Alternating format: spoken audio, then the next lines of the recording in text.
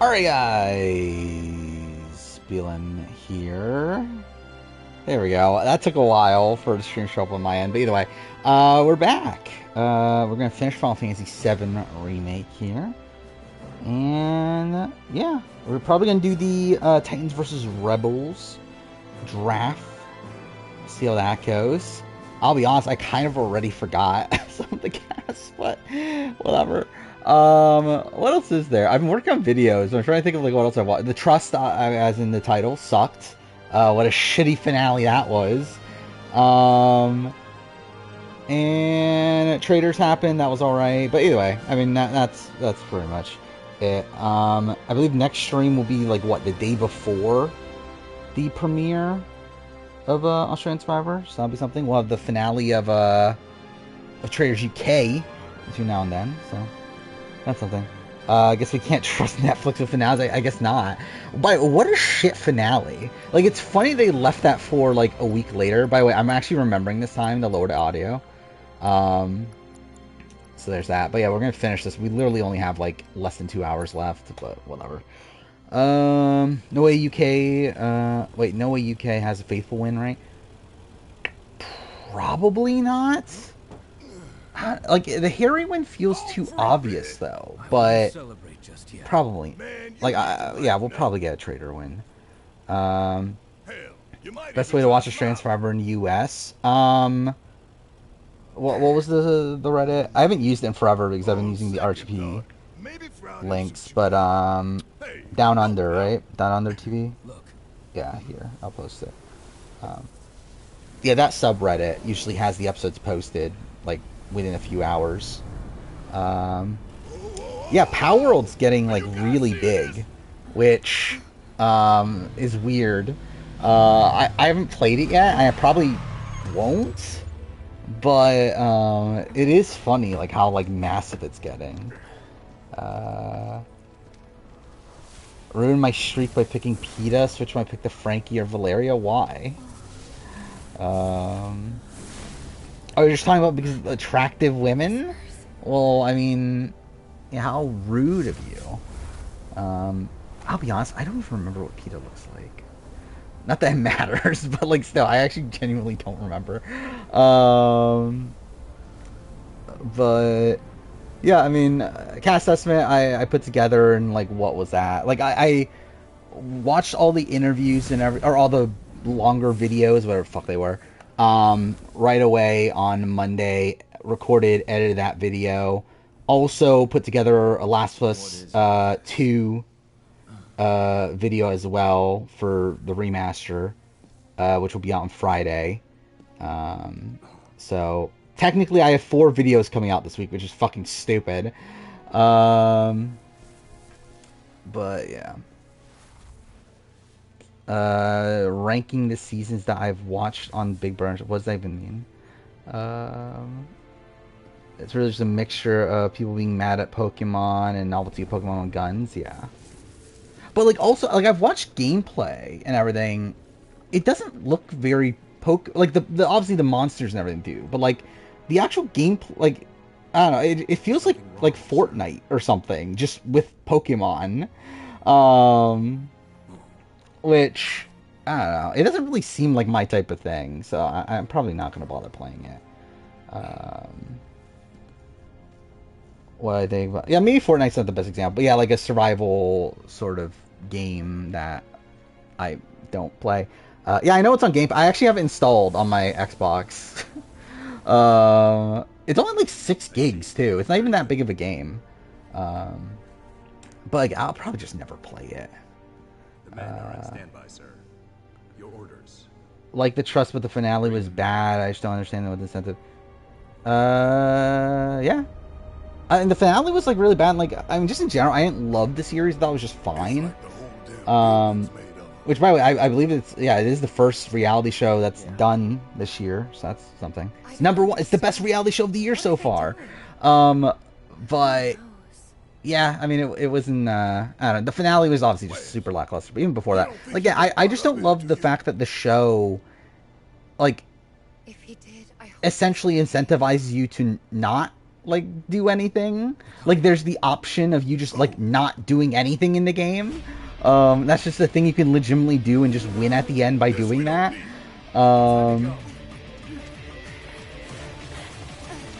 I don't understand what you're talking about.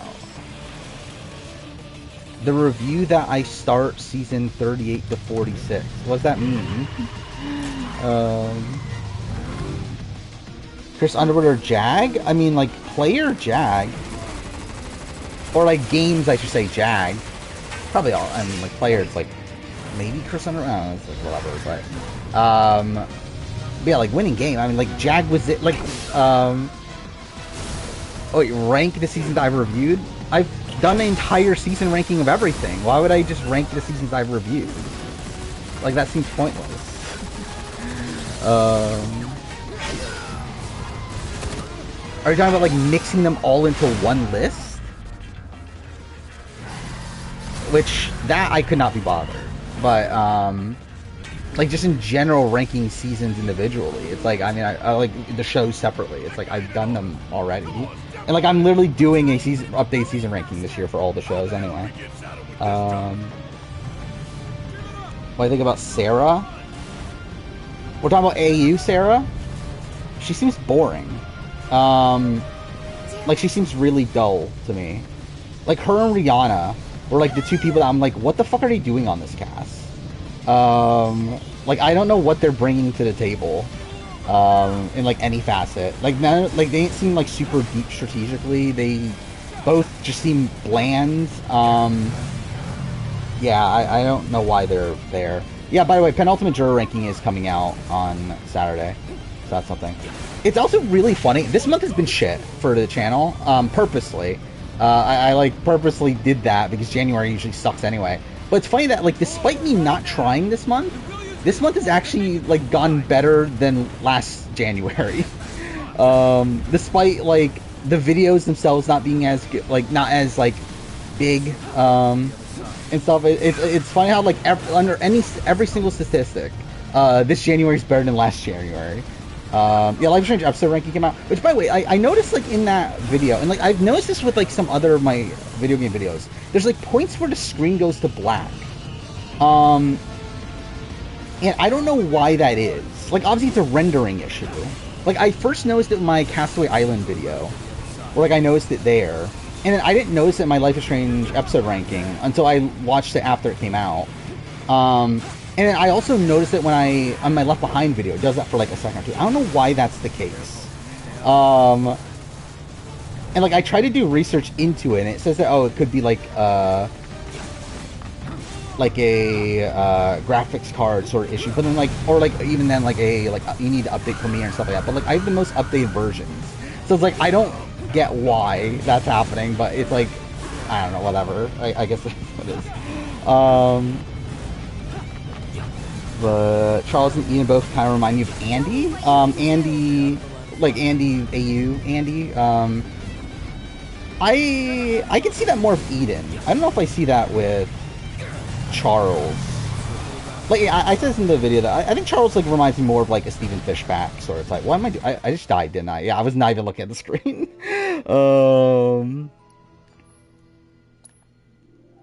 The Sarah also potentially push. I mean, that's a different Sarah. More Penultimate Juror rankings. I'm doing Australian and SA. As in, like, I literally recorded them. I was going to do Big Brother until, like, it would be fourth placers. But then I realized, well, what's the point of doing it now when I'm ranking every Big Brother player? So I think I decided to, like, delay that till next year or something. I forgot why I did exactly that. I think it's on the schedule for next year. That one and BB Can. But I will do the Survivor versions. Tribunal happen in Disco Elysium. Yeah, I believe that is very close to the end. Like, there's a certain, like, big set piece at the end. That's after that, and so I believe you should be close to it. I'm not doing pre-jury poster for Canada yet. The draft, I think we'll probably do the draft probably around, like, when we do normal draft, probably around midnight Eastern or whatever. like around an hour in the stream or so. Which, yeah, I think we'll do the top 8. I think I'm just gonna forgo the chat, and like I feel like, again, it's just kind of lame to have the chat win a draft. I feel like, so I think we're just gonna forgo the chat. It'll just be the top 8 on the leaderboard, or at least the top 8 that are here. Like if someone from the top 8 isn't here, I'm like, eh. I mean, I think we'll just move on to the next person. But I mean, I guess we could technically wait till next stream, but I kind of want to do it here. I'm not doing internet. I already said this before. I'm done doing International Survivor videos, like just International Survivor. I just don't care enough. Okay, this, like, I'm playing this terribly. Can't wait to see them win Sporty 40. Who is this? Oh, fucking Kyle and Big T. Yeah, I can't wait. I'm sure Big T's gonna win Sporty 40.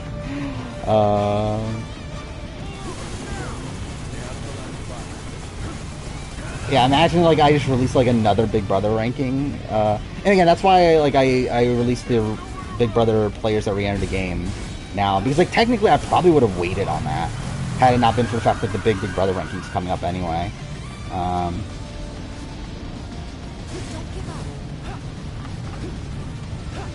You have to bow out. We could start earlier. The problem is that even if we start early, it's still gonna take like an hour or so anyway.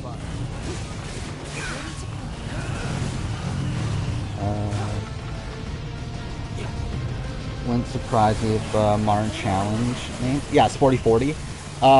It's a shit. Okay, cool. Like, again, what am I even doing in the game? But yeah, like it's like that would be such a shit name. But yeah, it wouldn't be shocking. No, Trust Finale sucked. Yeah, Trader GK was okay. I feel like I still feel pretty much the same about this season. Or like, I think it's one of the lesser Trader seasons in the grand scheme of things. But I do think the last few episodes have been better. I think ever since like the downfall of Paul, I think the season's gotten better for me. But it's still kind of just, eh. Thought I'd give her a spot. Okay. Yeah, sorry I couldn't do it a bit earlier. So I think Harry is most likely to win. Again, I said like probably, but it also just feels like a bit too obvious. But I think now that Andrew has sus on him, it also feels like how is it not a Harry win? Like I assume they're murdering Jazz, right? Like, I don't know how they don't murder Jazz. If they don't murder Jazz, then what the fuck are they doing? And also, it just makes a lot of sense edit-wise, too. Like, how much they focused on, like, how sad he was to not get the shield and everything. Or, like, it just makes sense if he were to be murdered. So,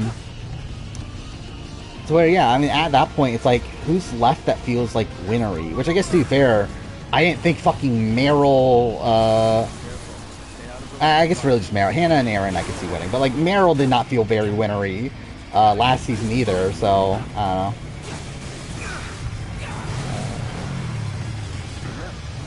Just go away! Circle around to the other side. Wish Claudia kept it a secret and no one got the shield. Yeah, I guess she did, like, openly reveal that, didn't she? Yeah, that's probably not ideal. Do I consider Trader's a social strategy game? No. I think it's a social deduction game. It has social strategy aspects. But I think it's not a social strategy game. Again, like, for me, like, to be fair, I have, like, a really strict definition of social strategy game. Where, like, I think people consider, like, the challenge a social strategy game, right? I don't consider that a social strategy game. I think it's a game with social strategy aspects to it. And same thing with, like, the Genius, stuff like that. Like, a social strategy game, to me, like, needs to end with a jury vote. Like, to me, that's, like, the most fundamental aspect of a social strategy game. To where that kind of makes all the social strategy mean something. because like outside that, then you're not getting like you don't win the game through social strategy means. You win the game through a challenge or something. But yeah, like I would consider the Traders more of a social deduction game. Even though, again, like there are many points where you're voting people off based on like ability and that sort of thing. Or like, and the thing is, like you can play it like a social strategy game to a degree, again without the jury vote aspect. But you're not supposed to. You're supposed to play it as a social deduction game. You're supposed to use your social ability to deduce who, like, is a traitor essentially. If you're, at least if you're not a traitor, and then vote them out accordingly. And also use your social ability to be able to vote those people out.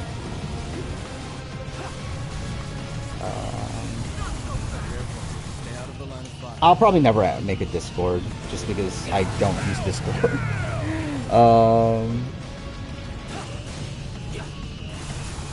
I wouldn't consider OTT like OTT, like even just in general is fucked. Like even like before, like the fact that it's won by a public vote. Even the rest of the game is a complete train wreck.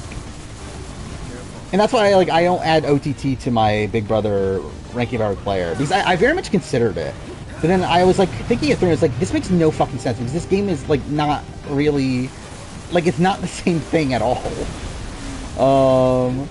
Where there's just so much like America involvement in everything that it's like, it's not even really the same game. I did not watch the Battle for New Champion episode, but I know what happens. Which, by the way, the spoilers were minorly wrong on it. To be fair, the other thing will probably happen either next episode or the episode after, if I were to guess. But they were wrong about one thing. If I could pick one OTT player to play the real dude, who would I pick? Probably, like, first one that comes to mind is Justin. Would that actually be the answer, though? I think it probably would. Justin or Alex, I think would be the other candidate. Or like Alex, I think could legitimately like do really, really well. While Justin would just be fun TV. I think is. Oh, yeah, Danielle's good too. Yeah, Danielle would be good TV. No return once I finish this. Maybe? I thought about it. I wouldn't be opposed to it. The debate would be, I think it's like it matters when we finish this. Where the debate would be between no return or just saying fuck it and just starting the DLC for this anyway. Because my current plan is to finish this and then start Part 2 Remaster, and then after Part 2 Remaster play the DLC of this. But I don't know, I might change my mind, but I don't know, I'm leaning towards The Last of Us though. Since Parvati and Sandra are on the Traders, all we need is Russell and the I mean, I wouldn't be shocked if Russell's on the Traders soon. I feel like that would make sense. Brand still live streams? I don't know. I like, to be honest, I was watching Corey's and I just think they're boring, to be honest. Sorry, yeah, I just don't find them that interesting to watch. So I don't know. Russell and here's House of Villains actually makes a lot of sense too. I was thinking about this. Should I do a cast reaction to House of Villains? Like, I don't think I will, just because like I'm not gonna do like an actual review or anything. So it makes it weird I'm doing a cast reaction for a show I'm not even gonna properly review. But I don't know, it would be interesting to make at least. But like I'll do a cast reaction to like Traders. I'll do a cast reaction to like Challenge 40 coming up. But House of Villains I'm like a little bit debating on. Why did I exclude men from top 4? That was purposeful. Because like to be fair, Ferris probably should have been there instead of Valeria. But I was kind of like, at this point I might as well just make it all women. And like again, like I think the prototypical like Australian Survivor winner is going to be like a woman essentially. Where really, I mean, when you think about it with Australian Survivor, the only men that have won are Mark, who won specifically with the strategy of keeping all the men around so that he doesn't get targeted like all the other men from previous seasons. David, which was like kind of a strange case, especially like it was also All-Star season, that sort of thing. And then Jericho, which that season was just also kind of a train wreck. It's like out of the 8 winners, it's 5 women, and even like the men winners are like special cases. So, again, do not include previous, like that. Not even the same game. 2002 in Celebrity. Because again, a fundamental aspect of why that's the case, that women do better on these shows, is because it's a longer game. Because there's more rounds that you have to survive, and through that there's more times to take out these like perceived bigger threats, which are typically the like alpha men, which gives them less opportunities to squeeze on by. Pokemon Company addressed it. This is just now? Actually, let's see this. Because I saw that they were like taking down stuff revolving around it. We have not granted any permission for the use of Pokemon. Sure, every Pokemon. Like, is this... Yeah, I mean, this is pretty much a nothing comment, though, right? It's actually just them saying, hey, we didn't allow this.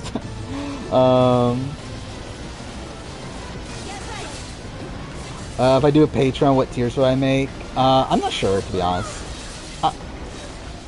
Because the thing is, like, I said this before, the reason I don't have a Patreon is just because I don't know how much more I can provide that I'm not already doing. Is the issue. Where, I've considered as in, like, I'm probably going to start, memberships. That's what they're called, right? On YouTube. Which, like, they're on now, but, like, they're not. Like, they're literally just on because I got paid to turn them on. That's the only reason I turned them on. But I think I'm gonna legitimately turn it on and actually like make real things there, like make a real tier, as in like it'll allow you to watch videos that are uploaded that aren't public yet. I think I'll probably do that at some point. I was gonna do that at the beginning of the year, but I didn't have time to set that up there, so I don't know when I'm actually gonna start that, but I'll probably do it eventually. Because like the thing is, like, obviously I have a lot of videos already uploaded that aren't going to be public for a while, so essentially it will just allow you to watch videos when they're done over when they like officially come out. Susie was ghosted by production again. That makes sense. Again, like I just don't think they give a shit about her, obviously.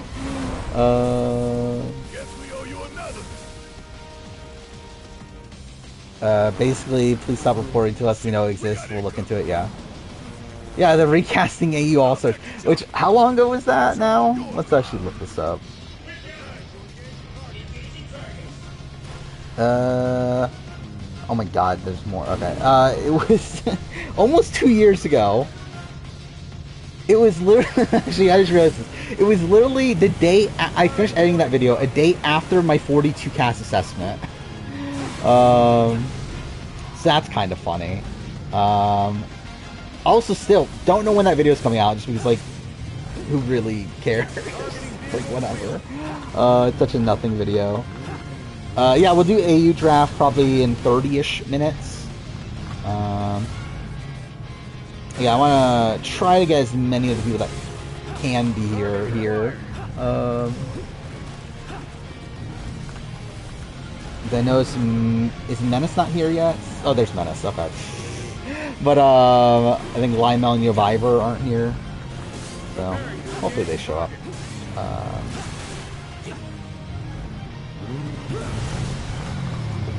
Probably not. Depends on how long the AU1 takes, but more than likely not. I wouldn't be opposed to doing like a smaller one, but we probably won't do like the typical like drafts that we have been doing, of the ones that have like 60 people in them. But I wouldn't be opposed to doing like a smaller scaled one if we have one. I've thought about that, the request the video idea. The problem is that I'm already like it doesn't really work well with the way I make videos, and, like how far ahead I do them.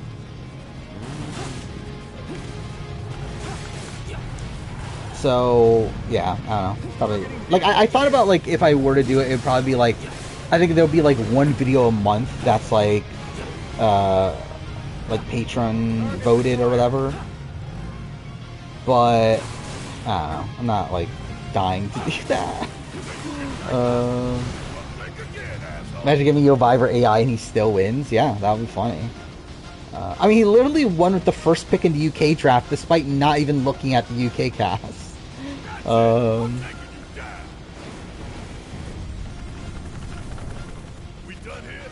already up later than you usually do draft? Oh, cool. Alright.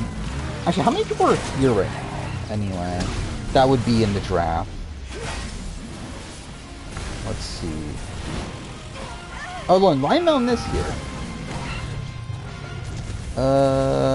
Yo Viver's not here though. And then who else qualifies? Sorco's here, Menace is here, Julian. Julian's here. Jack is here, Kegger's here, right? Yeah. So that would be so really we're just waiting on Yo Viver. Which hopefully shows up.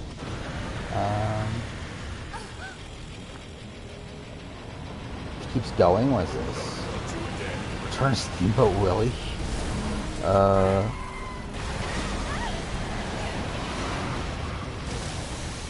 Which one? This was the. Oh, what? Waiting for the ad to finish.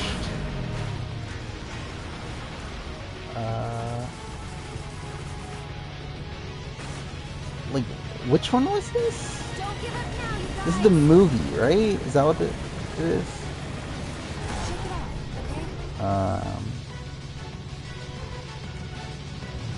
Oh, is the wait? Is it? Yeah, it's a movie. Okay, it's a movie. Create an Unreal Engine though? Why? This should make you stronger. I think Jay is a dick based on the past. Yeah, I've seen that a lot of people are like very anti-Jay right now. Which I can, like, again, based on what I know of the situation, I could see it for sure. Obviously, like, I think the way he's treating, like, Nerys is, kind of dumb. Especially over, Asaf. By the way, almost at the point where I'm going to finally work on the challenge review. Which is funny that I haven't even started yet when we only have, like, 3 episodes left, or whatever, 4, maybe? 1, 2. Yeah, 4 episodes left. If the male wins forever AU, it would probably be Nathan. I don't know.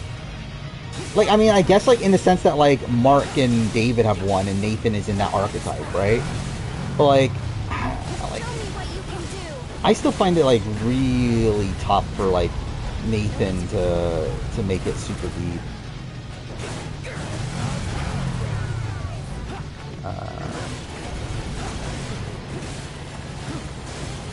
Don't like that the AE cast was just them from. Yeah, I said this last stream that like I don't like the ones that they have backdrops, and yeah, like this is like even lazier backdrop of it literally just being the color, or like at least in the past they try to have like this design in the background where like even though it was like tribe colors, they like had like I remember in Brains was Brawn they like tried to like make it look like Mad Maxy. But yeah, like this is just literally just the color. Which I mean, at least made it easier to remember what tribes they were on for me. At least that's something. But yeah, I don't love it either. It's funny too because like it's not like the cast photos are like taken poorly. Like clearly it's like it's the pictures on the island. They just decided to just like put that background on them. And like I haven't seen like are the raw images out there? Because I haven't seen them. Like I bet like I know the raw images are out there for like those other seasons.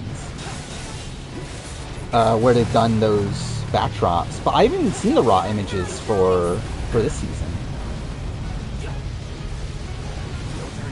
Yeah, better than 22's cast photos. I will say, I kind of regret using 22's cast photos in my ranking of every Big Brother player. Because I was just looking at Nicole Franzel's and I was like, fuck, this looks so stupid using this cast photo. But it is what it is at this point. I posted a link earlier. Let's see. Do I still have it? Oh, I do. Okay, there we go. Yeah, that Reddit usually has it a few hours after it airs. Because again, I wanted to use, because like for me, it bothers me to not use the most recent of the main series. Like I didn't want to use Reindeer Games because like Reindeer Games isn't the main series. Like that's not like what I'm ranking this off of. So like it bothered me to use Reindeer Games. But I want it to be the most recent image outside that, like official image outside that. So I did use 22, but it does bother me now looking at it.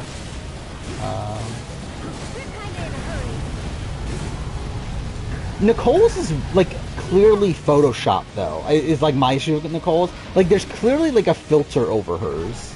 And it's also like a little bit blurry too, like the actual image itself.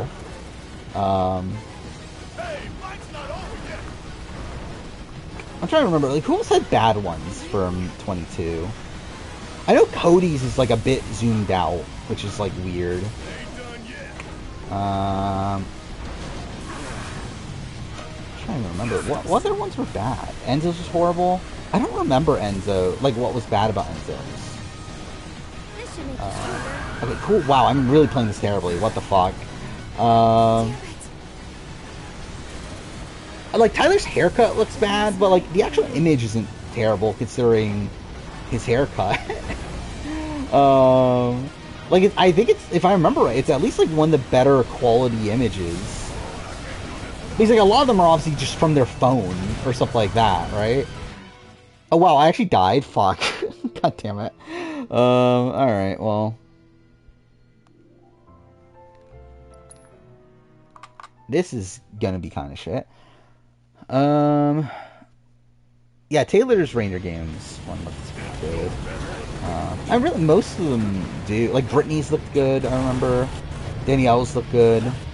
I don't even remember Cody's. Josh's looked fine.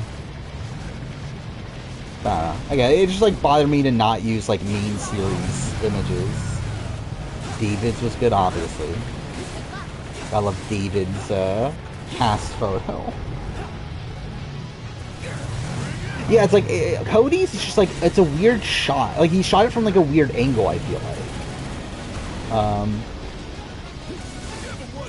Where like he's like further away from the camera. Like I think he like he must have like tilted it up or something. Because yeah, like it makes his head look bigger and it's also like further away than what it should be.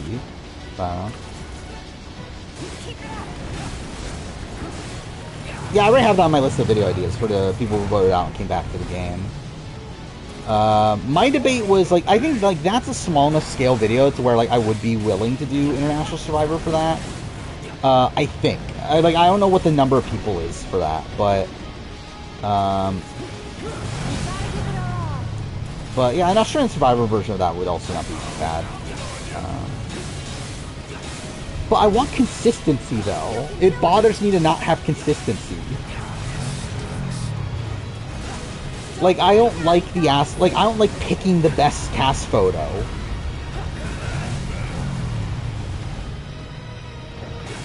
Like, I have to be, like, consistent. It bothers me to not.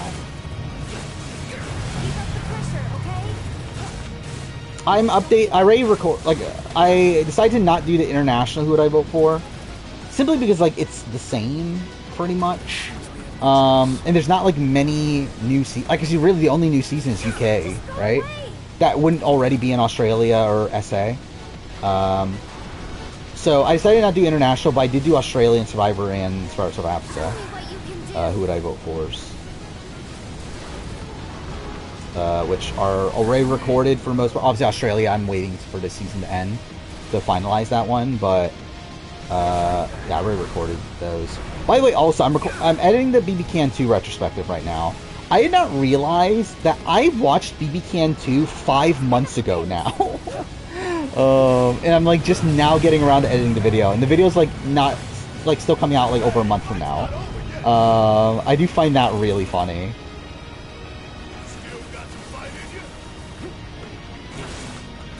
Which also, by the way, that video is such a train wreck. I didn't realize how bad the recording session for that was. Where, like, I believe in, like, the first, like...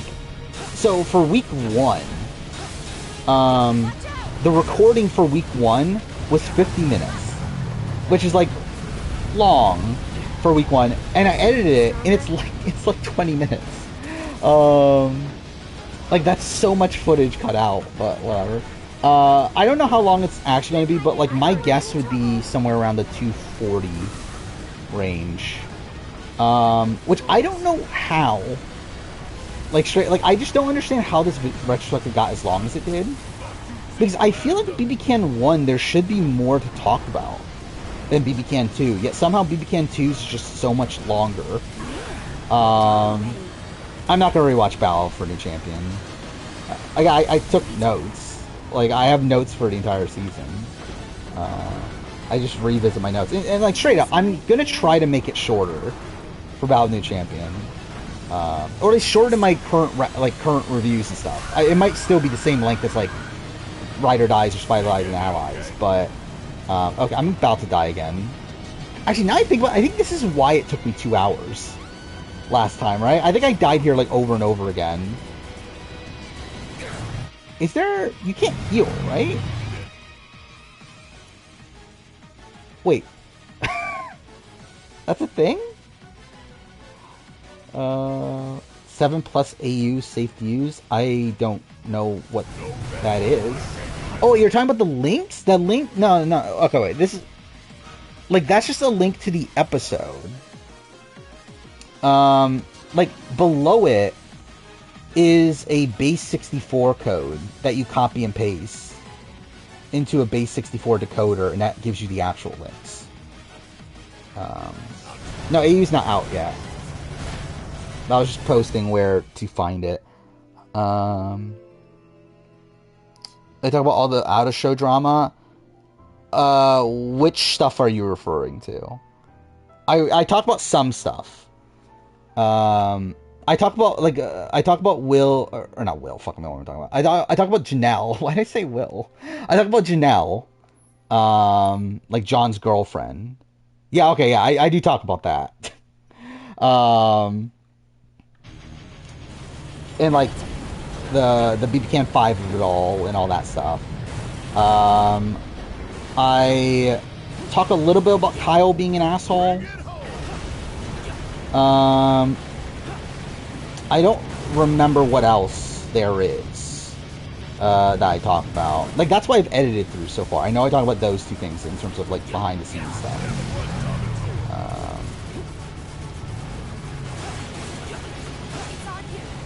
What did Kyle do after the show? Be an asshole?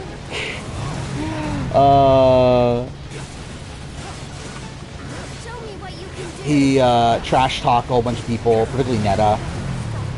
He, like, also, like, part of the Janelle stuff is that, like, Kyle did a podcast with Janelle where they just, like, trash Netta the entire podcast. But, like, his entire cast hates him, post-show. Yeah, I gotta love BB Kyles.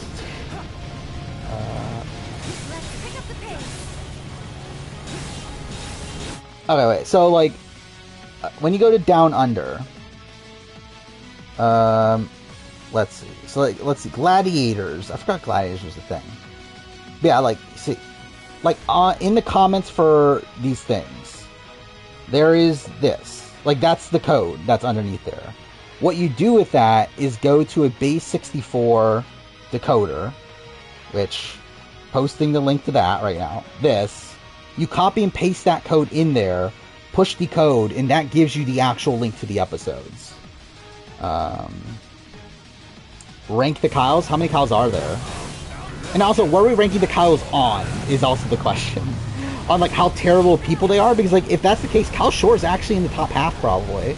If we're talking about gameplay, then that's like a different thing. Yeah, I talk about that too. The dichotomy in like his final episode is really funny, of like how over the top positive it is. When like he doesn't, like I compare him to Rob Zabatnik in the video.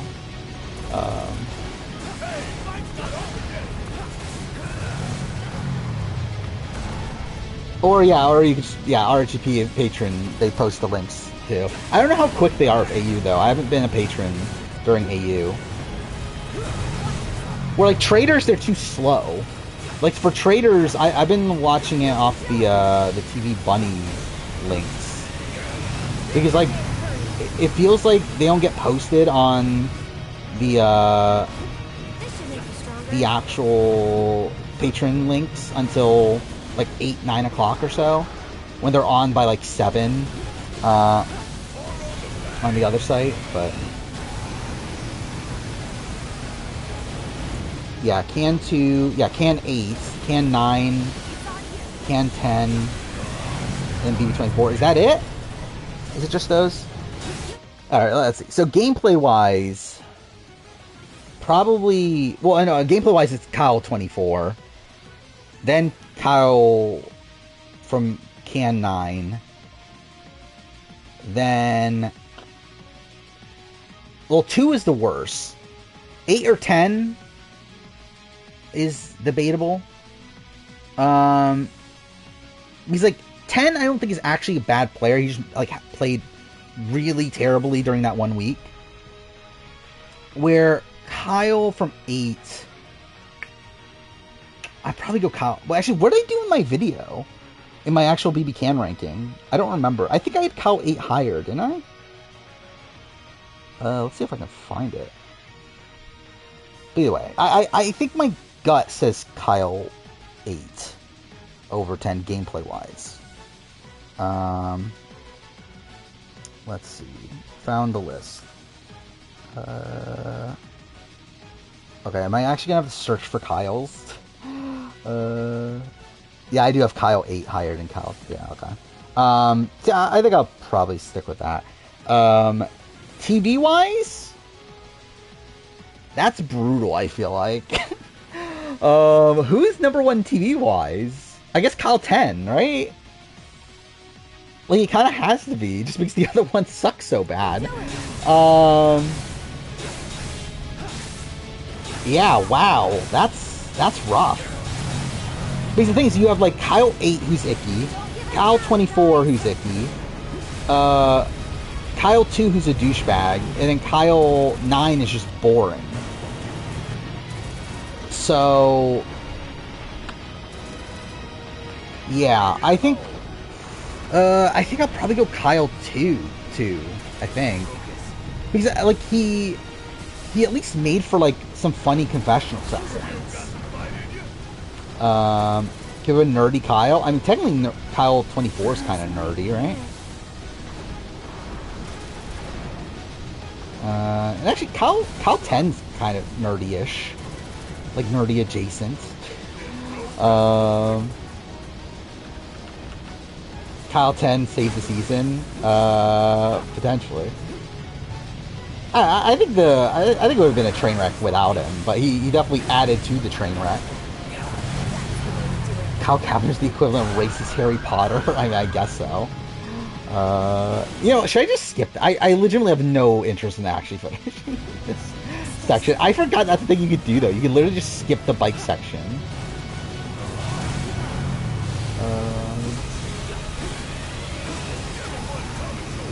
Yeah, it is funny. They literally cast Luke like right after him. And I remember like cast assessment wise, like I was thinking, oh, Luke seems like an unproblematic Kyle. And yeah, that didn't work out.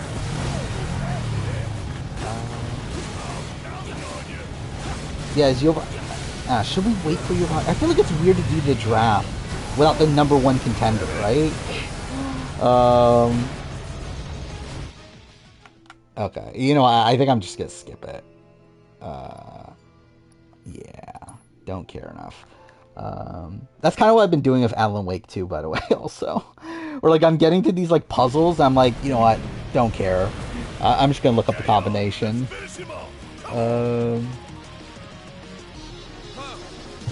Yeah, we'll wait until, like, an hour in or so.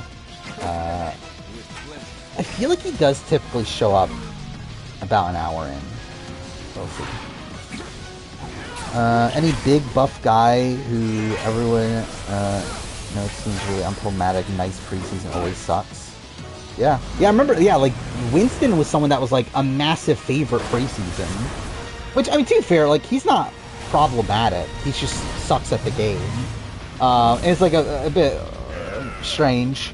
But yeah, like Jack and Luke are really problematic. Yeah, Dane and Anthony are fine. Did we think they were? I don't even remember. I feel like Anthony doesn't fit into... Like, Anthony, I feel like preseason... The sense that I got from Anthony was that he was, like, this, like, kind of smarmy guy. Where he felt, like, kind of, like, salesman-y. Which I feel like is, like, a different vibe. Yeah, but yeah, that was funny too. I remember because like Taryn picked him first, right, in the BB20 draft. And then like we get to the premiere where like right away he's talking about his love of guns, and like it was like, oh shit. Andrew from UK seems nice. Yeah, I like Andrew. Actually, I would love it if Andrew won UK of Traders UK. I think that would be like my optimal outcome because I think it would just be so funny. But I doubt it, though. Come back in 10, yeah. I mean, again, like, if you're back... Well, okay, let's say... We'll start it at the 1 hour mark. Which will be in 13 minutes. Imagine if he cusses someone out the final round table. Andrew, like...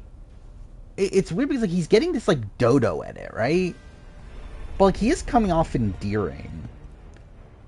But I do doubt he's gonna win, though.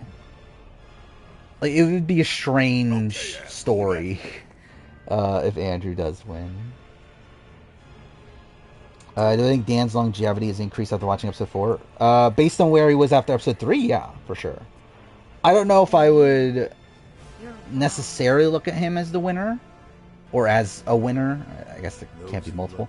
But... yeah, I think for sure, like, he obviously has, like, less people coming after him now. It seems like CT is a bit of a shield for him now. I still think he's in a bit of a rough position, especially considering he's the only male trader.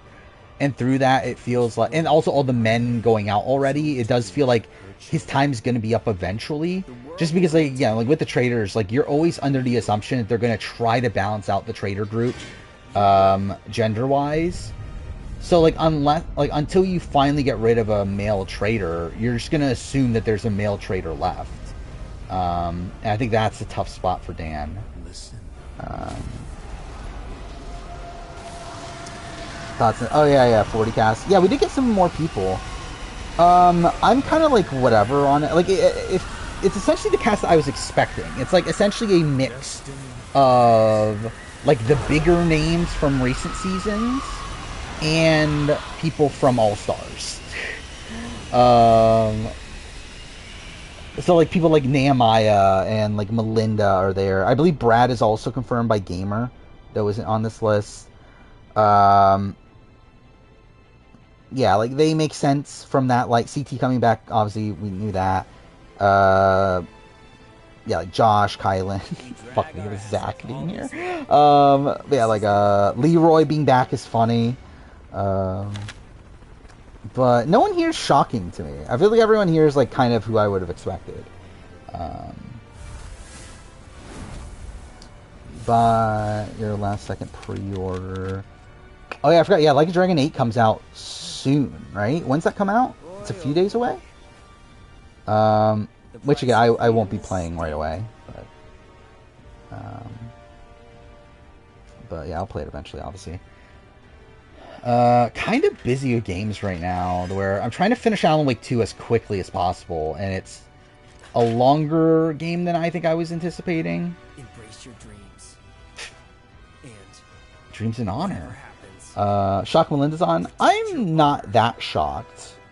Like, I expected her... Like, once we knew that they were going to get, like, some OGs from All-Stars, like, I was like, okay, Melinda seems like one of those sort of people that would say yes. I think the thing that did shock me is, like, when we learned that some people turned it down due to not wanting to be away from their kids for so long. I assume Melinda was one of those people. Though it seems like she's not, so... I assume Janae is one of those people, though. And Alan Wake's so dirty that 1 week break. Yeah, straight up, like, the first episode, like, after coming back, I had no clue what the fuck was going on anymore. Like, I was just walking around for, like, 30 minutes, like, not knowing what I was doing in the game. But I got it eventually. By the way, I have fucking Herald of Darkness stuck in my head now. I still... That's probably one of the most, like, surreal scenes, like, ever in anything. Like, I just legitimately can't believe that that's a moment that I've experienced in a video game. What do I think of the... what am I supposed to think of them? They're barely in there, right? Like... I guess so. Actually, I guess they're in the tapes, right? In the, like, whatever it's called, the videos and stuff. But yeah, fine. Why did you stop me? How long was Trek to Yomi break? Like 3 weeks? Probably. I'm like, that was when I was making my Last of Us video. Like, I started it like right when I started my Last of Us video, and I realized, okay, there's no fucking way I'm going to be able to make this Last of Us video when playing Trek to Yomi also. So then. Yeah, I think it was like probably like 3 weeks or so. I think Last of Us took me like 2.5 weeks to edit or so. Boundless, by the way, my fucking Telltale videos are still doing really well. like a great... Like literally before today, like before my Australian Survivor video came out today, my Walking Dead Telltale Season 2 video is my #1 video of the last 2 days, which is pretty insane. And it's still #2 right now. Those born into this world. Yeah, and like my Walking Dead Season 1 is my #4 video of the last 4 days. And Wolf Among Us is what, number 12 or so? Heavy Rain also is also doing better.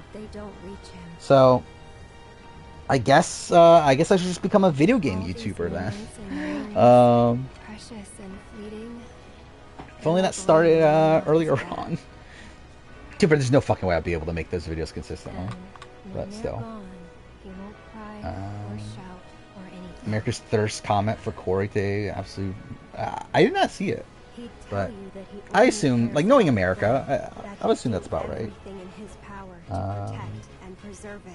Linda would probably be an early boot. Oh, I assume all the All-Star people are going to be early boots. Like, 100%. I expect, like, Tori, Devin, like, that grouping to run the show.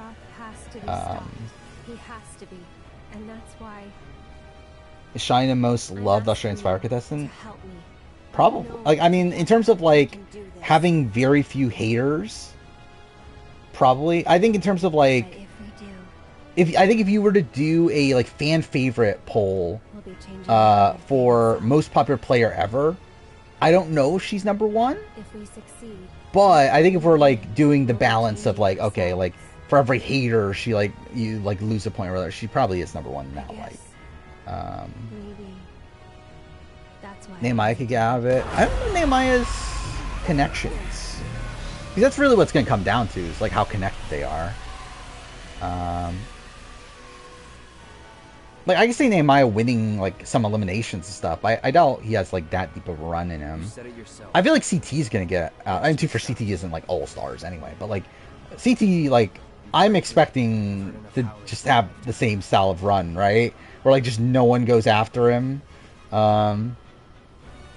Because they're scared to go into elimination with him, and then he gets to the end and wins.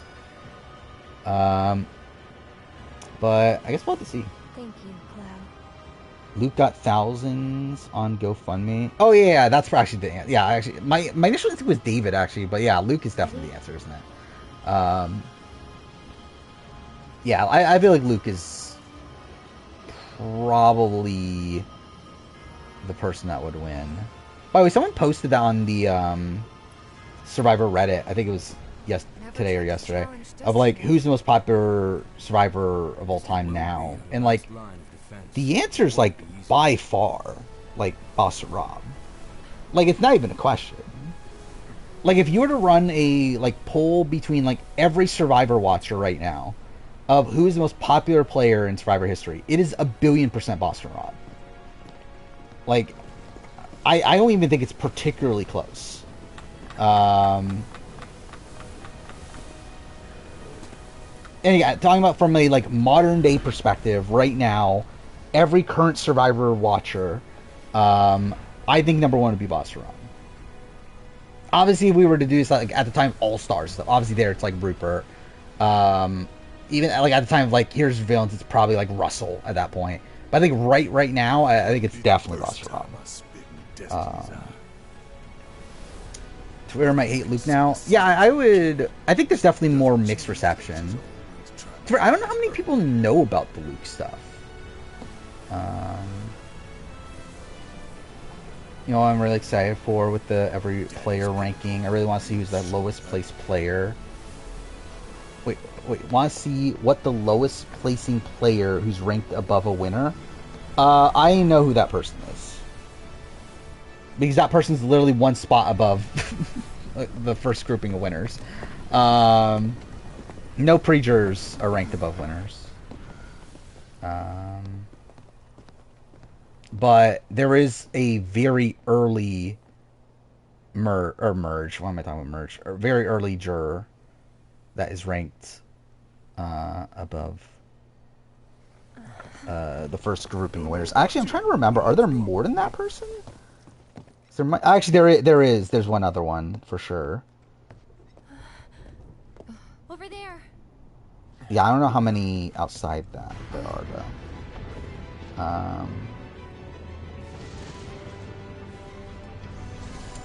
Did I say Rob is number one Survivor? I say Rob is the number one most popular Survivor player. If you were to poll the entire audience of Survivor, I think Boss Rob is by far the most popular Survivor player.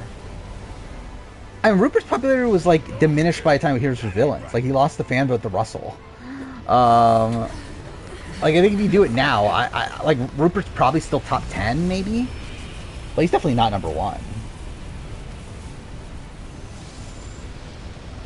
Ranked Carl from David's Goliath number one. Yeah, I definitely did that at some point in my life. I think Horacio will be on 40. I don't know. I believe like you never know, but like I believe Gamer did say that that they weren't happy with Horacio on 39. So I wouldn't be shocked if he's not on, but obviously he's available now.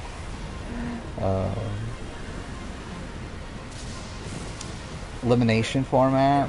So yeah, okay. Well, like the current, obviously we've had like different ones. I don't think Survivor has shown up yet, has he?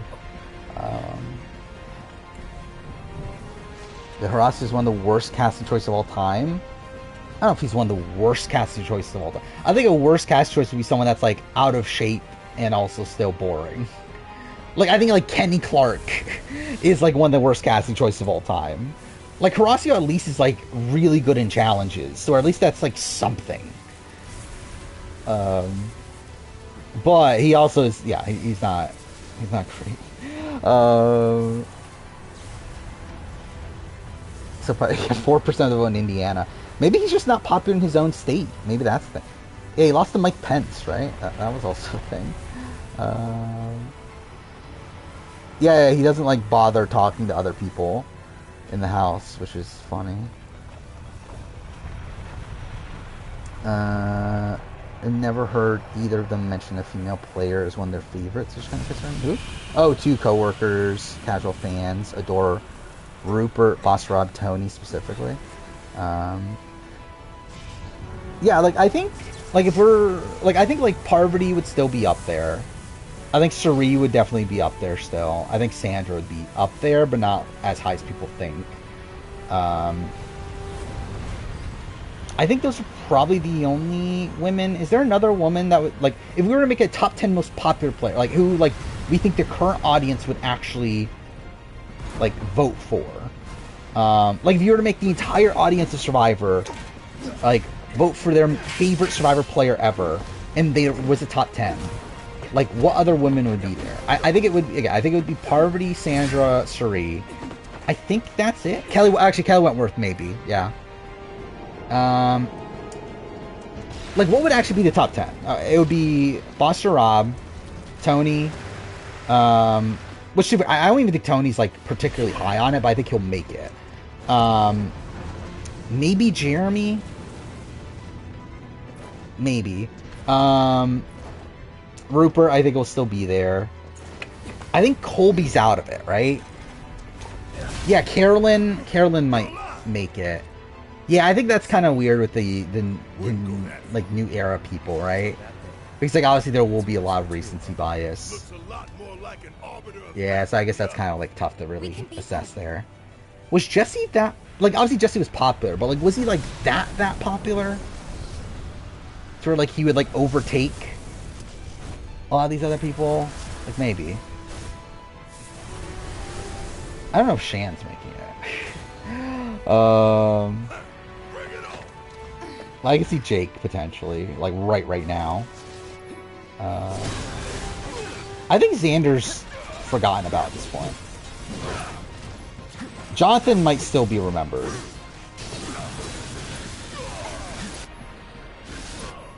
Okay, do I not have any? Oh, I didn't. Okay, cool. Erica, yeah, obviously. I wonder if like half of the Survivor audience can even remember Erica's name. I think that's a bigger question.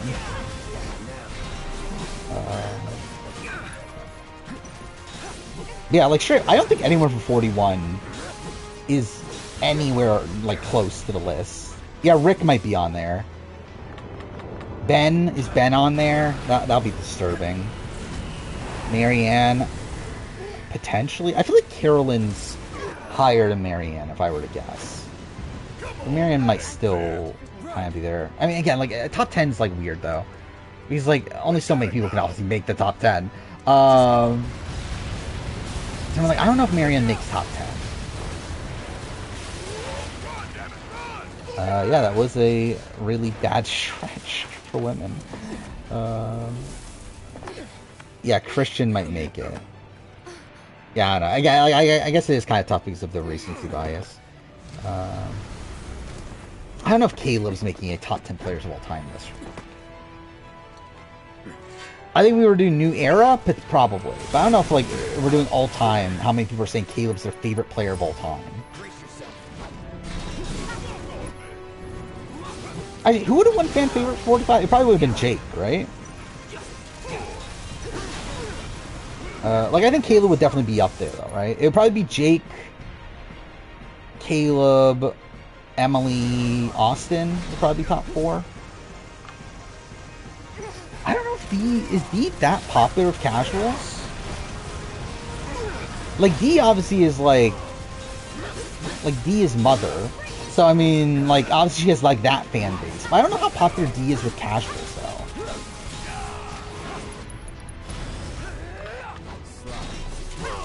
Popular in Miami-Dade, I assume so, but yeah, like I feel like if I were to guess, I would say like casuals didn't like D. But yeah, I don't know for sure. Researching Rupert's political career. I mean, how much of one is there? Okay, you know what? Should we do the draft? But should we just like do random number generator for Yovivor? I think that's kind of where I'm leaning right now. Because like I feel like it's weird to like not have Yovivor in there, considering he's literally the #1 person. Or actually, should we allow the chat to pick Yovivor? Yovivor's team. I think maybe that's the approach to take. So where we do a fan vote for that.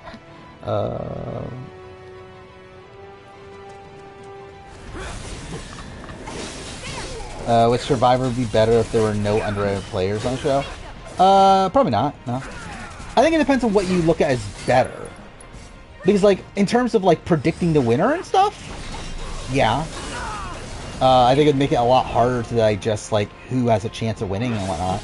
In terms of, like, a television product, not necessarily. I mean, the thing is, I think you need, like, some level of balance. Because without that, it does lessen the stakes of, like, knowing... Because, like, you know what's going to happen based on the editing of the show. So I do think there is, like, some need to balance out the show from that perspective. But not, like, you don't need, like, every single person. Like, obviously, like, if you have a coach on there, you're not going to give coach the same amount of content as you give someone like a Sydney Wheeler.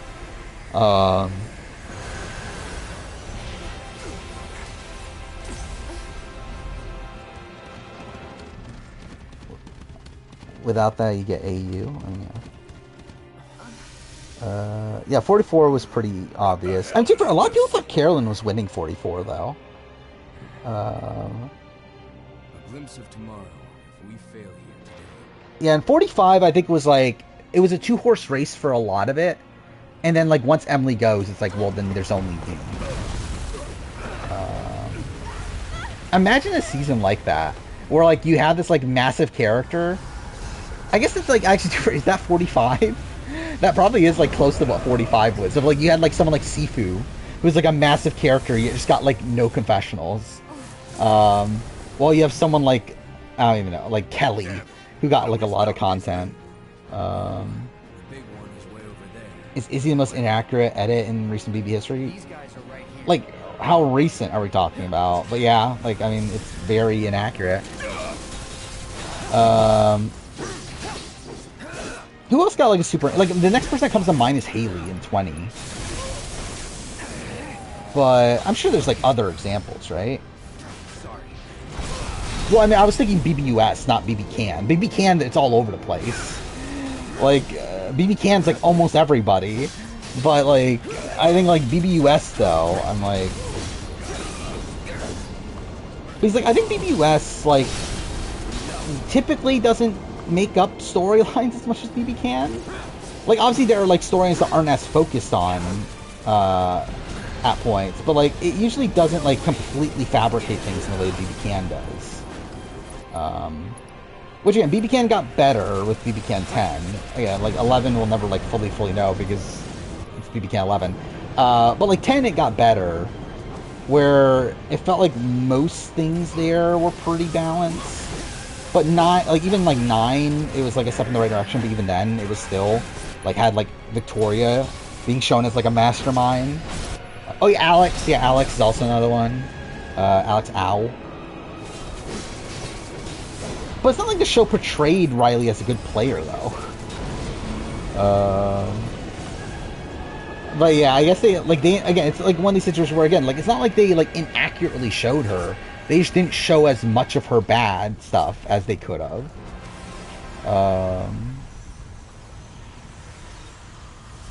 Almost every Can winner has a full storyline.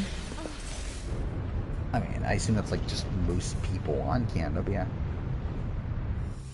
Can't be our future. Yeah, I feel like Kevin's edit was, like, mostly accurate. Like, Kevin Jacobs' edit was mostly accurate.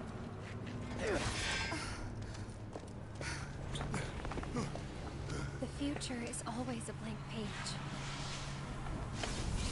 Yeah, did we just, yeah, okay. Who's next on the leaderboard?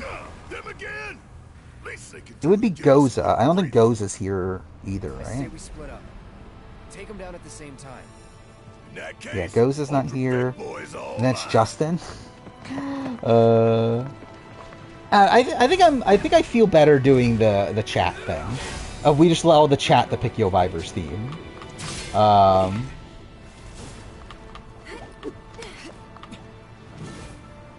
yeah, let's just do that. All right, let's start the draft. We've waited long enough. So okay, so top 8, which again is everyone's still here, I guess. Oh yeah, I did see Oscar. I'll talk about it after we set all this up. So how do we determine the draft order? Actually, I just realized that. How do we determine draft order if Yo Viber's not here? Do we give? because like the way we were doing it last time is that we would allow in the order of placements for that to determine like where you draft in the thing. So like Elvira would have first pick between the 8 slots of where he would go. Which by the way, this will be snake drafts. That means last pick also gets the last person. So that's not great. Well then, yeah, actually, I guess yeah. Let's do that actually. Since Elvira's not here, that'll be last. Because that is the worst spot, right? But you get 8 and 9 though, so maybe it wouldn't be the worst spot. Yeah, okay, we'll give him whatever's left over. If it ends up being left over, it's whatever. All right, so yeah, Lion Melon is here, right? I feel like I haven't seen Lion Melon in chat that much, but I did see him in the list. Yeah, but if Lion Melon is here, then you do have the first pick out of the 8 slots of where you want to go. Yeah, I feel like the bios were not very informative. Half asleep, but you're still here. Well, hopefully you're awake for at least another like 30 minutes. Oh yeah, I guess I should post the thing. Yeah, there we go. Okay, so there we go. So each of us will get 3 people.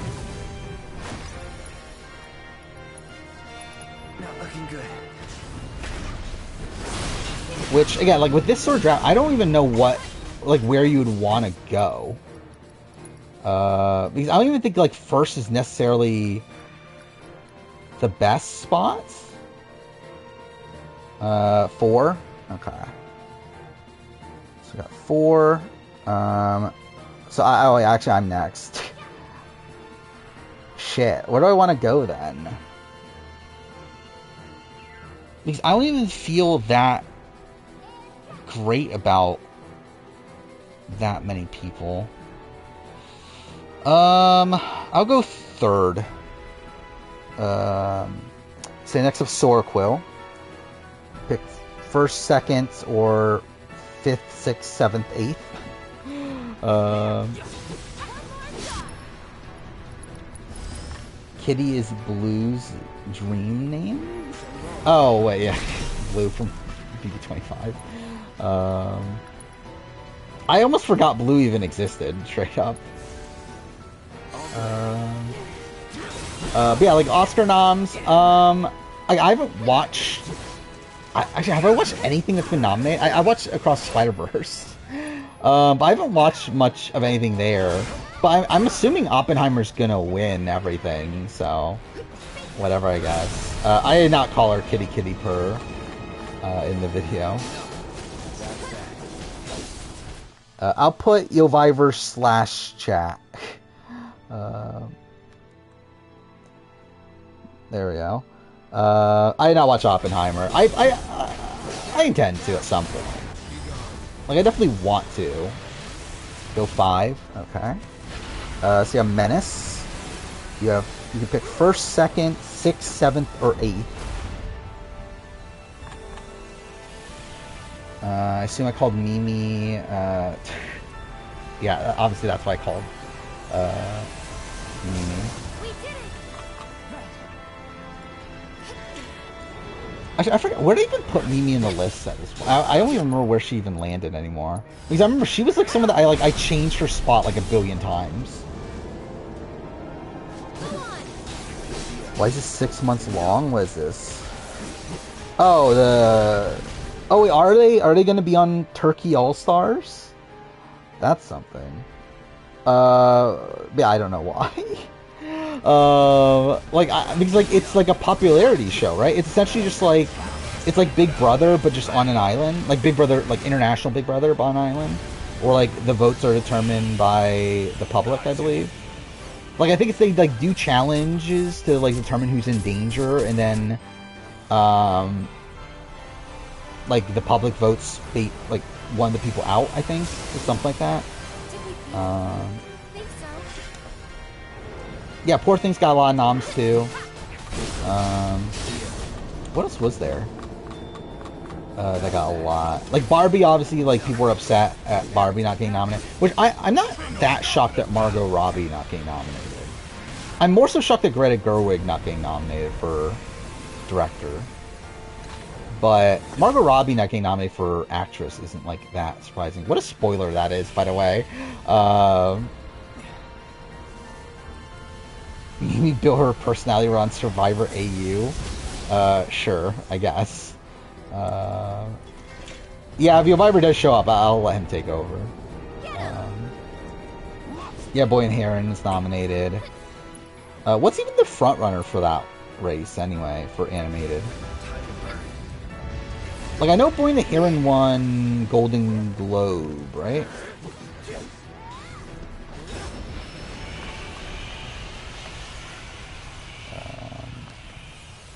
Oh, wait, by the way, where are we at again? I lost track of the thing. Oh, yeah, Menace picking the spot. Just making sure Menace didn't pick already. Okay. Thoughts on voting elimination format? I'll be honest, I don't remember what my thoughts are, which is why I need to do a refresher.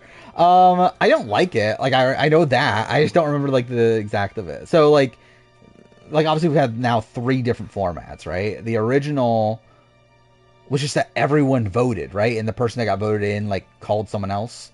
Waiting, Cloud. I like the aspect of you calling someone else in.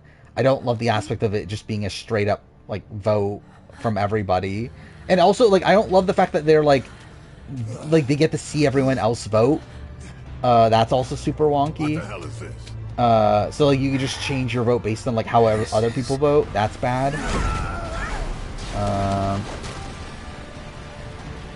Thoughts on the Moonlight Best Picture fiasco, and what about it? Like Moonlight won, just they said La La Land, right? Yeah. I like both movies. I'm not opposed to either of them. I think at the time I was rooting for La La Land, but Moonlight's also very good. I think of James Gio, 14-month resub. Finish I say Philippines, a great season, yeah, and crazy ending. I still think probably one of the most like shocking ending. Like, I had a sense Tom was gonna win, but I think like coming into the season and seeing that Tom eventually ends up winning is still pretty crazy. No, you're not picking someone. It's you're picking your spot in the draft. You're picking first, second, 6th, 7th, or 8th. Which I guess if you want Viola, maybe you should pick first to get Viola.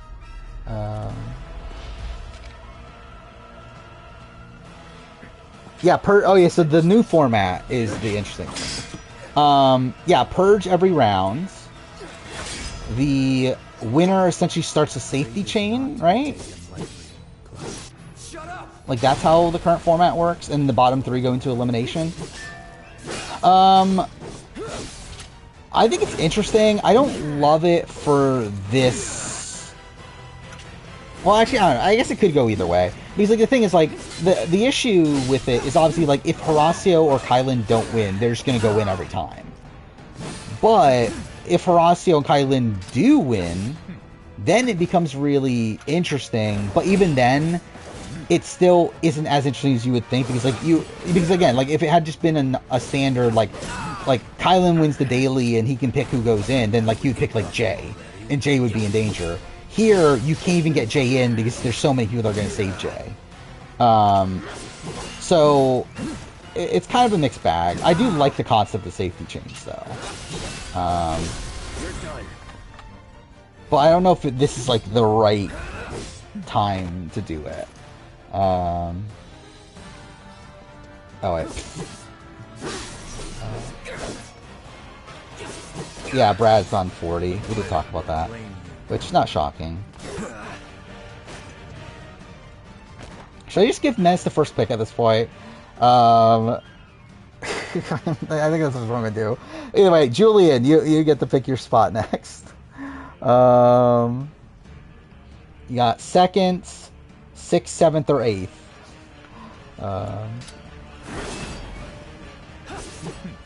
Let's pick Parasite the Crush in 2020. I don't remember because I didn't like that was like after I cared about movies essentially. So like I didn't have as many opinions at that point. Like I'm pretty sure like the Moonlight La La Land one was the last one I like really cared. Alright, Julian goes second, Jack goes 6. So Kegger, you pick 7th or 8th. I assume you're gonna pick 7th, which means just chat goes 8th. I assume, unless you do want the last person. But yeah, okay. Alright, so Menace's first pick. I assume he's picking Viola, because you literally already said Viola. Which, yeah, I like Viola. I do worry the fact that she's so young. By the way, also, I've seen posts online that like say that Viola's actually not as young as she says she is, which I find funny. But either way, but yeah, I guess Julian is the next pick. Missy Bird vibes. I can like, is that good or bad though? I think a lot of people are like saying that she's like Marianne, right?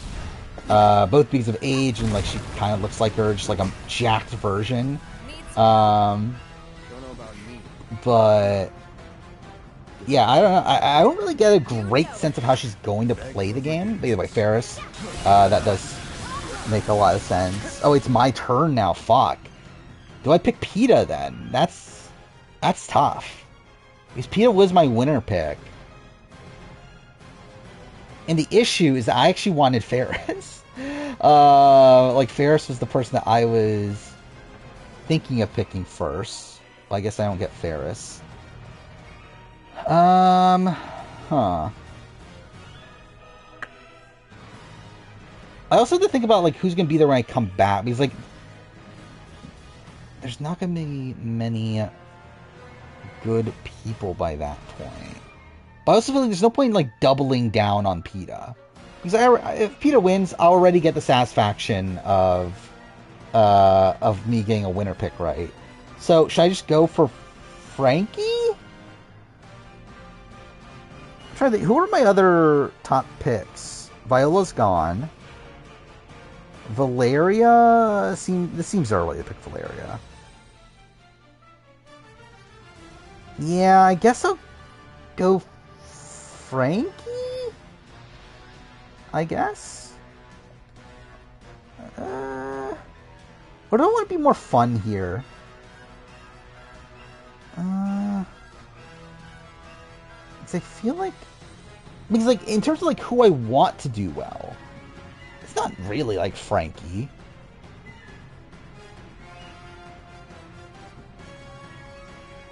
You know what? Fuck it. I'm gonna pick who I actually want to do well. And I'll pick Eden. I think that'll be my first pick. Say Lion Melon is next. Don't dare drafting Jared. What, you're a big Jared fan? Actually, let's look at the cast photos again. Actually, oh yeah, I have them saved. I'm an idiot. Really? You're actually gonna pick... I remember you were saying you were high on Jess. And I, again, like, watching her, what's it called? Her video. Or, like, reading her bio. It was actually more her bio. I was like, why are you behind this person? Like, I wanted her to do well, but I'm like, this does not sound good. But either way, yeah, Jessica, I guess is the 4th pick. Sora Quill, it's your pick. Yeah, let's see. Where are the cast photos? There we go. PETA's fine. Like, her cast, like, super. I feel like it's not a good photo of her. But she's fine there. I don't remember what Frankie looks like. Frankie's fine. Frankie very much looks like Laura, I feel like. From Brains vs. Brawn. Yeah, Valeria's cast photo is really good. Oh yeah, okay. We'll talk about Werner. Yeah, Werner doesn't come back because I believe his wife is pregnant. That's fine. So the reason I didn't talk about last time is I don't want to spoil, because like I didn't know if you knew for sure if Fraternity Outcasts was only a second chance season. So I didn't want to spoil on like Werner winning, or not Werner like not winning. But yeah, the reason he didn't come back is I believe his wife was pregnant, so it was just bad timing. Go Raymond, interesting. Yeah, I actually do like Raymond more now than what I did at the time I did my video. Especially, I read JLP's interview, and he seems pretty high on Raymond. So that's something. Yeah, next up's Jack. Also, by the way, this is something I kind of forgot about until someone, I think I saw it like linked on Twitter or something, but yeah, I forgot. There was that article that came out that said production hates this season. I kind of forgot about that until then. Sorry I'm late. There was like an article that came out that like the crew, like that production-wise, the season was like a disaster. And that like crew members were getting sick and like quit the show midway through filming and everything. And that production hated the season, like yeah, hated the cast. So we'll see. We'll see how this goes. Peta, okay. For record, she was your winner pick before my video came out. Okay. Yeah, I think Peta, like, again, just on paper, has everything you would want for an Australian Survivor winner pick. So I think it makes a lot of sense. Yeah, Kegger is next. Yeah, what's Peta look like off show? Okay, I love how like I look up Peta Survivor and obviously it comes up with the Foundation Peta. Peta Bennett, that's her name. But I would agree, like her cast photo is probably not the greatest. Jessica is your Peta. I mean, Jessica, like, I could see Jessica having like an Emily sort of trajectory.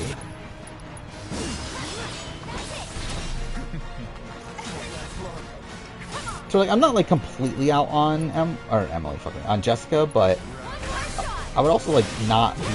I was high on Emily preseason, wasn't I? I think I drafted her, didn't I? But still, do I think Barbie will win an Oscar? Probably for song. I don't know if he'll win for anything else.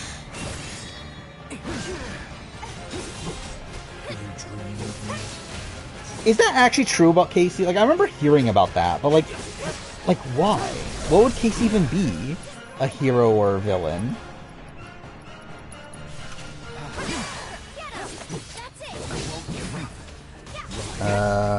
Frankie. Okay. There we go. Frankie off the board. So now it's chat. How the fuck do we determine this? How many people are left? 17 people? Okay. Actually, I should realize chat's getting 2 people in a row also. Because I can only put 5 people.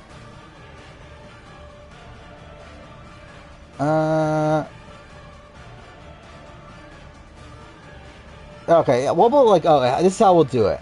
People that aren't in the draft, post who you want right now. And then we'll do a poll between those people. I think that's probably the way to do it, I guess. To not make this take forever and run like 5 polls. Kelly, Eileen.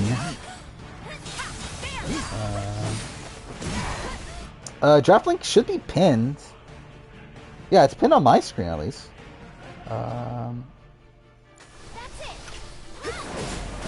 I mean, is it just Eileen and Kelly? I guess, like, is that where we're going? Yeah, fuck it. Let's just do that. Let's just get this over. Eileen, which, like, super. I actually wanted Eileen, so, but then I didn't think she'd come back to me anyway. Kelly is, yeah. I think you're good with Kelly. All right, Kegger's next. Oh, I need to use the Phoenix down.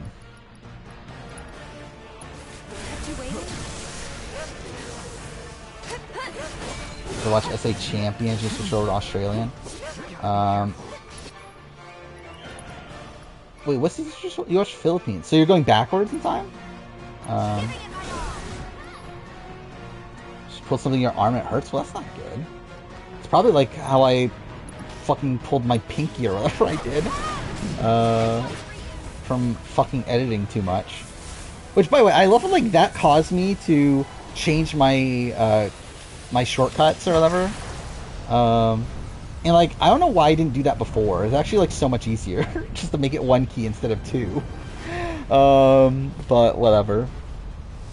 Like, now instead of just Control K for splitting, I now it's just K. Which that works better. So I don't know why I did it the way I did before anyway. Valeria, you're going Valeria? Alright. Valeria off the board. I feel like you're just picking attractive women. But either way, Jack is next. Saturday's video is the penultimate juror ranking. I'm not locked in on Wednesdays, but it's very likely going to be the All-Star retrospective. Like, ideally it wouldn't be, but the issue is when else would it be?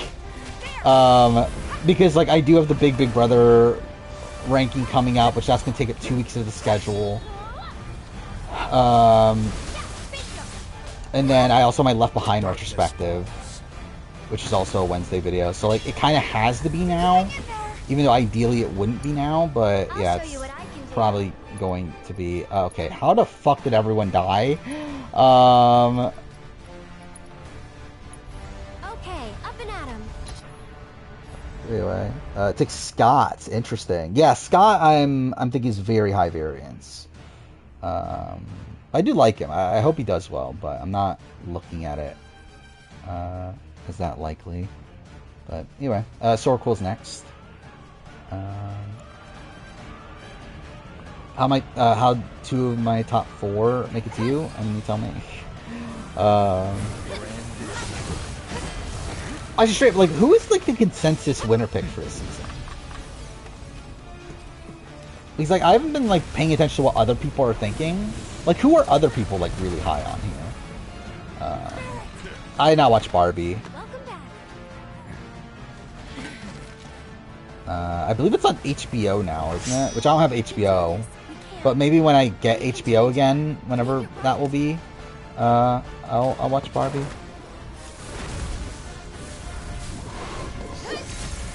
Everyone talks to is also very high on PETA. Okay. So it's probably not a good sign, though. Like, realistically. That's usually how that goes. The preseason, like, favorite is not particularly high. Or high. Fuck, it's not particularly, like, likely to win. Yeah, I did listen to the cast assessment, and yeah, I did see Mike Bloom pick Pia, and then Shannon picked Viola, I believe, right? I believe that's how that went. Oh yeah, it is Sorquil's turn. I forgot about that. Yeah, what is this? Hulu's now casting. Oh yeah, I did see this, but I didn't bother, like, actually reading what the show was. But contestants live in a mansion for 10 days as they attempt to escape via the front gate for 1 million. They choose to split the prize or go rogue and steal it for themselves. Like, how's that? I don't get how that show works, but I don't know. Maybe I'll watch it, maybe I won't. That which lies ahead does not yet exist. I just like Pia because it'll be funny. I think her sharing a name with PETA is funny. I mean, I guess. Our world will become a part of it. PETA could be a repeat of Shay. Yeah, I mean, so I did go back and listen to it because, like, I remember last stream we were talking about this, that it was said that, like, oh, she wants to play like Shay. That's not what she said. She said she wants to play with people like Shay. Which, the question at that point is, how strategic is she? Like, is she saying that intentionally in the sense that she knows that people like Shay are good allies for her? Or is she saying that because she herself is like Shay? I think that's left up a little bit to interpretation. But either way, Kitty, interesting. I'm kind of like lukewarm on Kitty. She's fine. Like, there's a chance she does well, but I'm not like super high on her. But anyway, Lion Melon is next. I agree with that. I think Ferris. I definitely see Ferris going very far. I would not be shocked if he's like, yeah, Final Four boot or something to that nature. Where it does feel like they're giving him a lot of focus preseason. But again, I don't feel like that sort of person typically wins. Just got through the merge of SA Champions. Interesting. Yeah, very good post-merge of SA Champions. So, you're in for some good stuff. Sarah, interesting. Oh, your Viper's here. A bit late. We did do the, or we're doing the Australian Survivor draft. We did allow the chat to determine your 2 picks. And yeah, actually, yeah, you don't have any more picks because you got last. So you're getting whoever's left over. But anyway, yeah, who would Lion Melon pick? Sarah. Which I'm not high on Sarah, but she seems fine. Like, she'll probably make it far. You got Eileen and you got Kelly. So, again, Eileen, Mr. Vice President. high variance, but mostly good. Kelly, eh.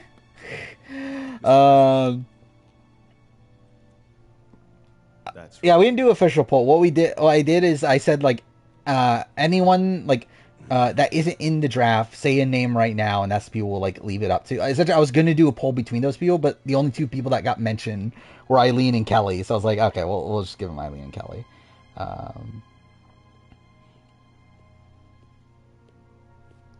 Oh, wait, it's my turn. I'm an idiot. Fuck, who do I pick now?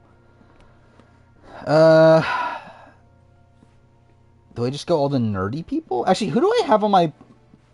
I think Charles is the highest on my power ranking now. Of the people that are left, but that's kind of boring, though. It was my power ranking. So, PETA, Frankie, Viola, Valeria, Ferris, Eileen, Raymond, Eden. Then, yeah, it is Charles.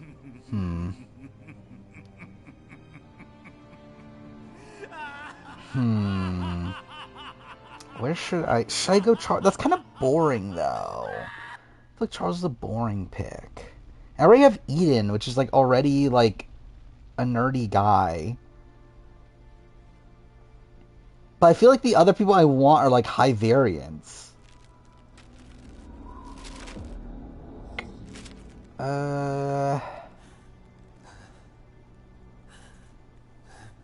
I did say like, I was high on Kirby before I saw her video. And I saw her video and I was like, oh, Kirby kind of sucks. By the way, I love how I'm talking over this scene.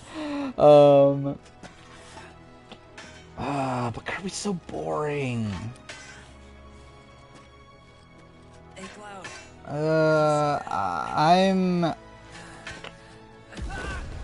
Question is, can I get my other person? You know what? Fuck it. I'm gonna go Charles. Yeah. I'll go. Fuck it. I'll go Charles. It's boring, but whatever. I'll pick Charles. There's a certain other person I want, but I think I might be able to get them final round. We'll see. So yeah, Julian is next. And there's no way you're getting Charles there. Even if I didn't pick him now, I would have picked him in the final round if he was still there. Kelly's gonna win because the jury respects that she's a no bullshit psychologist, obviously. I'm sure that'll work to her favor. Who's the closest BB player similar to Kim Spradlin? Like, I don't know if there is one. Nathan. Interesting. Okay. Actually, I think this is considering how like high it seemed like people were on Nathan. I'm kind of surprised he dropped this low. But there we go. Nathan off the board. Actually, I think I made a mistake. Now I'm looking at it. By the way, Menace, you have 2 picks in a row. Let's see how this goes.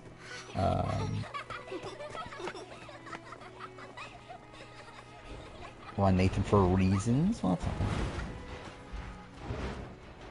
Nathan is the one that like people are talking about as like David, right? Power ranking just from the bios. Jessica, Eileen. You have Garrett Glass. I can see that. Actually, who's last on my power ranking? Oh, no, I have Kelly last. I forgot about that. I have Kelly last. Then Garrick. Let's see the Netflix and I have not seen the Avatar trailer. I heard it's good though. Like that people are excited for and everything. Yeah, editing of SA Champions is weird. Like really just a lot about SA Champions is weird. Like just structure wise is also weird. Because like it's a shorter season. It's like a new era length season.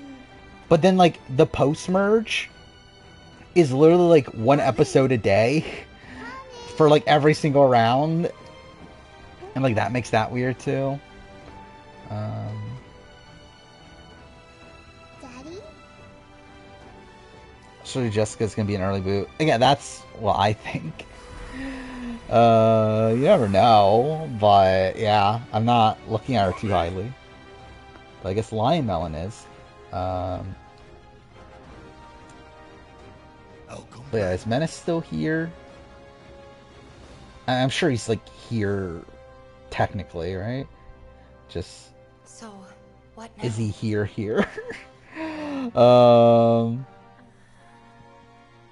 Trust is that's what I said. Trust is #1 show of the year so far. It's #1 on my year in reality TV list, so that's something. Winna and Jaden, interesting. Okay, that's not who I thought you were gonna pick. But yeah, Winna, which I wouldn't have been opposed to getting Winna, but anyway. And then Jaden, I'm like, like to be fair, Jaden actually seems kind of fun, like in terms of like his energy and everything. I don't think he's gonna win or anything. We will. But he seems fun enough. There's a 1% chance he's Mark, I guess. I think like for me, it's like actually I said this in the video, right? That it's either like he's like Big D or he's Gerald. I think that's like the 2 people that are like I'm debating between with him. Anyway, Julian is next. Let's see who Julian. Yeah, and they do know each other. That's also a thing. Yeah, supposedly they did like a TikTok together, which is random. Yeah, Big Deer, Big Country. I forgot all that. Yeah, the big country of it all. Oh, by the way, Will Neff did start watching Blood vs. Water, which I found funny because like when he started watching Blood vs. Water, everyone was telling him it's a terrible season and told him to skip it. But he still watched it, which I thought was a fun reaction, seeing him see like Mark being there and Sandra and stuff. We're not going to do a formal draft tonight. We might do like a smaller scale one if we have one. I don't know what it would be. But we're definitely not doing like the E through G giraffe, which would have been the next one. Yeah, I'm watching his watch. He only watched the first 2 episodes though. Alex, okay, cool. All right, Alex off the board. I actually considered Alex, but I don't know how he's going to play the game. Was my big question mark with him. Where he seems like an all-arounder, but like all-rounder, whatever. He seems like an all-rounder, but like I don't really, I don't know how like game savvy he necessarily is. But here we go. Copyright claim, by the way. I should probably skip that. But yeah, there we go. We finished Final Fantasy VII Remake. That's something. Stream reminded me how bad Brianna was. Yeah, she is really bad. All right, my pick. Yeah, I'm picking Caroline. I'm happy to get Caroline in the last round. I actually I was like super low on Caroline until I watched. Actually, was it her video? Something. I forgot what it was. Something of that I watched though, where she she's like a massive fan. Crisis Core time. Fuck off. I'm not playing Crisis Core right now. But that's my debate right now, though. Do I start intermission or do I play Last of Us? I'm not sure what I should do. But either way, pizza topping draft. Obviously, we need to do that. I mean, that was like that's literally just like Menace would make lists. I just like copy and pasted them in here. But yeah, like Caroline's like a big fan. Like obviously, it's a very high variant. Like she's a very high variance player. But again, she's able to like Chrissy it up. I don't know what that really means. Yeah, she's able to like be like Chrissy, but like actually play the game strategically. I think she could do well. So yeah, anyway. Line Mounds next. Trade who would you trade? I don't want Jessica or Sarah. Like I literally had I had Caroline higher than both of them my power ranking. Literally on my power ranking, I got my number 8, 9, and 11. It's like they're all like top half. Have a theory. I got all my grammar from Tarzan, potentially. Yeah. Actually, to be honest, I think I got a lot of my phrases from Rob, from watching RSGP so much. But I remember like last stream we were like talking about how, who talks like that, saying the like blank and blanks of the world. Like that's a Rob thing. That's like I got that from Rob, like Rob Ciccinino. Like Rob Ciccinino talks like that. But anyway, you're picking Kirby. Yeah, like I was super high on Kirby until which one? Actually, I forgot which one it was. It was probably her longer video, and like I just don't get the sense that she knows anything about the game. Like she even says that she doesn't know the game, and that she's not a fan. But yeah, like on my power ranking, I think I have her at like 17 or something. Yeah, 17. I have Kitty above her. So again, like Caroline was 11. Scott was 10. Who's 12? Sarah. Oh, actually, I do have Sarah totally high. And then Rihanna 13, because I think they're just both like they exist. Really, my top 11 were the people I actually like and want to do well and that sort of thing. Below that, I'm like, okay, like Sarah and Rihanna, they exist. And then, yeah, you got Alex at 14. Again, I think like kind of a dark horse person. Nathan exists. Kitty. For Kitty, actually, is probably higher than Nathan. And probably same thing with Kirby. Then I have Jaden 18. Winna 19. Which Winna, actually, Winna's like kind of a mixed bag. I can see, like Winna, like I just think could go all over the place. I think he can do very well. He could also just like be a complete doofus. Mark at 20, which Mark exists. Tobias at 21. Then Jess at 22. Garrick at 23. Kelly at 24. That's my ranking. But yeah, so... Okay, you're not picking Kirby yet, but then you will choose... Okay, yeah, I'll give you Kirby then. Yeah, so Sorquill is next. Do I do it? I don't know. Do I want to do intermission? How long is intermission? I don't remember. We're mid-draft, and I want to fucking end... You know, fuck it, we'll play intermission. He's like, I'm not gonna, like... to end and restart a stream, like, mid-draft, so fuck it. We'll start intermission, at least. I did not watch this episode, but I know what happens. And I'm spoiling the entire season for Challenge. But, like, my general thoughts on this season is just that, like, I think it's, like, fine. I think the biggest issue for this season is its format. Where I think just the format in general just kind of sucks. But, like, outside that, like, I think the cast is fine. Like, I think we're getting a lot of drama from it. And, like, too far, there's a lot of, like, duds here as well. But, like, I think the people that are good are, like, bringing good TV. It's just, like... it's just... it's still Modern Challenge though. But I think it's better for sure than Spies, Lies, and Allies, Ride or Dies. Probably Double Agents. I think it's like probably on par with Double Agents. I think it's probably, yeah, probably on par with like Total Man. I think it's actually, I think Total Mass is probably the season I would like fully compare it to. I would say Jay is not a dud. Like, again, you might not like what Jay is doing, but Jay is not boring on this season. But anyway, Tobias, okay.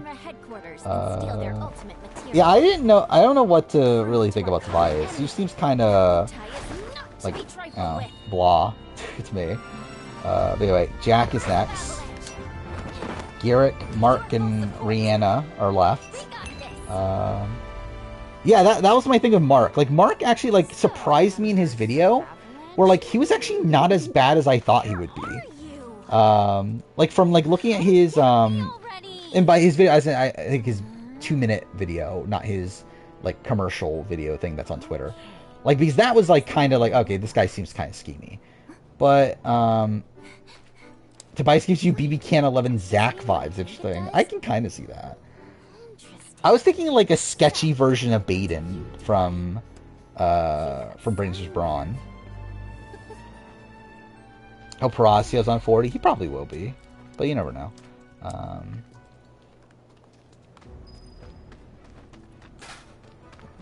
I genuinely don't remember how long this DLC is. Like, can I finish it in this stream? I don't think I can, right? Unless this ends up being like a 6-hour stream or something. Pick Rihanna. That's about right. I mean, yeah, she's boring, but she probably will do well. Alright, Kagger, you have between Mark and Garrick.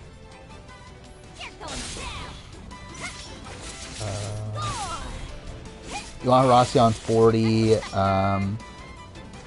The gamers say Horacio's not in 40? Okay. I haven't seen that from Gamer.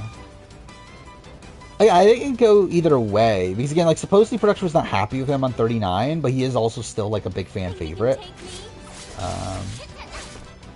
5 hours. Yeah, probably not finishing it then, right?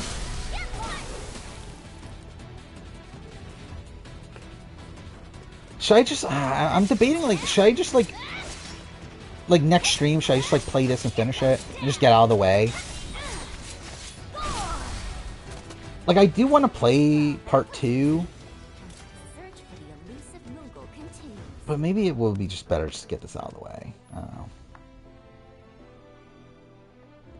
Mark is the boldest man you've ever seen in your life. I mean, I guess that's something you can call him. I've only played this DLC once, too. So I actually don't... Well, thing I've watched playthroughs of it, though, so I guess... Maybe I should know it better than I do. Mark seems like they want to cast another George, but I have a feeling he'll flop. I don't even know if he's very George-like, though. I guess, like, archetype-wise, like, he's, like, a former diplomat. So, like, that is Georgie, right? But, like, Georgie. But, like, he doesn't even, like, give off the same vibe as George, though. Where, like, George feels like a maniacal sort of guy. Like, Mark just feels like, I don't know, like a salesman sort of guy. I don't know. It's like kind of a different, like, kind of politician in my mind. Mark or Garrick? I would pick Mark, personally. I think Mark has more potential. But, like, I don't know. Garrick's not, like, terrible either, necessarily. It's just, like, he is... Like, by the way, also, Mark being, like, 35 or something, like, being in his, like, not late 30s was also kind of surprising. I really thought he would be a bit older.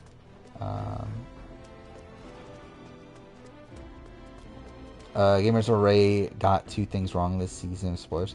Yeah, I won't spoil it, but there was, this episode, there was a wrong spoiler. With the challenge, which is interesting.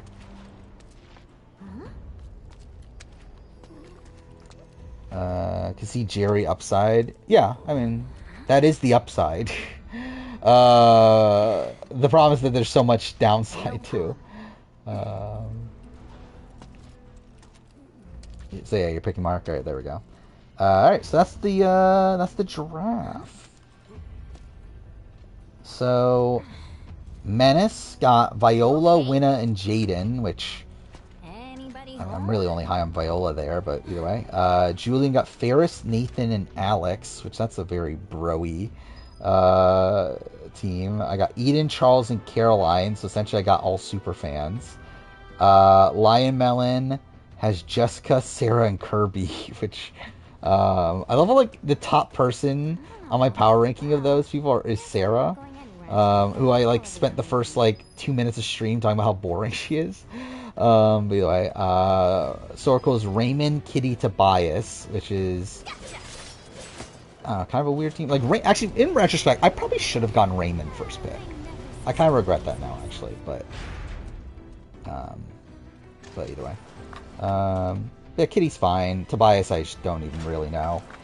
Jack is Peta, Scott, Rihanna, which is a pretty good team. All those are my top 13 on my power ranking. So that's something. Kegger has Frankie, Valeria, Mark, which actually, that's kind of... Yeah, you have my number 2 and number 4. And then Yoviver/chat has Eileen, Kelly, and Garrick, which I love how that essentially means you have 2 of my bottom 2. Well, there we go. We'll see who wins. We'll see how that goes. We have a varied team. Yeah, I mean, like, all very different types of people, at least. Can we do trade? I mean, yeah, we could trade if you want. I'm not... actually, I don't know. I mean, like, I would be willing to trade, it's just that it's also, like... I doubt people would want the people that I have for the people that I would want them for. But if you want to trade, I'll regulate some trades here.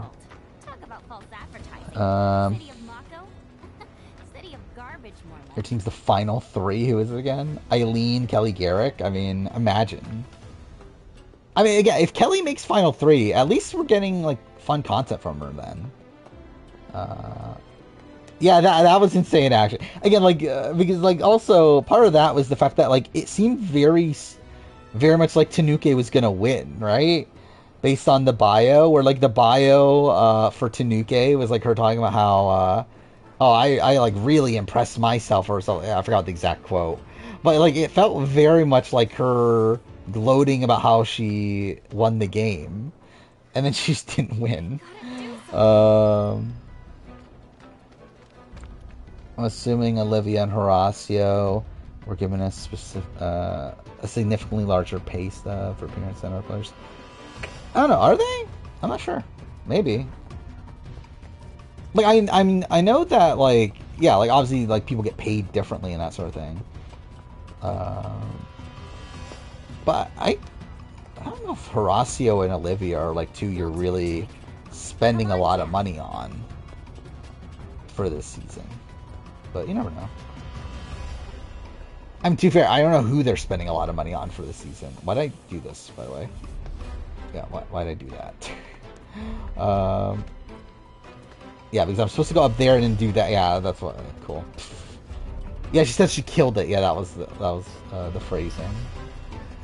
Hopefully they do normal bios for UK2.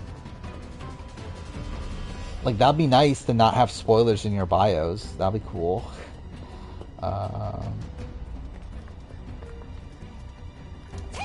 People hate when I say Tanuki's overrated. Well, she fucking is.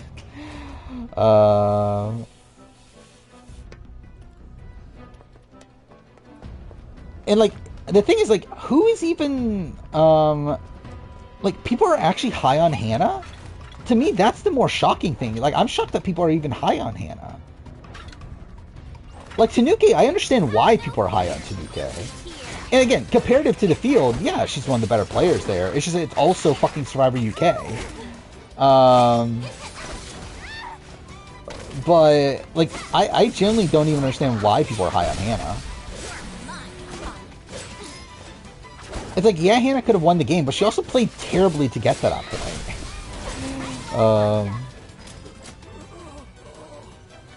Alex reminds you of Aris. I could see that. I could see that comparison for sure. Yeah, Valeria and Liz I see. Caroline is Sharn or Lindsay 43. I see more of Lindsay 43 than Sharn, to be honest, but hopefully not. I mean, too, again, I said this before. I think she's like Chrissy if Chrissy had like a killer instinct. Is kind of the vibe I got from Caroline. By the way, Chrissy is gonna be on Talking Tribal this season. That's kind of random. I was not expecting that. It's Shannon, George, which like makes a lot of sense, and then Chrissy, which is random. Postseason Big Brother bios, obviously we need that. Would Matthew make top 10 international player? Potentially. What was my list? Let's look this up. I have literally no memory of that list at this point. But I could see him squeezing on. Can this look? By the way, I've watched the fucking Herald of Darkness music videos too many times at this point from Alan Wake 2. Oh, he definitely makes it. I think he's a better player than Pia. I think he's better than Jericho. I would say he's number 8. Then again, too far, this isn't updated fully. When was this video? This was 3 years ago. September 2020. So actually, this is before George and Haley. Yeah, so I'm not sure exactly, but I think he could still crack top 10. He'll be like, if he does, he'll probably be like number 10. But there's a chance at least. Oh wait, what was Lion Melon's trade?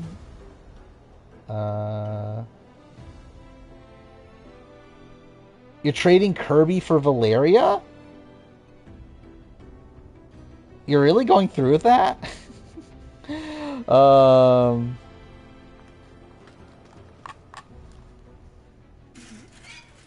No? Okay, wait. What was the trade then? I just saw Kirby and Valeria. And... This is too weird. Okay, just scrolling. Okay, you got this. Did I ever watch the first season of Challenge? Yeah, I've done a retrospective of it that no one watched. That's just a proposal. Oh, well, I mean, you should accept it then. I mean, again, you should always accept offers like that. They're definitely in your best interest. Looks like UK's gonna have some changes for season 2. Don't know what they are. I mean, hopefully it's not like the changes that were made for UK Panama. Huh, okay. That rotten egg smell's gone. Must have gotten used to it. Watching me rage at a Jag postseason bio. Nice try, Midgar. That would be funny. I'm talking to myself. City's getting to me. Yeah, I think you should accept it. Then I'll trade Charles for Valeria. I'll be okay with that.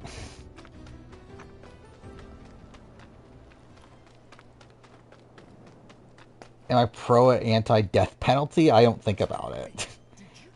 I could see the pros and cons for both. But I don't really care, personally.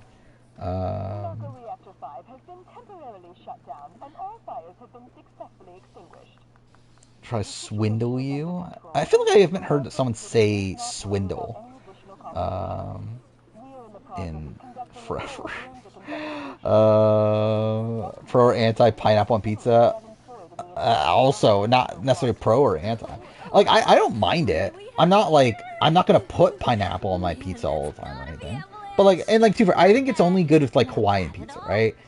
Like, I'm not gonna put like pepperoni. I'm not gonna put pineapple on like just any pizza. But like, okay, Hawaiian pizza, that's fine.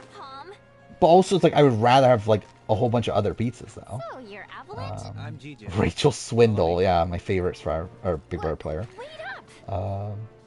Dan's winning traders, right? I mean, I think like edit-wise, I think there's a chance. Realistically, though, I think it's tough. I think it's tough to see it. I think his path's really, really difficult. What exactly is a W anyway? He's getting murdered. Think of it as a code name. Actually, we didn't even get set up to who's getting murdered, right? Send a kid to do this job. I don't even know. Like, it should be one of the people in the middle, right? Oh, don't worry. I know exactly what Well, you're yeah, are we talking about UK or are we talking about US? I assume we're talking US, but if it's UK, then it's Jazz. Like, it's not even a question. If it's UK, or if it's US, then it's like, yeah, I think the person who I would murder is Peter. But, yeah, I'm not sure who they'll murder. This feels like oh, and Kevin. Kevin's a good one, too. Yeah, I think the thing is that I think it'll be someone in the middle. Because, like, if you're, again, Phaedra obviously has the alliance with the Housewives. Dan and Parvati have connections to the gamers. So through that, you would think the people that would be murdered would be the people in the middle. And just in general, the people in the middle are also the people that are, like, people are confirming as faithfuls. So, like, it makes sense why you would murder those people, too.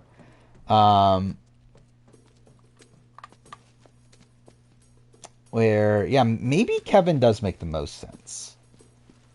These two are Billy Bob and Polk. I'm talking edit-wise, not practically. I think practically, again, I think it would be Peter. My name is But I think, like, edit-wise, I think Kevin being murdered makes sense. I have orders to Yeah, I did see that. Sharon Tharp did say episode 5 is better than episode 4. Which she said episode 4 is better than episodes 1, 2, and 3. So, yeah, pretty cool.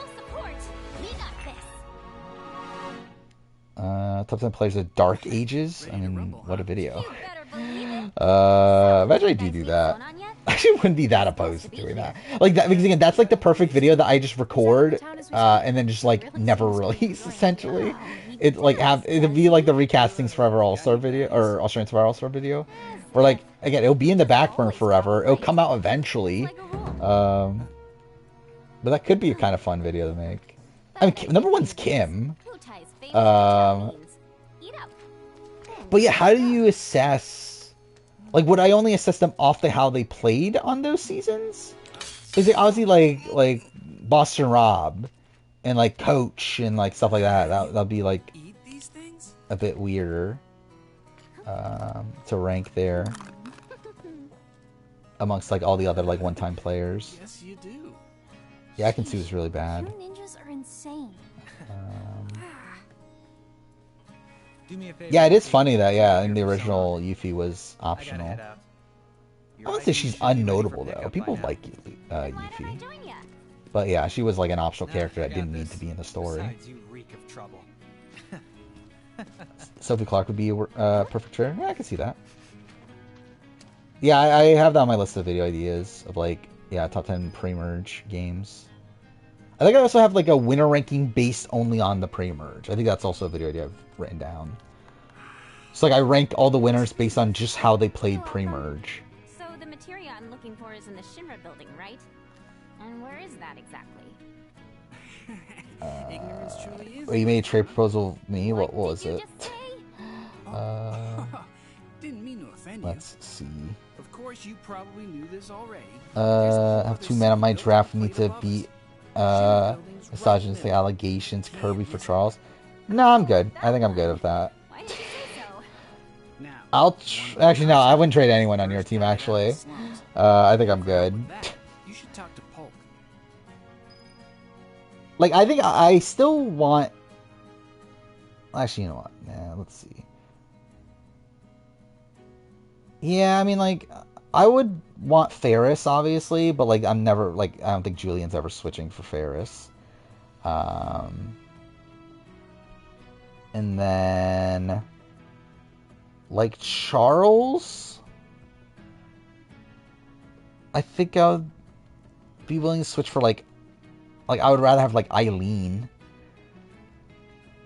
But...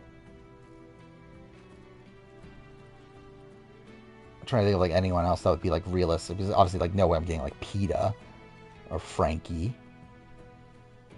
Or probably not even Valeria. Anyway, whatever. I'm kind of fine with my team anyway. You must be tired from your trip. Why don't you get some rest? Chris will still be Well, last noise in for the winner. city? Yeah, for Freaking ranking. Yeah, impossible. or I like told ranking you the I'm winners keeping based on that pre-merge. materia instead. Don't hold out on me now. I know you know. Did I say my Actually, favorite character? I kind of don't. Big Brother At video. least Yeah. not That is the in thing. operation. Is that my All I Big know is Brother that Shinra, character, for most purposes, favorite character treats video is materia all as a weapon, women? which means the advanced Actually, do I weapon have it division here? probably Let's deals see. with it. And since that's in I haven't the edited that basement, video yet. I see. So, Where Shinra is it? hides its top secret materia in the basement. Oh, it's early because it's there it is. Yeah, thumbnail is Danielle Reyes, June, Janelle, Jen, Brittany Haynes, Rachel, Nicole Franzel, Tiffany, Taylor, and Felicia. That's the thumbnail for my favorite character video What's Wall Market? for Big Brother. Say it's a place for people with mature Anatomy of tastes. Fall. Yeah, I hear very good things about Anatomy of Fall. I haven't watched it though. There's lots of different establishments. It's Or do a kind of challenge hard to character explain. video. No, I think I get it. Like, never say never, but I'm not like dying to You do can't it. even see. And drink so bitter, you want to spit 'em right I back don't out. remember if I included BB1. Where everyone gets drunk and I goes think home I think I about picked kids just don't George. understand the value of hard work. They'll be the death of society. Ugh, how can they not I see don't that actually. they're the Where ones is it? destroying it? There it is. Yeah, I picked Chicken George Type's got a place like that for grown-ups because to of him relax. rebelling against It's called production. the Happy Turtle. There's a happy turtle in Midgar as well. Huh? I don't know where exactly. Yeah, I don't know how well this video because I remember I recorded this video like They're taking week Midgar one 3 citizen at a of time. BB25. I salute To where I you, think I Happy did Turtle. go back. No, I didn't do it yet. Fuck, I need to go back and re-record the Felicia segment. And he doesn't dress like your average Midgar male. Might be from Wuchang. Yeah, I never did that. Okay, I need to do that at some point before I... Well, I'll probably just do it when I edit the video because I probably couldn't be bothered otherwise. But, yeah, literally, like, it was recorded... Let's see. What's the date? Okay, maybe it's later than I thought, but September 21st. No, actually, that's way further than week 3. That's like week 5 or 6. But still, like, not like only like halfway through the season then. So I do need to re-record the Felicia portion. Hey, you gonna And be I was like okay? really like Got all the info? I was essentially just guessing that Felicia was gonna be my favorite Just wanna make sure I character. have the plan down pat.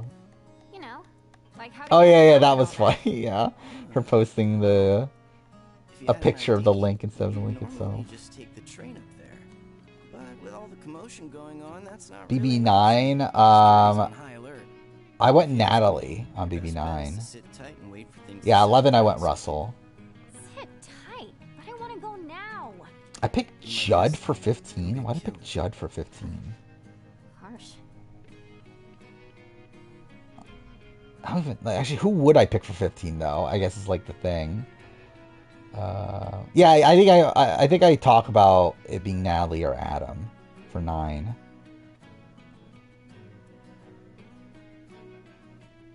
Small draft tonight. I mean, depends on what the draft would be, but also I'm not like dying to do another draft, truth be told. But yeah, I mean, like at this point, if we do one, it'll probably be like of a random topic. So yeah, that wouldn't be included. Yeah, like Amanda wouldn't feel right. Who else would be in consideration? Like Gina Marie is like a big character, but like also not fun at many points. And then you have like Howard and Candace who are like likable. Helen also like likable people, but like not really like greatest like characters necessarily. Yes, I have. And what's more, I'm awesome So at yeah, it. I think I struggled I'll with work you so hard, you 15. wonder if you ever knew. I think with Andy, I think I mentioned the like the moment where like everyone says they're in alliance with him, and that's like kind of like a funny moment, but it's not like enough to make him like the best character, right? Do you actually have to do Fort Condor? I don't remember if you're forced to actually play Fort Condor, because I could not be bothered.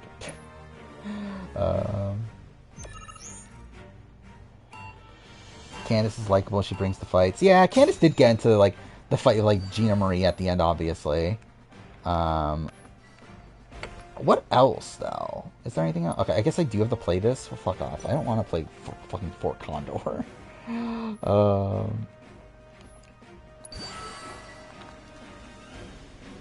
Gina Marie doesn't have the Dan Foley factor. I mean, I think it's a bit too icky with Gina Marie. And again, there's still things you can find funny with Gina Marie, like the way she says cockroaches, and like her crying over Nick and like all that stuff. Like it's still funny, but it's just like I don't know if I want to like say she's my favorite character though.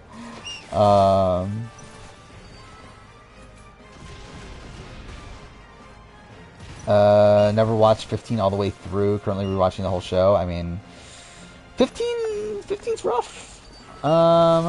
It's like always been a season that I've had a tough time assessing because like I do have nostalgia for the season in the sense that like that's like the first season I went like fully like all in on Big Brother. I watched the feeds. I like paid attention to like the gameplay of it all because like in 14 and like really like BB's like 11, 12, 13. I didn't really give a shit about the gameplay that much. 14 like Dan, like with Dan and everything, I started focusing a little bit more. But like 15 is like the first thing that I fully went all in. And like I like really appreciate Andy's game even at the time.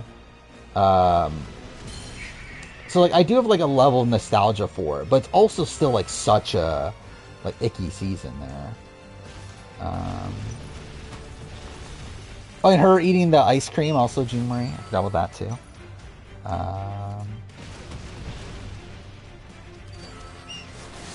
haven't watched 14 so long. I genuinely don't even remember the last time I watched a lot of these seasons in full.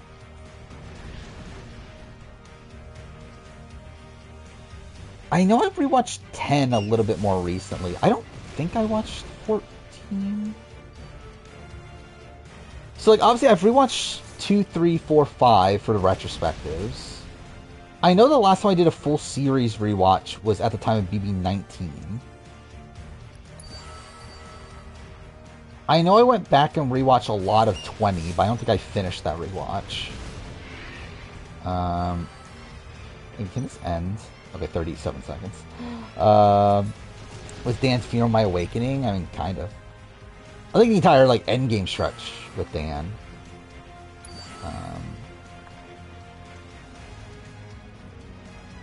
Aaron telling her what to say, whatever. Oh yeah, that's also funny, but still it involves Aaron though.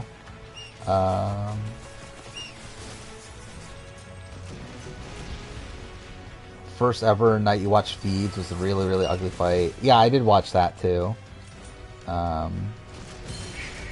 Which yeah, the bed flipping incident and everything. That's the later Kegger. 8 was great on a rewatch. Yeah, I really like 8. It's a terrible like gameplay season though, because like people weren't able to genuinely play the game. But it's a fun season despite that. Wow. Well, if you're looking for a challenge, the Undercity's got no shortage of serious players. Before, after breakup, before. Sure about that? Word is, if you beat the Grandmaster, you did I finish it? Yeah, I think it was all before. Materia. That's right. But you should know, the hardcore competitors... Whenever we watch BB1 in its entirety, I plan on it. Again, I intend on doing a video on it at some point. When will that be? Who the fuck knows? But at some point in my life, I'll do it. Maybe. Hopefully. 15 or IOI Icky season. Probably 15 is worse. Thought we could chat some more. I don't know. Yeah, actually, I'd say 15's worse. 15's definitely worse. Because like IOI is simply Dan. You know about the VR simulation module, right? While 15 is a lot. Like with 15, you got Aaron, you got Gina Marie, Caitlin does some bad things, Jeremy is there, David Gurton is there, you got Amanda, you got like Spencer saying some weird comments. never see technology Who else like is that there? down here. I think that might be all the bad people. I really don't have time to be playing around with Or like the all social really media. bad people. But just to be polite, I guess I'll take it for a spin. But still, that's a lot. That's like half the cast. He's over by the Yeah, unless it was passive, but that's not like You icky ever feel like though. some Like that's like, girl okay, yeah, I'm like sure you annoying. That's not like icky, being This passive is aggressive. giving me a headache. I'm gonna go do some recon. I do intend on doing SA retrospectives. I just don't know when to do them.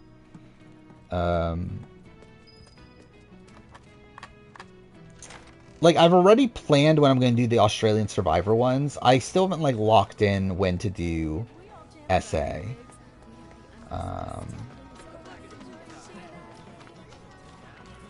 Because like with Australian Survivor, I'm going to do 10 years later with the with 2016, and I'm gonna do the celebrity one in 2025, which isn't like an anniversary or anything, but it's just like we might as well get out of the way there, like the year before, the 2016 retrospective. What would I do if I found sort of Africa Panama? I mean, probably make an instant video on it. Dude, I actually don't even care. Like, I simply would want to watch it just for the sake of, like, completion. But it would be funny just to, like, instantly drop everything and do a retrospective on it. Judd wasn't, like, too bad. I feel like, yeah, there probably was, like, some stuff, but, like, I think if you're ranking the cast on, like, ickiness, like, he's definitely, like, well, actually, I don't know what would the... Anyway, he's definitely, like, on the top half of, like, better people, right? Same thing with Jesse. I feel like they definitely did make, like, some bad comments at some point. But not as bad as the other people. What if Taylor replaced Canada? What does that even mean? Like, Taylor was, like... How old was Taylor at that point? Well, Taylor's my age, so, I mean, she would... Actually, I guess she would be, like, 18 or something, right? How old was I when BB15 happens? I think I was 18, right? Yeah. So...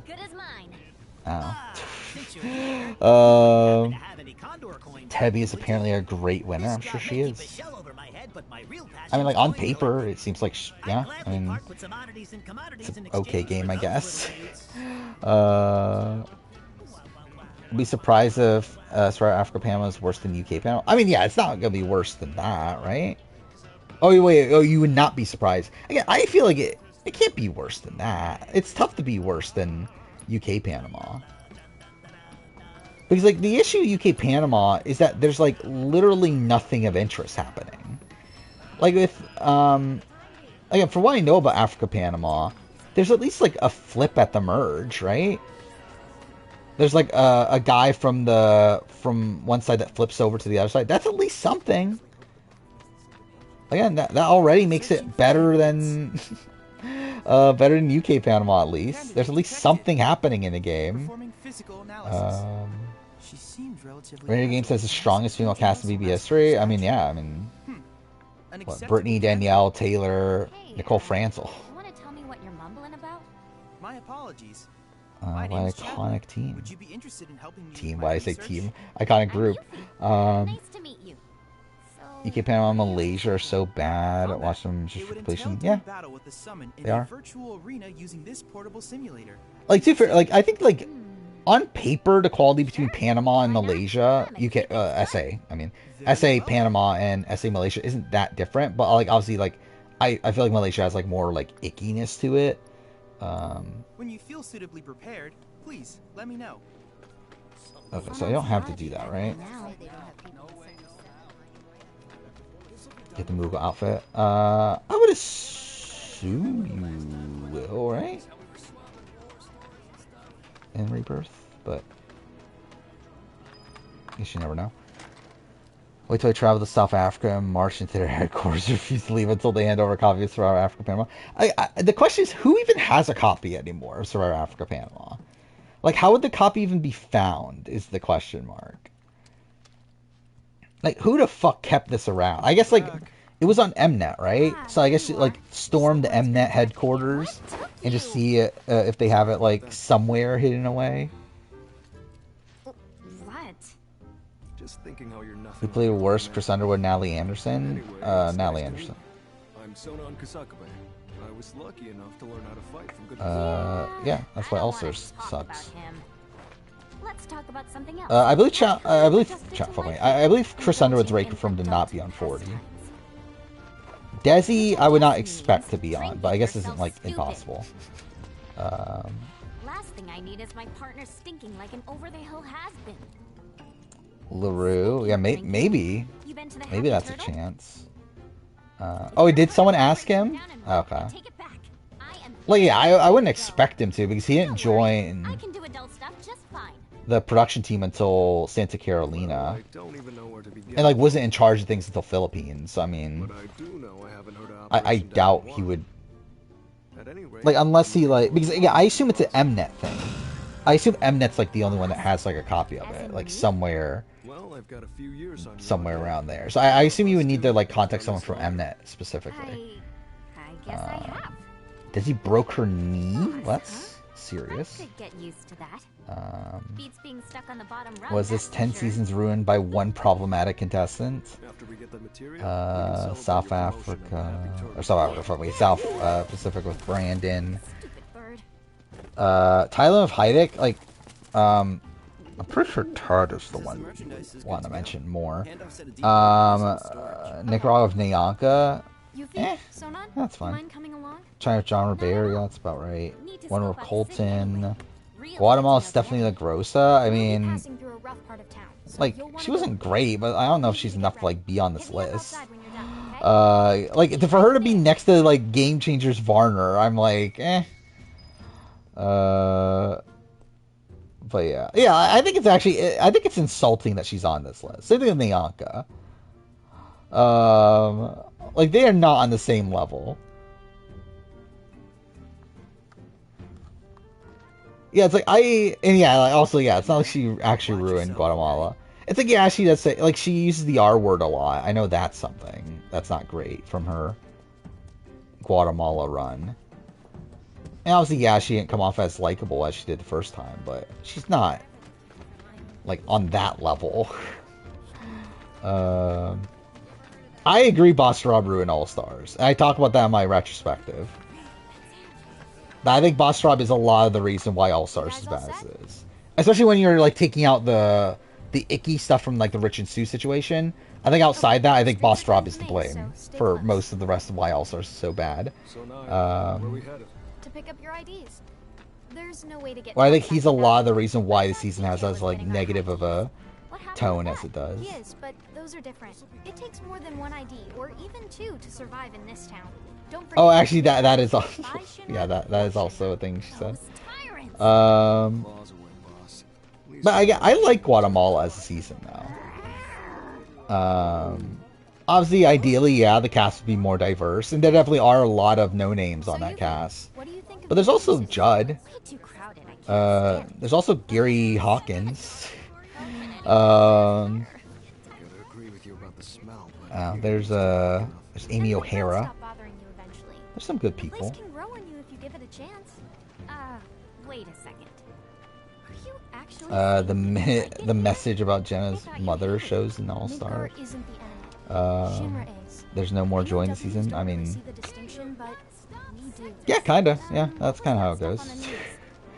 Butter Too bad. I think like even before that. But yeah, Sorry. because like even before that, you have Kathy saying that Jenna is a cancer to the tribe. Which is actually so fucked. It's so fun. Like Kathy's so bad in All Stars, by the way. Like I didn't realize that until rewatching All Stars, just how terrible of a person Kathy is on All Stars. How many reactors is there? Wait, where's Cloud? Did I take it back when I called Boss Rob the best character of All Stars? No, because like I still think he's the most entertaining person there. Of course he will. But I think he's the reason why everything else comes off as not entertaining, though. He'll come swaggering. I just think I didn't remember it. I think is more so the thing than like I didn't see it before. He's like, I didn't rewatch All Stars in a while before that. Working for Wutai, Avalanche ain't nobody. Barrett. But yeah, like Like, I remembered, like, her comments about Sue, and that's really bad. But, like, even her comments about, like, fucking Jenna.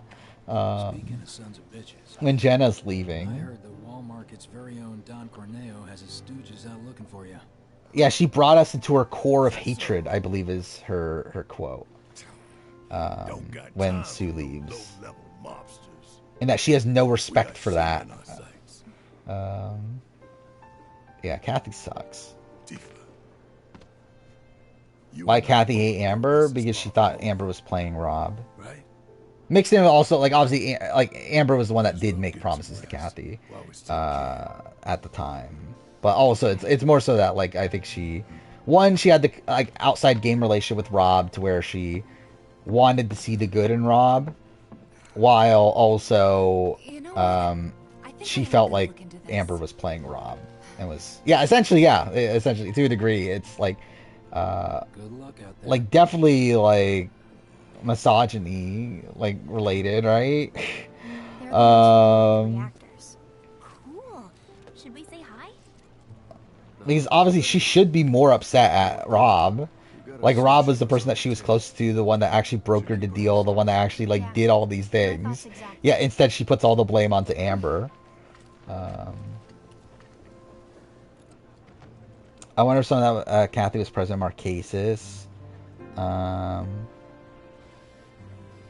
I do, but I feel like that's probably the real Kathy, though. Like, I don't think it, like, when, like, her son does say, you know, like, this version of you, I don't think that's what he's referring to. In terms of that. Long as Shinra goes down. So what's wrong with But I have a feeling that's actually Kathy is, though. It's that sort of person. We want to save it from Shinra. Look around. I see you at the biggest party. Yeah, I see you in the South African prison. We can't level their home to take down one company. Yeah, if I ever go to South Africa, that's what I'm doing. I'm fucking storming the Mnet headquarters. Yeah. Gotta admit, I'm surprised you agreed to work with us. We're just doing what we think is necessary to build a brighter future. I mean, maybe That's all it's there is just to like In other words, because of you're working with conditions, us, but I don't you know. work with your old buddies, knowing what I the think she's path just like is. super Can we keep anti. this for later, maybe? Not sure now's the best I time, think but she's just like super high on like needing high like team morale or whatever, right? And I think she's like upset at like anyone that would like bring that What exactly does down. this ultimate materia do? I think is the way that she I'm looks at guessing it. You have big plans for it? Like after we steal it? Well, the more material you Jub have, the chopped off stronger his you are, dick. right? I mean, So once we've got the almost. ultimate materia, we'll be stronger than Problematic Big Brother versus I problematic bet you Survivor. won't. What a It's yeah, what a gonna be group. Awesome. And not just Like that, realistically, who by wins here? sneaking into Shinra HQ and snatching their most prized possession from under their noses. Who would win here? Actually, it'd probably be like Nick Lower their Wilson. morale. But we'll prove to them that while Wu Tai might be down, we're not out. Or maybe Anna The gist Kate. of it, boss? I don't know how insane actually. Like how insane is Anna Kate nowadays? Like obviously she is, but like would she not be able to play Survivor at this level? I don't know. Well, hello. Like the thing is, like I just feel like Survivor's gonna outclass Big Brother most times. That's usually how it goes. If it's like every single time Survivor and Big Brother are on a show together, Survivor just outclasses Big Brother. So I really only looked at the Survivor side of things. I think from there it'll probably be Anna Kate or Nick. If we're going from the Big Brother side of things, then yeah, I would say probably Jack or Ryan, maybe? You want me to be one of Corneo's brides, is that it? Which makes you a person of Yeah. influence, right? Maybe, I mean, even Jackson would have a shot, right? Helping hand. So why don't you help me? I think Boogie would be a target in that group, right? He doesn't, like, fully blend in. By the way, this is a very imbalanced gender split. There's, what, 3 women on this cast of 24? I'm pretty hot stuff myself, thank you very much. Sure. Whatever helps you sleep at night. Anna called gay bars rallies? Is that what you're trying to say? You wanna pull up a seat at the breakfast table? Be my guest. Yeah, that's not great. Just put Trump 2024. That sounds about right from Anna Kate. Atheist who found Jesus. That's her profile thing. She has 300... Wait, what the fuck? Wait, how did I not know this? She has 313,000 followers? How'd that happen? I mean, I'm sure I know how that happened, but still. Also, wait, who follows me that's following her? I want to see this. We got AK. Why is AK following Anna Kate? Chrissy Hoffbeck. Cliff Hogg. Flick from Australian Survivor.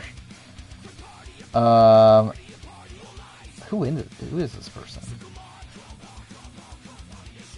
Oh, I think this is a Archbishop. Okay, anyway.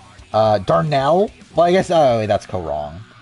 No, I'm saying people I follow that are, like, AK doesn't follow me. I'm saying people that I follow that are following her. Jervis? Rupert? Jeremy Collins? Why is Jeremy Collins following her? Joe? That sounds about right. Boston Rob? I mean, I guess they did, yeah, they do know each other. Pierre Brown? That sounds about right. Nico? Why is Nico following... Wait, what the fuck? Why is Nico following Anna Kate? Flick Henry. But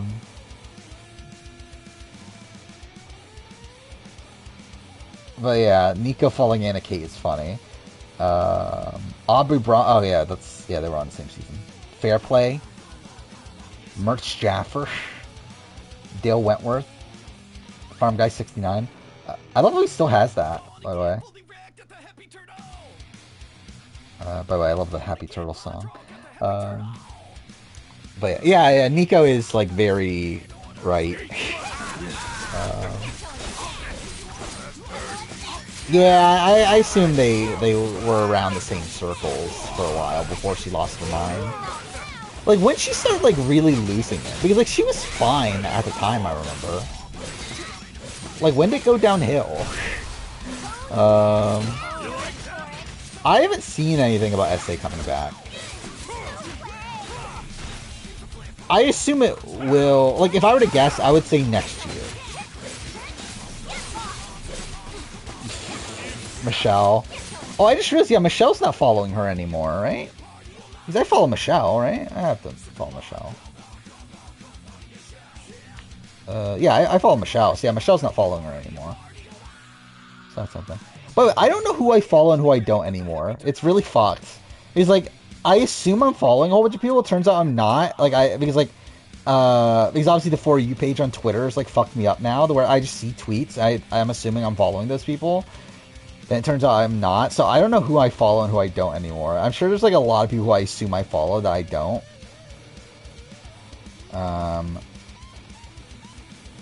Yeah, like just recently I followed like a whole bunch of Survivor people I assumed I followed that turned out I wasn't. So yeah. By the way, I did see Dwight is streaming on Twitch nowadays. That's something. Incorrect spoiler for a challenge. I would say it, but like it's going to happen though. It's a different episode. But okay, I'll give spoiler alert for challenge 39. Again, I'll talk about it for like 30 seconds probably. But yeah, Kelly streams too. Yeah, okay. Spoiler alert now. The Ed was supposed to be purged this episode, which it's like I assume it, but then also like the purges were weird, where like it said that Raven and Ed were purged this episode. But Ed didn't get purged this episode, obviously. He won the challenge instead. But I assume that means that Ed probably gets purged next episode, or if not, the episode after that. Because we know there's 3 more episodes before the final. However, only 2 of those rounds had purges from gamer spoilers. So I assume it just was like incorrect on the timing of the purges. But that probably does mean Ed is purged soon. Well, we're here. Now we just have to wait. but we don't know. Like, I don't know if it's next episode or episode after that, but I assume it's We used to have someone soon who though. could make fake IDs in-house. But yeah, it is weird, They like a were weird thing to themselves. kind of get wrong. We've never dealt but, with this particular vendor before.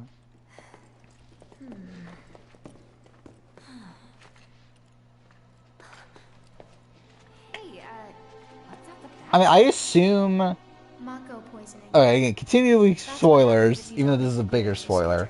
The military's done using you. Actually, no, I won't say the person. There's no point in saying the person. But anyway, there's like the person that's supposed to be purged next. I wouldn't be shocked if that person is just the third person purged instead of the second one, and that Ed is the second one instead. Based on like the way the spoilers are laid out. They're gonna scan for those things on the I think it'd be kind of weird if it's not that case. Thank you. Hey, hold up. Well, I believe what happens with the final. You'll love it. Well, okay, so this is another thing that came out today that again gamers are a bit confused about. Is that the so we got a finale date today, February 21st, which is not that shocking. But in the descriptions for the episodes, it does state the final 6 for the final episode. In a position where we know that the final, from what we knew of the final, it was supposed to be a final 7, and then 2 people get purged in the final to make it a final 5. So like, it would make sense if it said, oh, the final 5 or final 7. But the fact that it mentions final 6 is weird.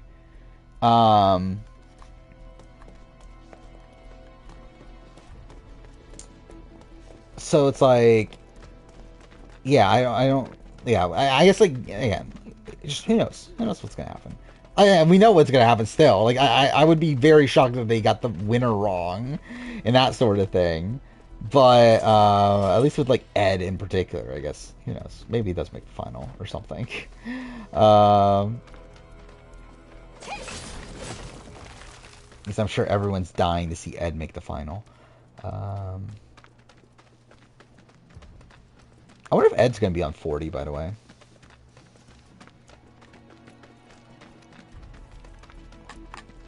Jamie or Frosty in terms of what? Player? Probably Jamie. What? I like Ed. What's this about? But I'm not like... I don't know. It's not the most... it's like... The thing is, I think he has like a fun energy in his confessional and everything. I just think he plays the game in a really boring way. Which is like my annoyance with him. He's like, he could be a great character. He just decides like not to be. Why does he need to stop hurrying? I don't like the sound of this. Well, if you Big T and Melissa are winning the season. They should. around here. I mean, I would love it if Big T or Melissa won. They're not going to, but I would love it if they did. Why the fuck is she running so fast? Like, how is she so far ahead of me? When am I ever getting... Actually, is Nam going to be on 40? I didn't even think about that. Nam's probably going to be on 40, right? You would think? Maybe? Who knows? I wonder if 40 is going to be old school versus new school, though. They should, right? That'd make a lot of sense. To actually just go all in on old school versus new school. You two go after Gigi. Do they still remember Nam? I mean, Nam was supposed to be on 39, right? They had to drop out. So, like, I assume they remember him. He's literally supposed to be on this season.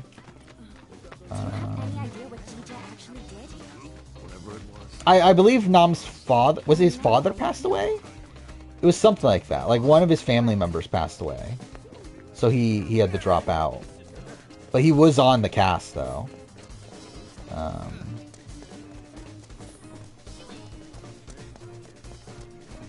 He removed challenge from his bio.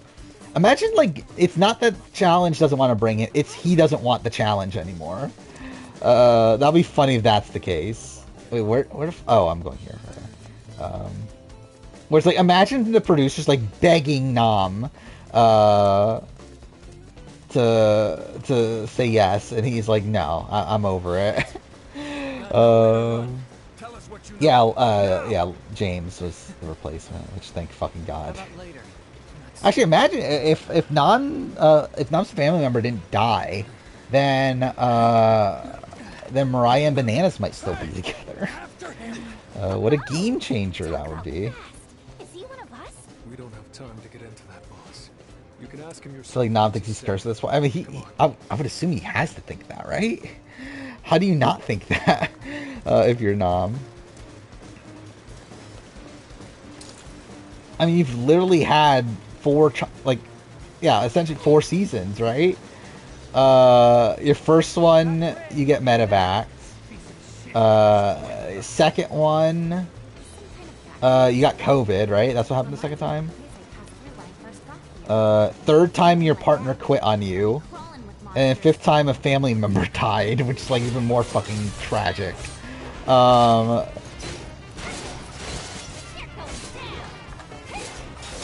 I mean, yeah, James is like a big name in the UK.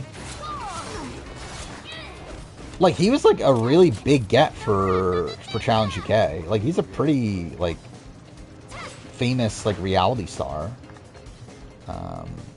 But he's also kind of bland. What's his tweets? Boss Rob's game. Just those games? Probably here's villains. Then Marquesas, then Winners at War. This is certainly an interview. What is this? You got it. Yeah, you got it. I got it, of course. And I'm happy. Listen, I'm happy. It's all good. It's all good. And by the way, fuck Devin. Fuck this dude. What? Fuck him. What did he do? Fuck him, for real. What you wanted to pay us? Right, you got it, sweetie. You got it. Yeah, you got it. I got it, of course. Like, that just comes out of nowhere. Like, he just out of nowhere says, fuck Devin. Yeah, fuck Devin, though. But I love it, like, they're, like, even they're confused. Yeah, is that the same interview that, like, he was, like, bragging about having one big brother to Devon? I assume it was, right? So that must have been, like, an all-time great interview, then.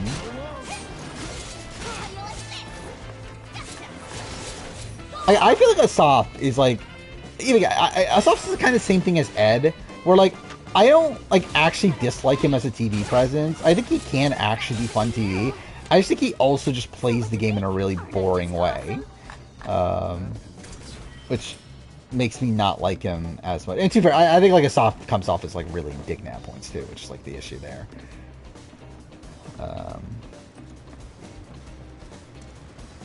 You don't watch these interviews, just clips? I mean, yeah, I haven't watched any of the interviews.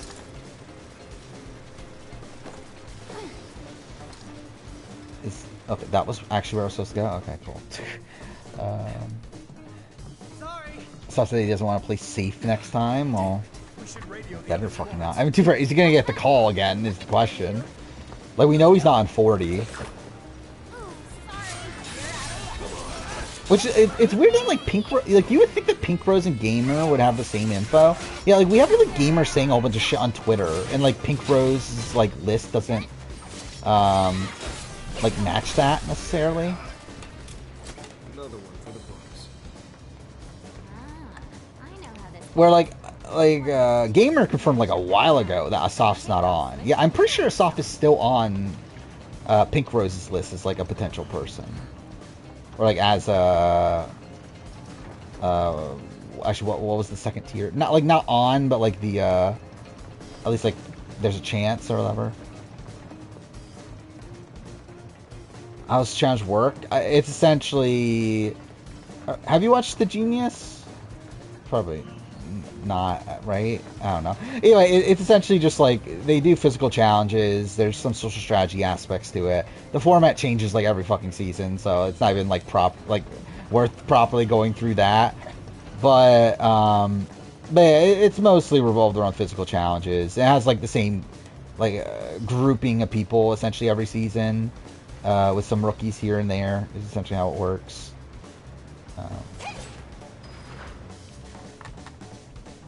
But yeah, it's kind of tough to explain the format of the show because the show doesn't properly have a format. I think there are good seasons for sure. It's just, I think it is a tough show to get into though, just because of like, because obviously, like, because there's a lot of returning players on it, it's tough to like get a good like starting point. because there's still always going to be like history that you would ideally know. I'm trying to remember, like, what is commonly talked about good place to start? Like fresh meat seasons, right? But those are still like pretty far back. I guess like the modern season people talk about is like War of the Worlds, right? But even then, I feel like there's a lot of context needed for that. I like fresh meat. But to be fair, it was also my first challenge season, so that might play a factor. I think Fresh Meat 2 is actually genuinely a good season now. Duel? But I feel like for Duel you need Fresh Meat 1 though. Because I feel like a lot of Fresh Meat 1 matters to the Duel.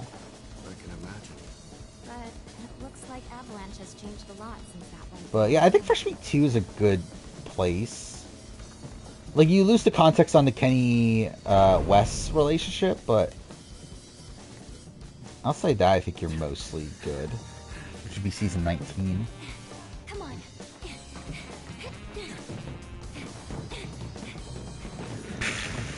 Oh yeah, DeSantis did drop out.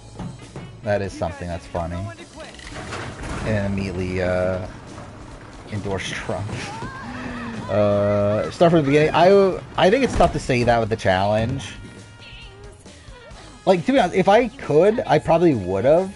Even though it's fucked to start from the beginning, because the beginning of the show is just so radically different.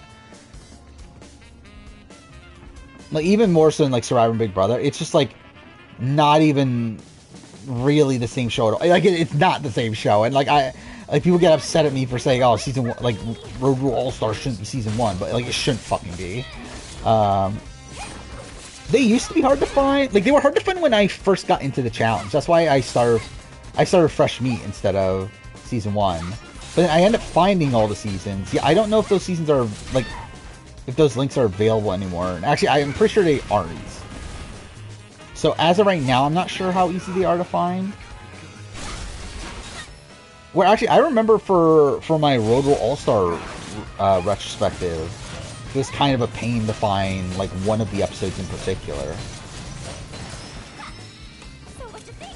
Aren't I just awesome? But yeah, I would not recommend starting from the start, just because it's again a bit tough to get into, and it's just so radically different from what the show is currently.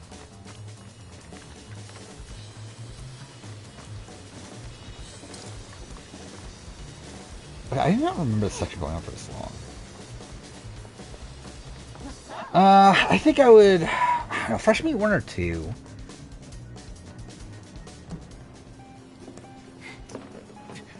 Like, I think Fresh Meat 2 is the better season. But Fresh Meat 1 is probably like a decent start point in terms of like, you don't need that much background. Where Fresh Meat 2, there's like a little bit more, but you could probably get away with it though. Just look at the Marine review on Twitter. I think you're better off not doing that.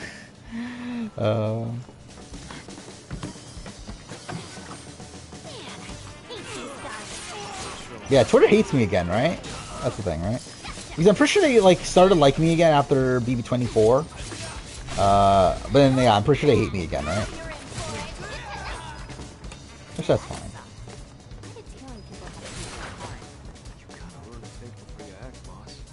Yeah, I did see that. I was like watching a live stream today and they mentioned that yeah, Kingdom Hearts 3 is 5 years old today. I'm like, fuck me, dude. That's insane. Actually, Kingdom Hearts 3 came out before I started the channel. I never thought about that. That feels weird. That's the case.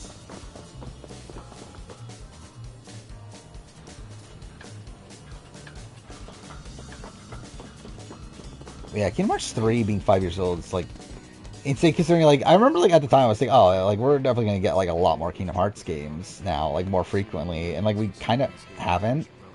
I mean, dude, again, like, 4 will probably come out in, what, 2025, probably, if I were to guess, which that'll be 6 years. That's not, like, that far apart. Especially like nowadays, it's not like that big of a gap, but still is. Oh wait, yeah. How do I do this again?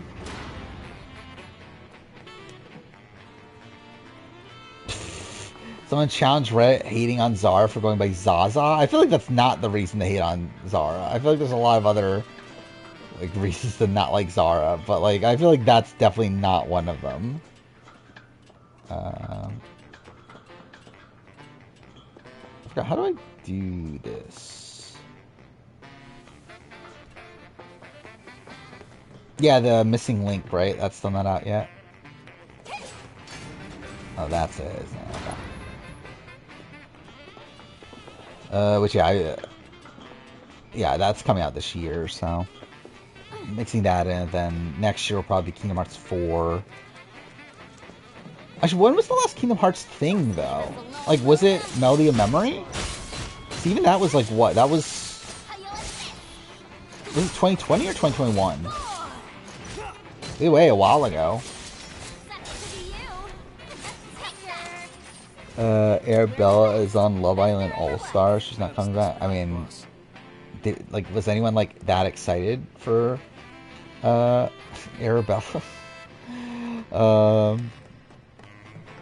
I believe 40 is, like, essentially confirmed to be all, like, returning players anyway, right? Which, I guess, to be fair, like, yeah, she was on Challenge UK. But I would assume they're going to stick to... Okay, cool. People that were on just the main show, if I were to guess. I assume that was the point of 39. Was that they had the idea of 40 and they wanted to, like, add to the casting pool. Dark Road? When was Dark Road? Was it after? I forgot about that. I never did get caught up on Dark Road. Which I guess, yeah, I'll probably just wait until Kingdom Hearts 4 is, like, coming out soon. This looks stupid as fuck, but whatever.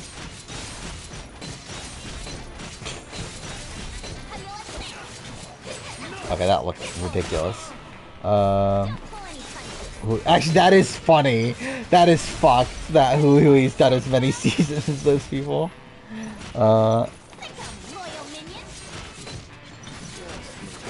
Wow, that's actually insane. She's done 3 seasons already. Like, all within, what, a year? She had 3 seasons?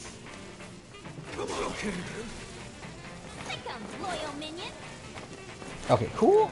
So I kind of forgot she was even on this season, though. So you're gonna start the challenge after SA Champion? Yeah, we'll see how that goes. Yeah, Challenge is a very inconsistent show, in my opinion. There's, like, some really good seasons. There's also a lot of not as good. There's also a lot of, like, are you a drama person? Are the episodes long? It depends on when you start. Like, early on, like, you're starting with Fresh Meat 1. Fresh Meat 1, the episodes are only 30 minutes. By the time of Fresh Meat 2, I believe that's when they start to be an hour, I believe.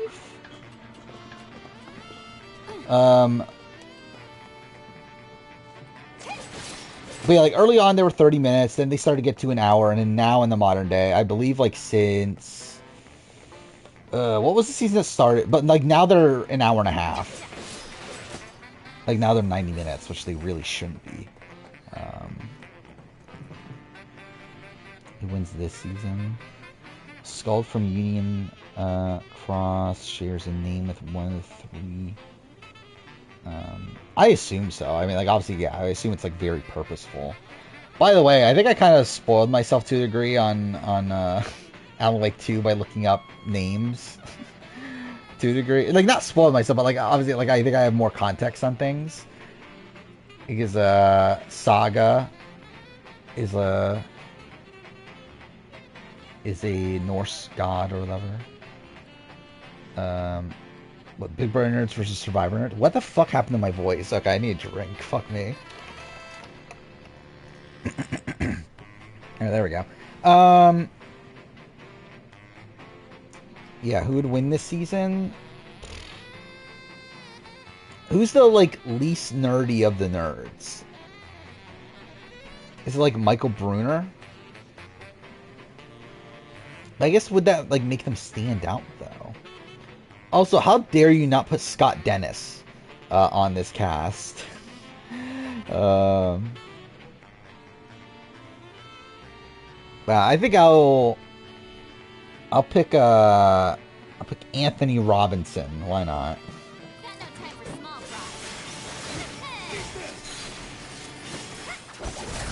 Lynn is only 4 years older than Casey.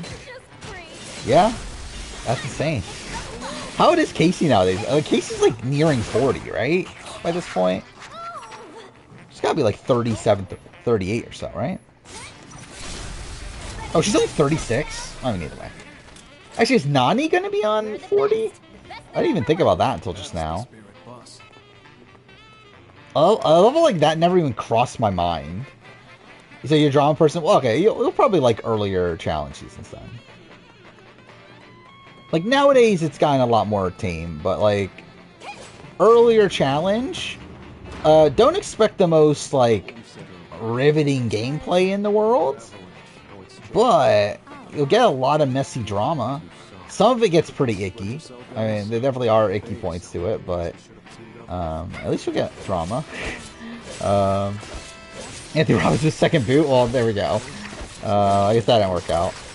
Who he does make seasons of Kaylee? I mean, that's not that shocking. I actually forgot Kaylee did 3 seasons. What seasons did she do? She had 31, 32, 34? Is that what she did? I'm surprised Kaylee didn't do more seasons, straight up. Like, is she turning them down? Or do they just not want her anymore? Because, like, you would think she... Like, obviously, like, she's not someone I'm ever expecting to win or anything. But, like, she is, like, fun TV. Even though, again, questionable person. But at least fun TV.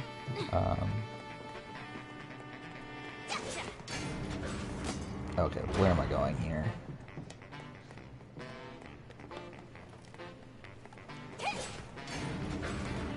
Obviously, this is a great thing to be doing on stream. Is your challenger pick up on AU 2016? I mean, I think AU is like. Have you not watched AU? If you haven't watched AU, I would say watch AU over the challenge. If you have watched AU and this is just a rewatch, then you've never seen AU. I would say watch AU first. Like, I think AU as a whole is a better series than Challenge. And then also, to be fair, like, in terms of, like, people talking about it, I think people are going to talk about AU seasons, like the Australian Survivor seasons, more so than old school Challenge seasons. And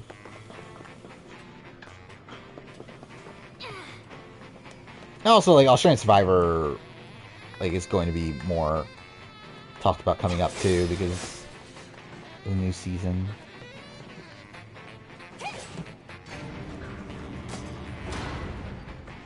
I would say prioritize AU. Like, if I were to, like, tell someone, okay, you get, like, essentially, if someone, like, could only watch one series of International Survivor, I would tell them to watch AU. Even though I think SA as a whole, especially, like, modern SA, is a better product, I feel like AU, just in general, is the more important product.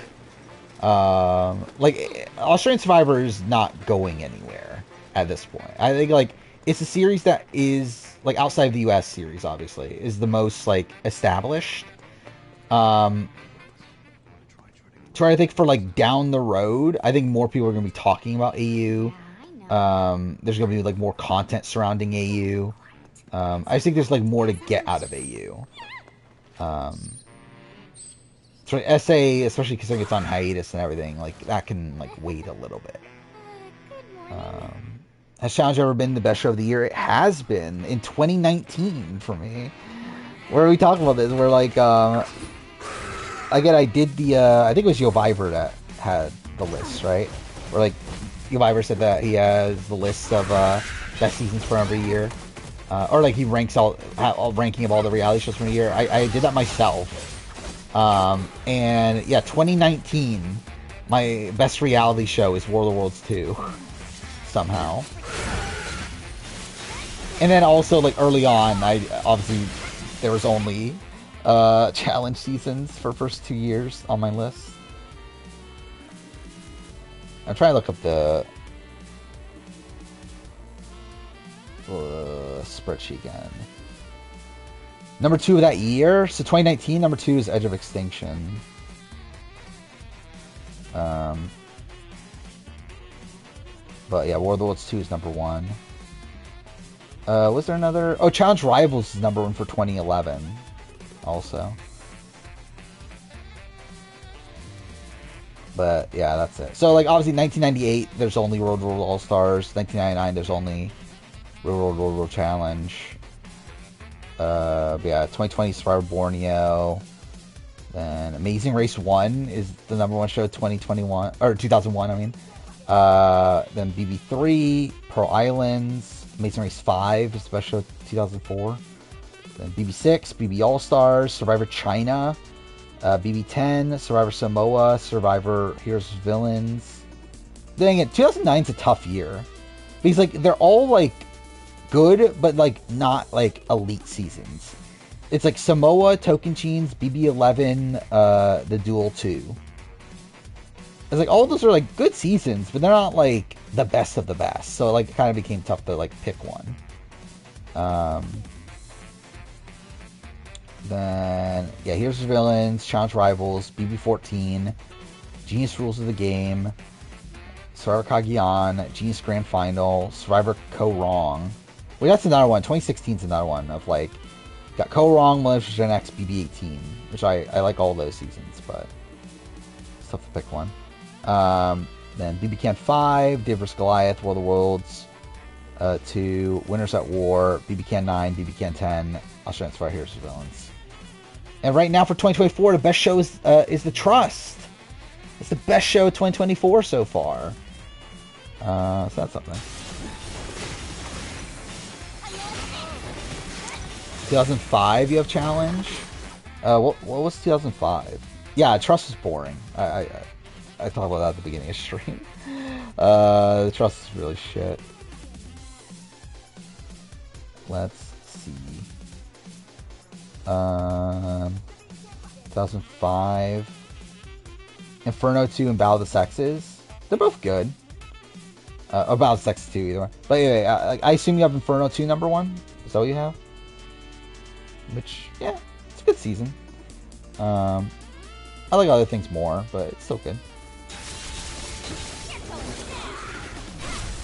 I talked about it, like doing your reality for former years. I'm not sure. I did have 2019 on the schedule, but I'm not sure if I'm going to go through with it. I think what I will do, like I would be shocked if I don't ever do this, is I think best reality show of every year. Like that'll be fun. Like just go every year and essentially just talk through what I just talked through. I think that could be a fun video. But like actually going back and like doing 2019, 2018, that sort of thing, I'm not sure. I wouldn't be opposed to it, but I'm also like, do I really want to even start that rabbit hole? Because I think once I start it, it would bother me to not finish it, and it's like, I don't know, do I really need to go to like 2003 and do one? I don't know. One season series. So like shows that only lasted one season. Are there enough shows that I've watched? I don't know if there are enough. But maybe. I mean, add the Trust to it. I'm not expecting the Trust to come back. Like, what am I doing right now?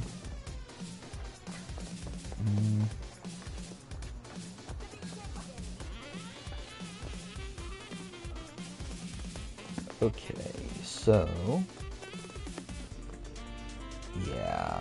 I think that must have been the right way, right?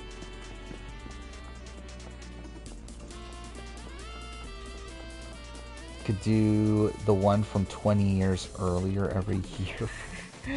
Yeah, like I imagine me like ranking every show from 2000, from like 2000. It's literally 3 shows. It's literally what, BB1, Survivor Borneo, and Challenge 2000.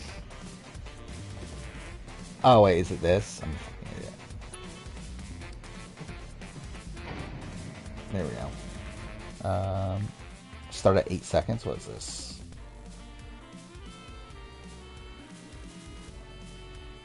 I've got good looks, and I'm not afraid to use that to get wherever I need to in the game.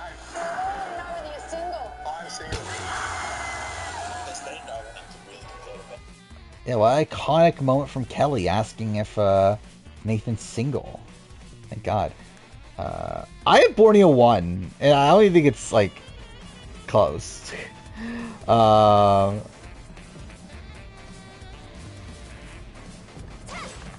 Where, yeah, like Challenge 2000, like actually, I think I BB, yeah, I BB1 last, right, on that, I'm pretty sure.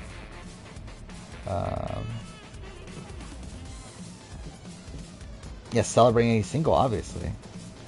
How could you not celebrate that Nathan is single? This will make me watch Dated and Related. Sure. I need to catch up on Corey's what's it called? Flavor of Love watch through. It's the same reaction as she did. Well, there you go. Yeah, Nathan, she seems kind of bland to me, but you do you.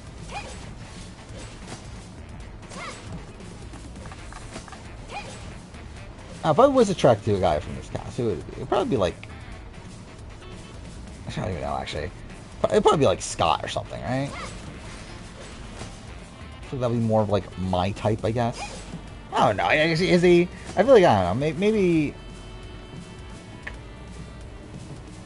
it would be like someone like a Charles or something. I don't know. Choose your entire team for Nathan. Well, I feel like, yeah, even if I was into guys, I feel like I still wouldn't even like the like bro-y guy sort of guy.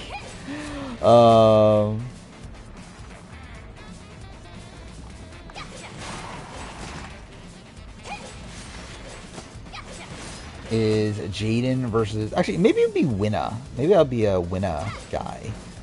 Maybe that'll be my pick. Why I'm watching Flavor of Love? Because I was watching one of Corey's streams, and he started watching Flavor of Love. So I was like, you know what? I've never watched Flavor of Love. Why not fucking watch Flavor of Love through Corey's streams? And that's literally the only, like, thing I watched from Corey's streams at this point, because I couldn't give a shit about the rest of his content. But, like, him watching Flavor of Love, I'm like, okay, I'll watch Flavor of Love. I think there's only a few episodes left. But it's fine. It's ridiculous, but it's what you expect it to be. Yeah, is Nathan vs. Jay gonna be the next King Kong Godzilla? Maybe. I didn't even realize they were on opposing tribes just now. I thought about it, but I can't wait for Will Neff to get to the King Kong versus Godzilla stuff. One of the best aspects of Blood versus Water. But I still find it so funny that the entire chat was telling him to not watch it. And also, Will Neff, it's funny how, he's on episode 2, and he sees, everyone's playing terribly. He's like, okay, I can see why people don't like this season. It's like, that's not why. You're not even at the bad part yet. This is actually when people like the season. Okay, straight, I think he's gonna like the season.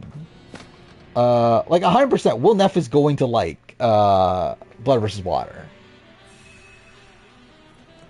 He's gonna love that Mark wins the game.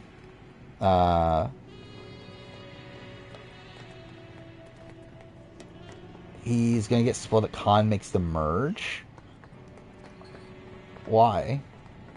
Am I addicted to mock Will Neff? What's that even mean? Imagine he hates Heroes of Villains. I can't imagine he hates Heroes of Villains, right? Now spill it. Who gave you that information? I feel like he's gonna love. Like I can't imagine where he hates it, right? Because like he loves George. I think he's gonna like he's gonna like Liz.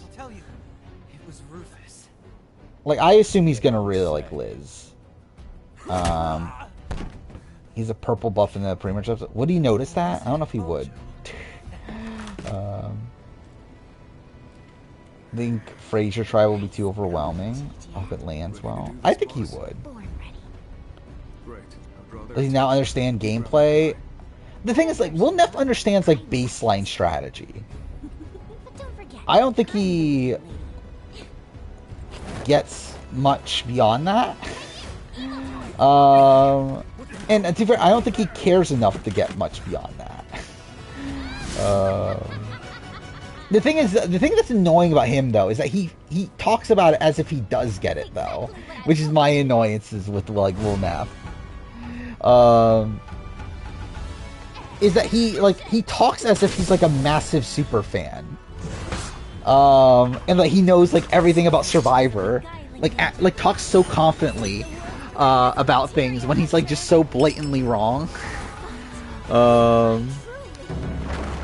Which is, like, part of the appeal, to a degree, of seeing, like, this guy that doesn't know Survivor that well, like, watching through Survivor. What's the baseline? Like, he gets, like, the initial thought. Like, he doesn't, like... Again, like, if he's on Survivor, I think he will understand basic strategies. But he's not, like, this guy that's going to, like create a 3... Like, no, he's not going to create a 3-2-1. Like, he's not a guy that's, like, able to think beyond that initial step, I don't think.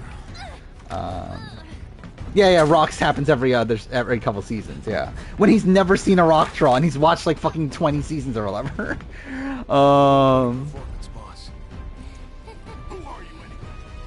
Yeah, like, that was such a stupid fucking argument, too.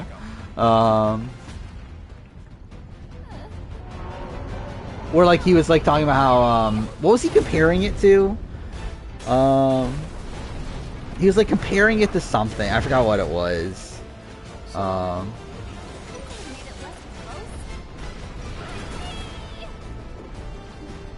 like, it was, like, something that had, like, 10% odds of happening. And he was saying, yeah, rocks is essentially that. When it's like, no, like, rocks happen 3 times, at least in Survivor US, across 45 seasons, when there's, like, fucking, what, 13 plus tribals a season? More than that. Okay, this is doing, like, no damage. A no-hitter in baseball? I don't even know what that is, but yeah, maybe that. Yeah, that was, like, just such a stupid argument. Where, like, even him, like, yeah, he had no clue what the fuck he was talking about. But also, I also love how, like, he constantly talks about Yule as, like, the best player of all time.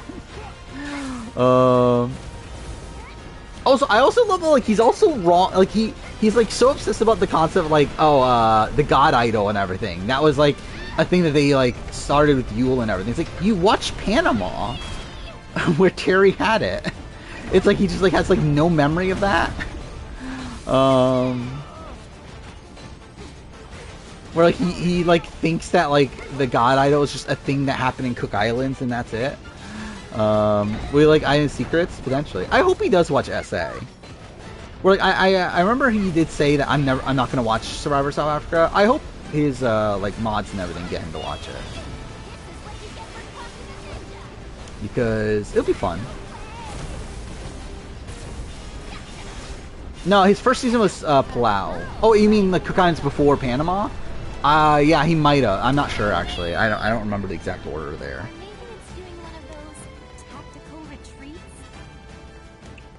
Because I remember his early seasons were, because, like, the 3 seasons that are not available online are his first 3, which I believe were Palau, Pearl Islands, and China.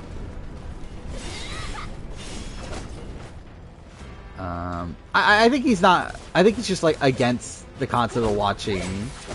At least as of right now, I think until he runs out, I think he's against the concept of watching, like, other versions. But we'll see. Yeah, that's what I said too. It's like, I don't get who the fuck told him to watch Palau first. Like, it's such a weird fucking season. And to be fair, like, knowing Will Neff, like, that's the type of season he fucking loves. He's just all about fucking challenges. But it's still, like, a weird season to, like, to recommend it. He doesn't know who the fuck Kim is. He's never watched One World. And never will, because he doesn't watch Survivor. He doesn't really watch Survivor. He only watches on stream, and he can't watch Survivor US anymore. So he's never going to watch any of the US seasons ever again.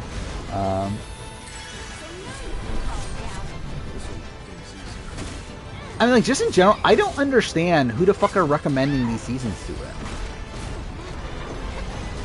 Like, in the order that he's watching them. Like, it's so fucking... Like, he watched fucking All-Stars 3rd of the Australian Survivor season. Which, to be fair, I believe, like, he said that the reason he did that is because he wanted to interview Harry, and he wanted to watch all of Harry's seasons first. But still.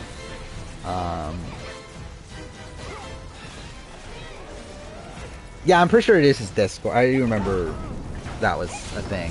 With US, at least. I assume it's the same thing in Australia, but... Also, I believe, like, wasn't he supposed to watch Brains vs. Brawn first, but he opened the wrong season? And just said, fuck it, I'm gonna watch this one instead? Because, like, he ended up watching Champs vs. Contenders 2 first. Because, like, it said, like, watch season 6. Yeah, like, the site he was using was obviously, like, including the originals as part of the numbers. So, like, season 4 was season 6 on that list. Okay, I'm about to die.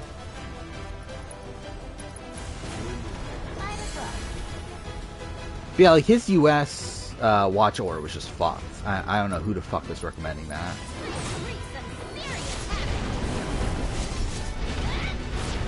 Like, even, like, China, I would say, is a much better season to watch first, right? Or Per Island. Like, really, the other two that you watch first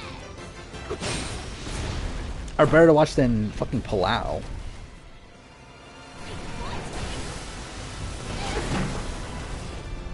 Even if SA has copyright issues, I hope he's able to watch the first 2 of Philippines. I mean, that'll be the only time he sees a fucking rock straw. Okay, what is going on there? But he's like, he's never watching US ever again. Australia doesn't even have a rock straw, right? Imagine he did a season ranking. Imagine. He did do a player ranking, right? Like after he watched after he stopped watching all the US seasons, I believe he did do a player ranking of the seasons he watched. I don't remember what the ranking was. Just, you know, oh wait.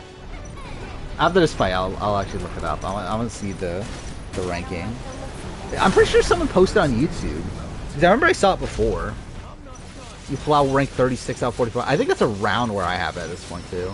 Like in the mid-30s. Alright, wait, let's see. Woolnap Survivor. Let's just see if that comes up. Yeah, here it is. Woolnap ranks every Survivor, ranks Survivor players. Saved my ass. Yeah, that's the link. Who do you have? Employee ID cards. They'll get you Oh, he had Parvati one. Actually, were they in order? I don't know if they're in order. That's where advanced weaponry's got But anyway, he had Parvati one. Then Yule, then Tom. By the way, oh, this is also a thing. I forgot about this. He keeps on talking about, now he keeps on fucking talking about how Boss Rob is the best player of all time. He hasn't even watched fucking Boss Rob seasons. I forgot about, that's also another thing that's like really funny about fucking Will Knapp. Where he keeps on talking about how he keeps on talking about his Mount Rushmore of Survivor, and he's talking about, oh, you gotta have Boston Rob. It's like, you've only watched Heroes vs. Villains. You've literally watched like one of his worst seasons. That's the only season you've watched of Boston Rob. Like you've literally never seen him play well. Deal. It's like, how are you like talking about Boston Rob as like all-time great player from that? About Sector 7, I mean. won't. Well, boss. Is Rob even on this list? I don't even think Rob is on this list, is he? Set up as soon as you're ready. Because I think this is a list that like his community put together for him to rank. But yeah, Rob's not even on here. Yeah, he has Parvati 1, Yule 2, Tom 3, Tony 4, Sandra 5, Russell 6, I feel like there's Did he actually? Like, is this in order? Because I feel like he would definitely say Russell's above Sandra, right? By the way, he really hypes up Russell still. Like, even after being told all the stuff about Russell. To think this is where those bastards plotted their attacks. So you can never watch Will Neff. Again, like, I like watching Will Neff in the sense that, like, I don't agree with, like, almost any of his Survivor takes. But I think it's just interesting to see this other perspective. Probably best if we don't stick around. Which, again, I don't agree with, but it's at least interesting to see.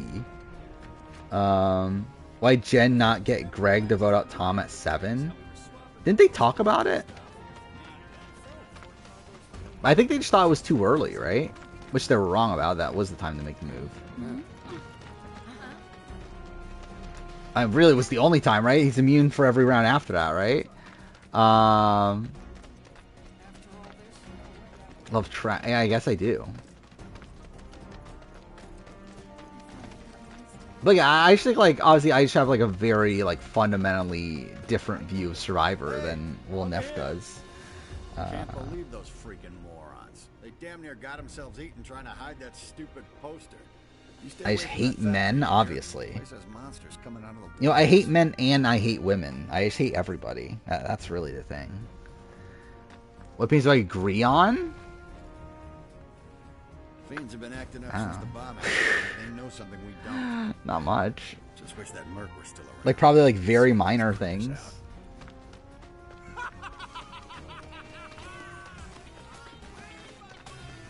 Oh, yeah. Actually, is Evie the only non-binary Survivor player? Are there more? I don't remember.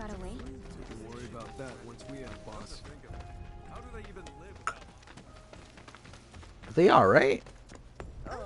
Is there more? Well, I'm talking about U.S. Like, obviously, yeah, I know international, but... Like, U.S. it's only Evie, right? And Evie was even... non-binary at the time, right? We'll be back here anytime soon. So make sure Yeah, same thing with Lyrsa. Okay? I think we're good here. Let's roll. Actually, I feel like we're getting further into this than I thought I would get. Better season to watch, first David vs. Goliath or Kageon? I would say Kageon. I think David vs. Goliath is like a little bit too much. I don't know. I said this before. I think like Tocantins and China are probably like the two seasons I would actually recommend first. Done its best to make things hard for you. Miss this training, there's no telling when the next will be. Maybe because I feel like David vs. Goliath is probably like a little bit too advantage heavy. And I think Kageon's like level of gameplay is a little bit higher than the ideal for like first season. I think Korong just has like some pacing issues that I wouldn't want to be like the first season. Fiji is the best first season, obviously. I trash Will Neff like I love trashing Aika, Janelle, and Sandra. I mean, I guess. I mean, Janelle is like, I believe, the second longest person I talk about my player ranking. So that's something.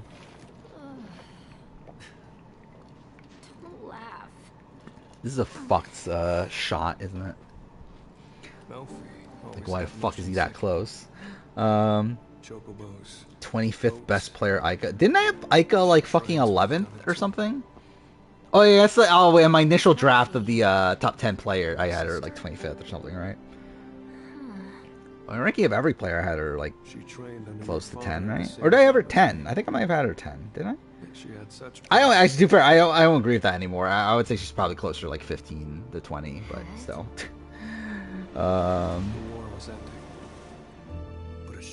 Fiji's the season of women going extinct. Only 2 women make the merge. Yeah. I mean, like 3 if you're considering the final 10 the merge, but yeah. Yeah, it's like all the early boots are women, right? Yeah. We're outside Gary getting medevaced. It's all women until Anthony, right? Is that how it is? So yeah, that's fucked.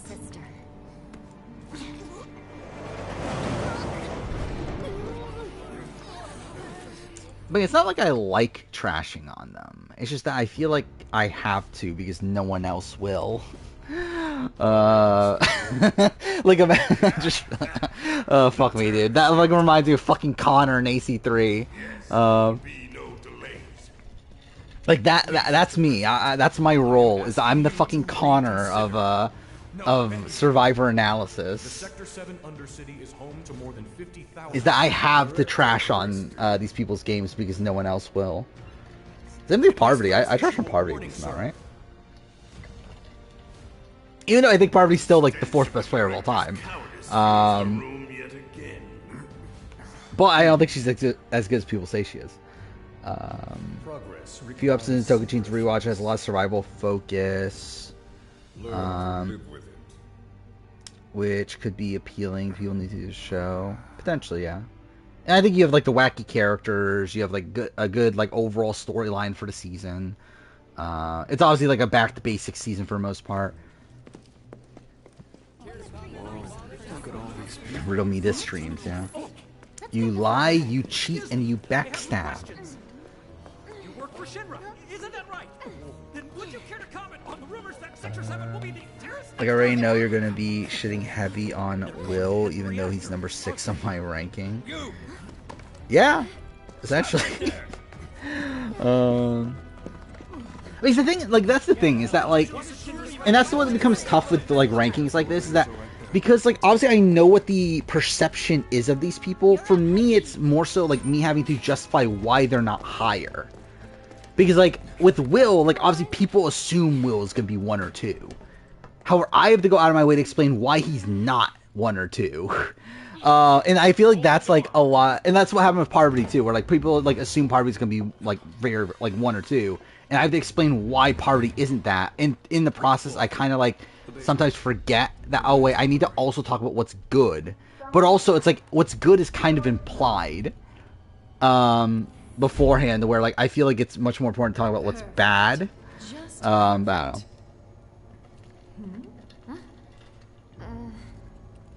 True or false? Lacey was for sure false, so was Rocky. But oh, how the mighty are fallen. Wutai colluding with Avalanche and resorting to terrorism. Oh, new Survivor winner ranking. Oh, this is 9 years ago. Fuck me. Who's at the bottom? Is that Fabio? Now they're nothing but blood-sucking flies who's number 1? Parvati. Yeah, that's something. Buster up 2, Kim 3, Sandra 4, Hatch 5. I would. 100%. Yeah. Not the graceless. What a lovely smile. What's this person done? Miss Survivor video for Andrew Belke's on there. Top 10 to never win. That's something. Gabler's my favorite winner, obviously. Like, legitimately, if I was to rank the winners on how much I like them, Gabler would probably be bottom 5. Like, I simply just don't give a shit about Gabler. Damn it. I'm trying to think, like, what would actually be my least favorite winner?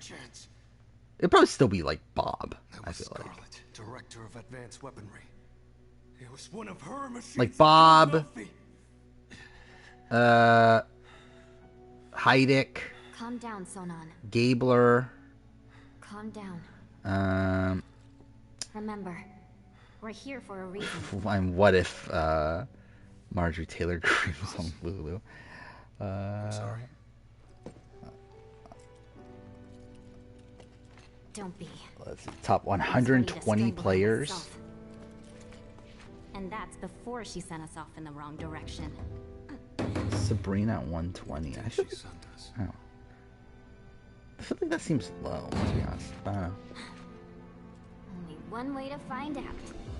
Don't worry, we'll get to materia research. Wardog at Frosty at 110. That's way too high for Frosty.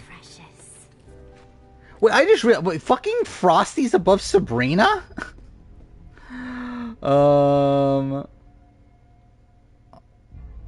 Like, that's kind of insane, right?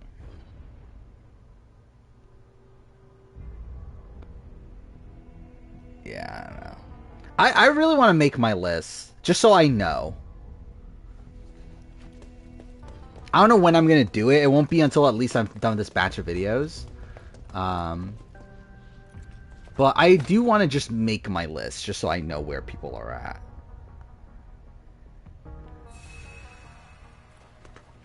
But again, that's insanity, putting Frosty that high. Like, I legitimately, like, again, when I get around the ranking, like, 700 people, I don't even know Frosty's at, like, 350. He probably is. But, like, I doubt he's, like, top 300. I assume he's, like, right in the middle. 94. Who's 94? You're ready for some serious action. It sounds like you are, too. Russell? Unlike my old I mean, I'm not some lazy drunk. I fight for what I would have him higher, but, like, still, I'm not, like, that upset. Behind bars, you mean? Not well, if the government's got anything to say about it. Good on him. Let's see, is there anyone else here? That's my master you're talking about. Stacy's at 98? That's way too high. Let's drop it. Not exactly my Sydney at 99 is too low in comparison to the people that she has around. Like, actually, Stacy is higher than Sydney Gillen? I just realized that. Like, why is Stacy so high? Like, Stacy was like a massive... Well, actually, I guess do first. Stacy probably gets a couple votes. I don't think Stacy's like a particularly likely winner. Also, like, fucked up her own plan and got herself voted out.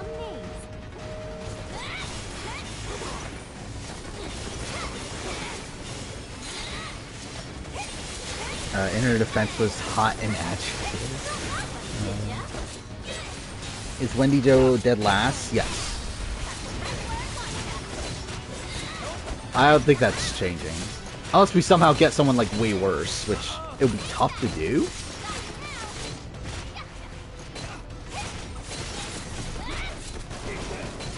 Where like Wendy Jo, to me, kind of exemplifies like everything wrong.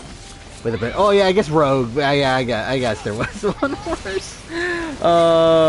But at least not on Survivor US. Yeah.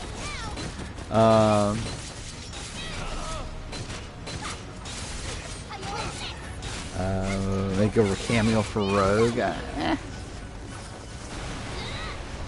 I mean, actually, yeah, we should just like put Rogue on Survivor US. Just so I can rank her. That's what we should do. Watch her get, like, expelled from the game on Survivor US. That'd be funny.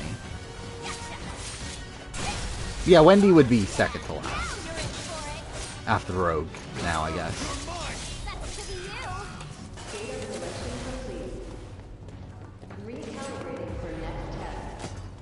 Yeah, I guess they both, like, emphasize everything wrong, right? I think Rogue... Like, I think Rogue has more actually, I don't know. Yeah, I guess it's like... It's kind of the same. Yeah, they're both kind of equally bad-ish. What planet is 84 top 100 player? Let's see. Yeah, who else is on this? Ty, Mike, well... Nalia... Jay... Brian Corden is at 84. That's funny. Brian Corden's higher than Russell Hantz? Yeah, that's... Gabby is number 80. I love Gabby. Again, I would simp for fucking Gabby if I was on a season with her. But Gabby is not an number 81 on best players of all time. Like, Gabby is not a better player than like Russell Hantz or even Alice. Like, she's above Allison? How? I don't even know how you can even argue she's above Allison. Like, just fundamentally, I feel like Allison's higher than her. Like, Allison literally outlasted her on their season. And, like, still had, like, massive win equity by the end, while, like, Gabby probably doesn't win if she gets to the end. Is Brian even top 84 of the first 11 seasons? He's probably like around there. First 11 seasons, how many people is that? Well, so only like 10 of them are like actual. So like it would be like around like a little bit under 200. 84 is a bit rough. I could see, like, I think he's like around there, truth be told. But like, obviously, like, not now. Yeah, because All Stars wouldn't count. Well, I mean, because All Stars like would be the same people again. So Brian hired a Mike White. Yeah, actually, wait, Gabby's hired a Mike White. Wait, and Allison is hired a Mike White. Actually, too fair, I guess like I can understand that argument at least. I wouldn't agree with it. I would have Mike White higher for sure, but like I can at least like I think there's at least an argument to be made. But again, I don't know what the argument is that Gabby is a better player than Mike White.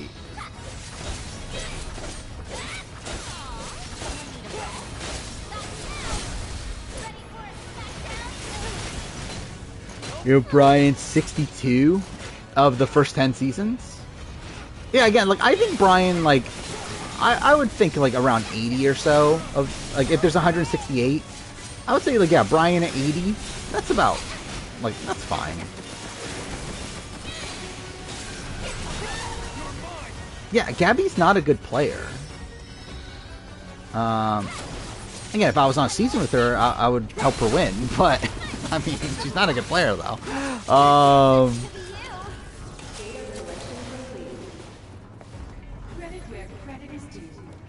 And, like, I think if she were to play on like most seasons, I think she'd like fuck it up for herself like 99% of the time. Zeke, Burton, Michael Yerger hired and coach. I mean, like, to be fair, Michael Yerger is kind of insane. And like, to be fair, I am much lower in Burton's game, but I think from the way that most people look at Burton's game, I can see it. Because like the thing with Coach is that like, obviously it took him his third try to get like a good run. And even then, like that third try was one that like again, like people, like again, don't look at like as highly as like I personally would. But I think there's a lot of people that like look at it as like, oh, he was always like this big goat and everything, and I just think people don't really take Coach super seriously. Who is the biggest disappointment in the rewatch? What do you mean, on All-Star, or what are we talking about? Again, probably Kathy, right? Yeah, I think Coach is tough to rank as a player. I don't really know what I would do with Coach. Because I don't think I think he has that one really good game. But his actual, like, him as a player in the grand scheme of things, I think it's just kind of tough. Is this season ranking? San Juan del Sur is that low? I mean, I think this person just bad opinions then. What's at 40? Worlds Apart. Okay, that's also bad.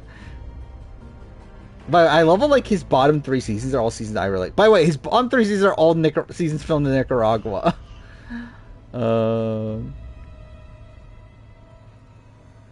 But, I don't know, whatever. Again, like, when it comes to seasons, I don't think it's, like, again, everyone has their own opinion. It's like whatever for me. I disagree with, like, things, but it's like, whatever. When it comes to players, though, I think that's where, I take it a bit more seriously.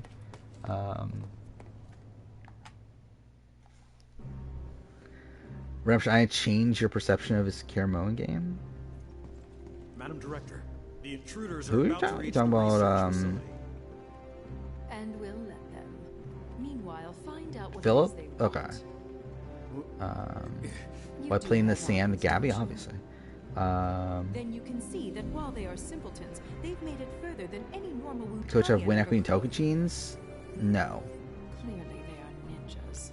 Like, I think his best shot is And they've come such a long way. against against Aaron, probably, right? Even then, probably not. Should provide a fitting Actually, I don't know. Like, would Steven and JT vote Coach? I think is the question. If they do, then yeah, he probably has a shot. Because he would probably have Debbie and Tyson. But I don't think like Brendan, Sierra are voting for him, and then I don't think Taj is voting for him. So like he would specifically he would need that one specific scenario, and like even then I don't think so. I thought some Debbie BB as a player, she's fine. I mean like not great, but like in the ranking of all the players, like I think she's probably like somewhere near the middle.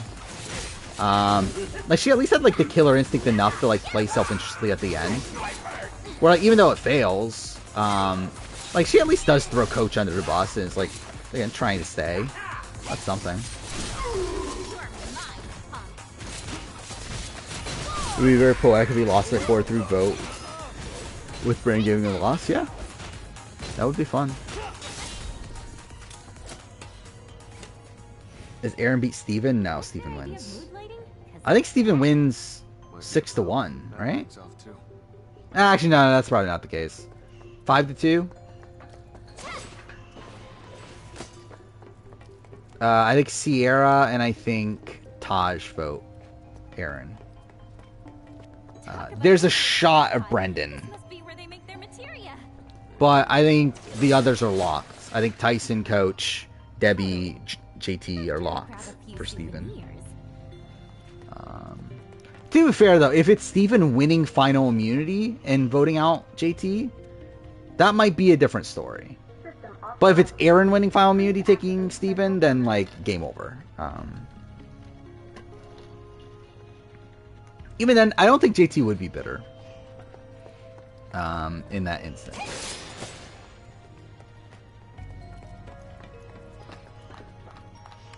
Actually, I guess you never know. But I feel like I feel like JT would be fine.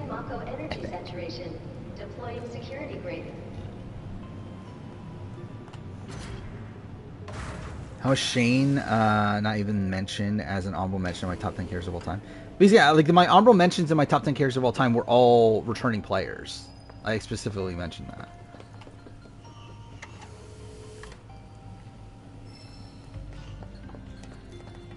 Because again, the way I structured the videos was for them to be like, because essentially my top 10 pre-merge character video and my top 10 one-time player character, those are essentially honorable mention videos for the top characters of all time.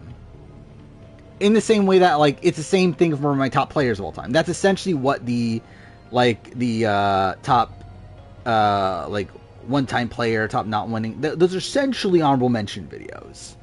Well, the reason those videos are made is because a lot of the people that I wanted to talk about wouldn't make the final list. So it's just kind of repetitive to like mention them again. So through that, I only mentioned the people that would qualify for this list, but not the previous list. Fuck, I don't remember this section going on this long. I was thinking maybe there's a shot I could finish this game here.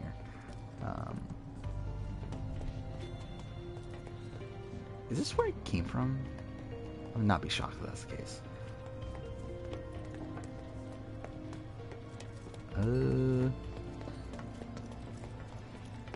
This is where I came from, right? Yeah, this definitely is where I came from.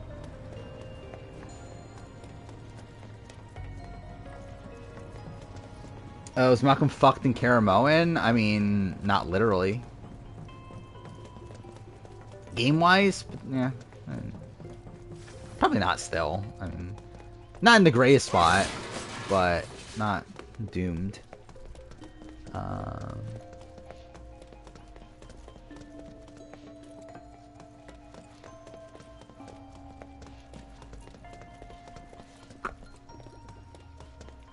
Is this the right way? No? Cool. Wait, is this where we started? I have no memory of like how the section started at this point. Michelle beating Kiara showed that you can never underestimate an older woman. Yeah, sure, I guess. Which Michelle and Kara are we talking about? But yeah, sure. Was Tyson only winning in the actual final 3 of Blood vs. Water? I forgot I think against Tina, I think it's close, right?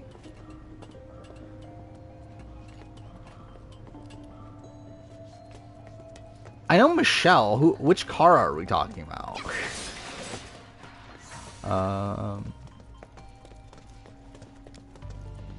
Top 10 old people. I mean, what do we quantify as old? But I don't know. I'm not dying for it. You're still posting this video? Cara Maria. Oh wait, we're talking about Michelle. Okay, we're talking about Challenge. I thought we were talking about Survivor.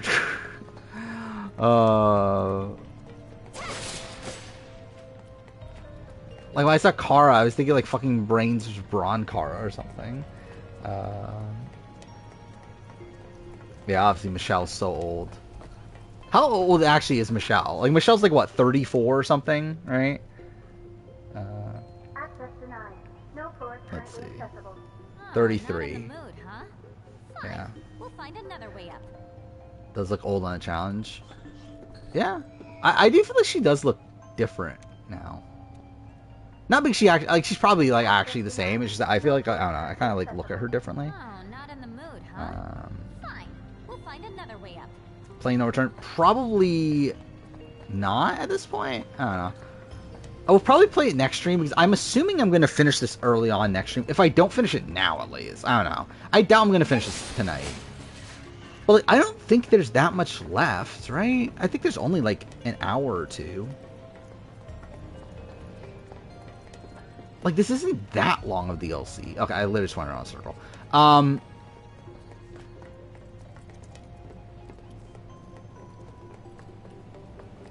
Like, I think what I'll do with... When I play Last of Us 2 Remastered, I think what I'm going to do there is... Well, obviously play the main campaign for a lot of it. But I think, like, last, like, 30 minutes to an hour stream or so, I'll do, a no return run. Access denied. No floors currently accessible. Oh, not in the mood, huh? Fine. We'll find another way up. Okay, yeah, that's where I was at. So how do I find my way up? Like, the thing that's annoying about it is that, like, because it's PlayStation, I would have to, like, end stream and then restart it, which means it's, like, a new VOD. Which I don't know, kind of annoyed by that aspect of it. So, like, it would annoy me to have, like, this as, like, a fucking 4-hour VOD, and then after that it's, like, less than 30 minutes of me playing fucking No Return.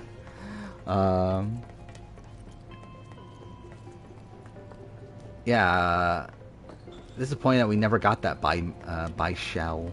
Actually, I guess to be fair, we did get by Shell on USA 2, right? So we did finally get that that character. What am I actually doing right now? I have no memory of what I'm supposed to actually do here. You would think it'd be this, but it doesn't do anything.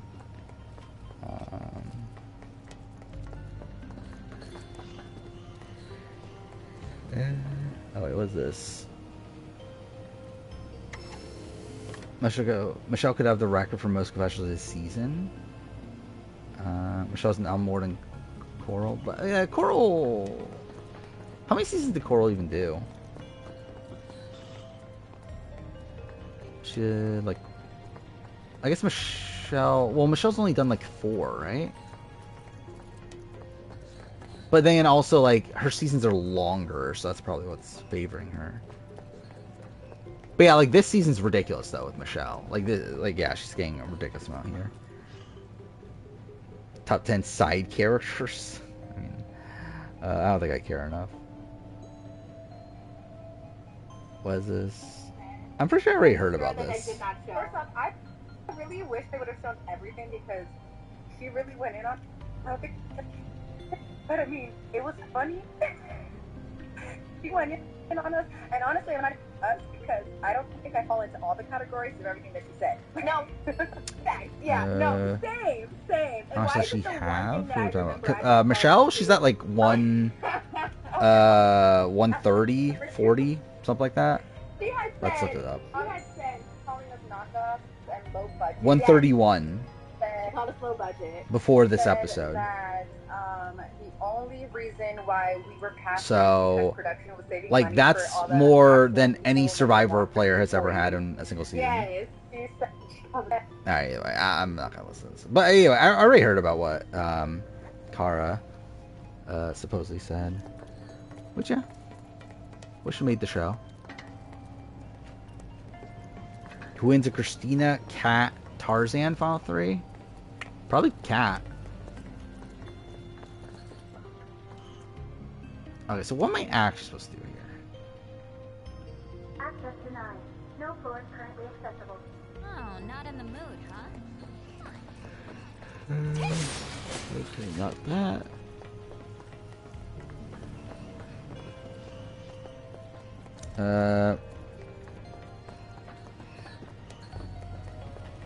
It was something, yeah, it was something like that, yeah.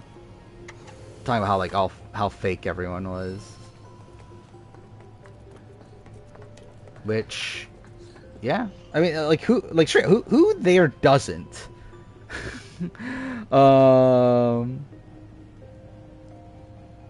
I mean, this is something I really want to talk through. But, like, yeah, who on that, again, not shaming anyone that does, but, like, who there is natural? Probably, like, Raven, right? I assume Raven is. Michelle. I guess it's probably easier to go the other way around. Like, yeah, Olivia, Mariah, for sure. Probably Colleen, I would guess. I'm not sure about Nerese. I would assume Nerese, but I'm not 100%. Melissa. To be fair, actually, it's not as much as I thought. I assumed it would have been more. Like, I'm not... Well, I guess, to be fair, like, Hui and them were gone. Actually, Melissa was gone by that point, too. Yeah, it's actually not as much as I thought. Yeah, I assume, like, Nerese's are just... I assume Nerese is just well endowed. But I wasn't, like, 100%.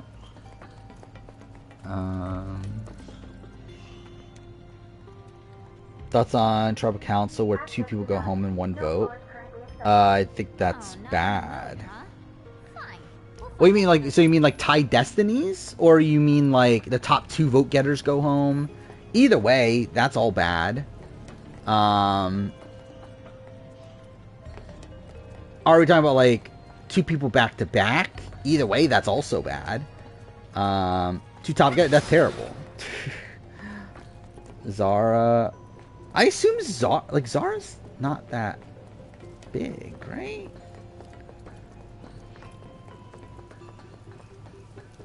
I assume Zara. Or are we talking about like beyond just breasts? Like, if we're talking about breast implants and stuff, then like, I assume Zara doesn't have. If we're talking about like beyond that, then like, yeah, I assume she's probably had some work done. Okay, yeah. What am I actually doing right now? Should I look up a guide? Should I do that? Should I Alan Wake this? Where I've been doing that with Alan Wake like every 2 fucking seconds. Oh, you meant she's probably natural. Okay, yeah. Think about making a double boot in your orc. Like, what would be the best way to do double boot? It's probably just a split tribal or something to that nature, right? Or it's like, even like a vote back to back. I don't think it's like the worst thing. Especially early merge. But,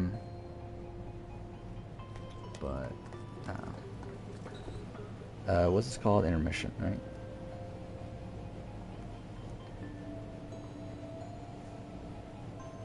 I didn't know until recently you can get needles in your face to get Botox. Oh, that you get needles in your face to get Botox. I assumed it was something like that. I'm not a big Botox expert. But I assumed it was something to that nature. Okay, let's see.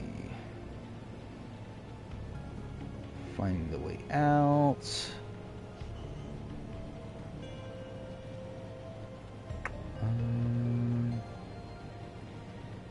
If I see the room, head to the elevator. Northward activated. Unfortunately, no floors are accessible, but that won't stop. Whatever. Move to the northern part of the room near the power terminal. Then look to the left and right, and you'll spot special movement tiles. Oh, okay. It's back here then. Wait. Where am I in the room? Okay, yeah, it's back here somewhere. I think a surprise vote of a quiz immunity is a good way to do double boot. Yeah, I think that's fine. Oh, it's here. Okay. Did not see that. Is that a security grate or a ladder?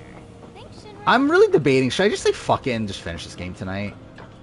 I'm like really debating it. Weird. I feel like there's not much left. But then there's nowhere else to go. Like, I think there's only like an hour left. And I'm willing to go another hour.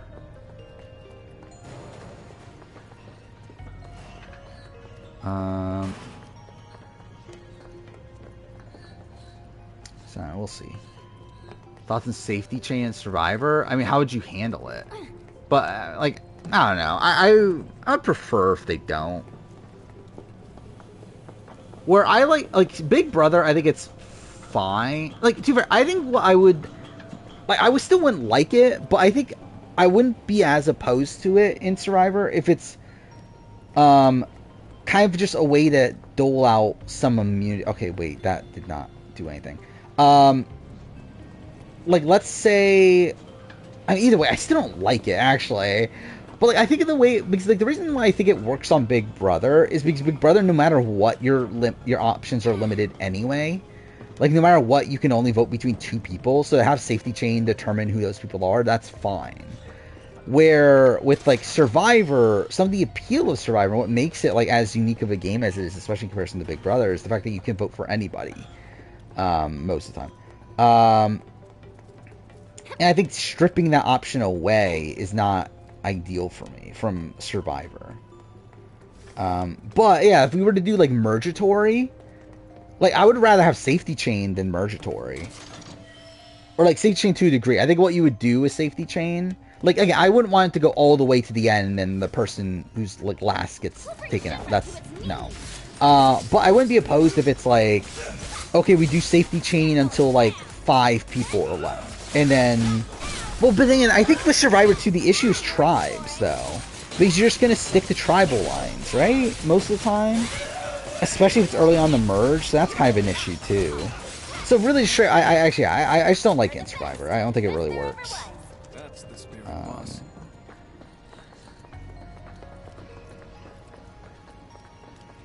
Yeah, like, I assume you mean, like, by that, like, you mean, like, the last 2, or, like, you, like, go until, like, the last few, and then you can only vote between those people. I think the issue is, like, the involvement of idols and that sort of thing, too.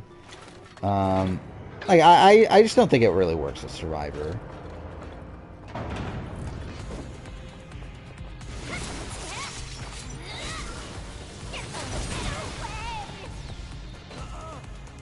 Oh, it's competition-based? What do you mean?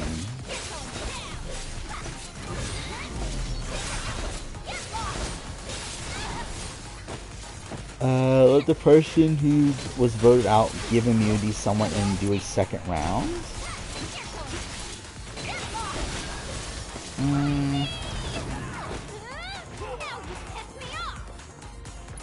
How'd that work?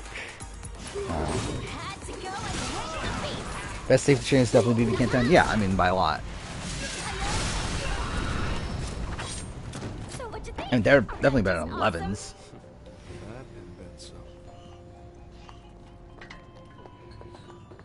What other safety chains have we had? I mean, we've had, like, obviously Challenge is doing it this season now. We've had Circle, right? What other shows have done safety chains? Obviously outside Sequester, because that's where it started. Yeah, they literally, like, pre-gamed it in 11. System offline. Please activate central terminal. Is it on here again, then? Oh, is it just this? Cool. Imagine naming your child after Zara. Of all people. I don't think Zara's a bad name, though. Zara's fine. I don't know if I would name my kid Zara, but I wouldn't be opposed. Like, I wouldn't be like, oh my god, what a terrible name. Entry lock released. I mean, obviously Kuzi's not known for the best strategic thinking. Maybe Quebec had safety chain. Last 2 non-pick players fight for safety. Loser gets eliminated. See, I don't like that though.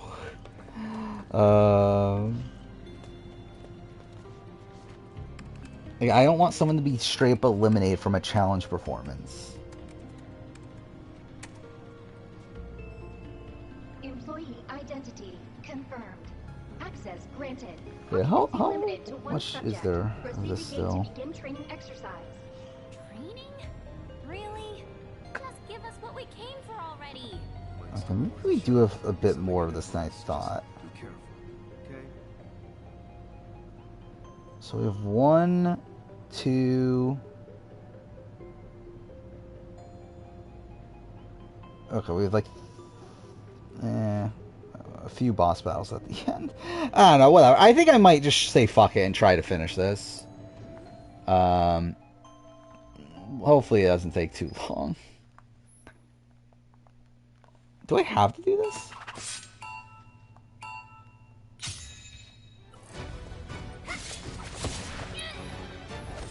Okay, cool. Wrong buttons.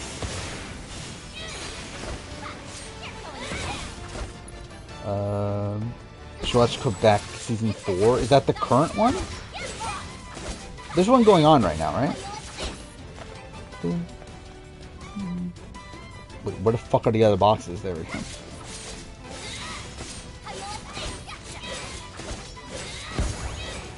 No idea for Safe Chain Survivor. Everyone anonymously votes for another person to be safe. Whoever does not receive a vote is up for elimination. Wait, so everyone anonymously votes for another person to be safe.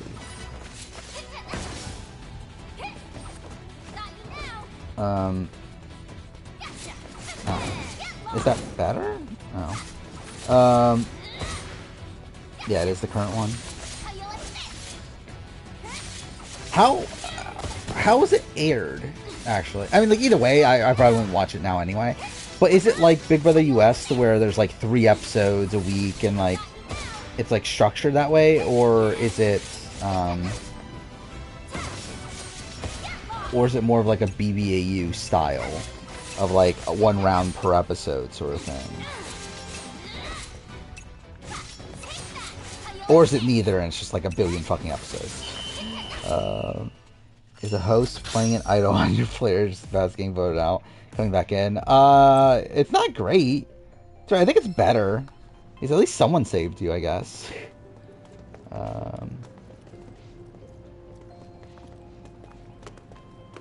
Okay, was that not what I was supposed to do? I keep forgetting how you changed the HUD. Okay, there.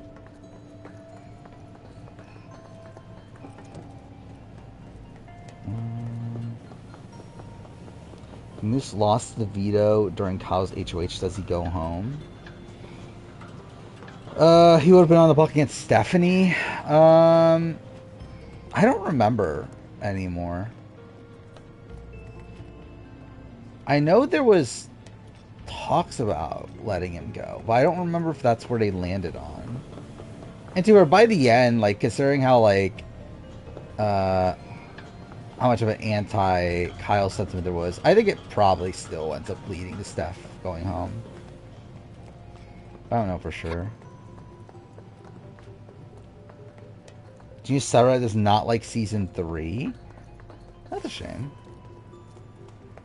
Like, I mean, I could definitely see the argument that's the worst of the 3, or the 4. But it's still good, though. Yeah, I think every season's good.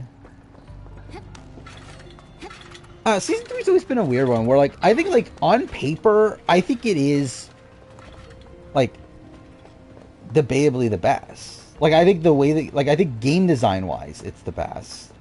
I think, like, strength of its cast, like, from a, like gameplay perspective, I think is probably the best as well. But I don't know, something's never like fully clicked for me with it, as much as the other ones, I should clarify.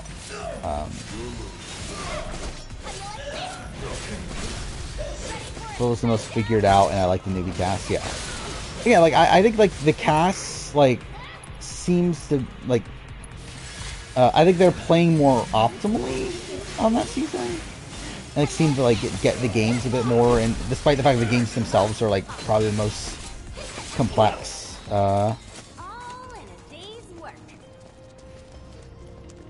On that season, where it's like I think with like Grand Final, like Grand Final is obviously very good also, but like it does feel like Grand Final.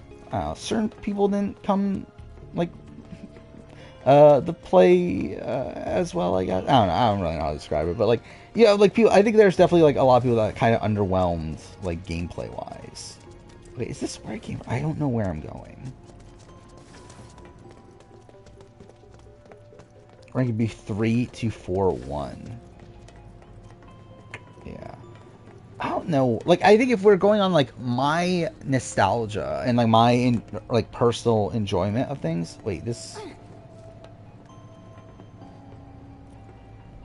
I'm so confused. No, that is where I came from, right?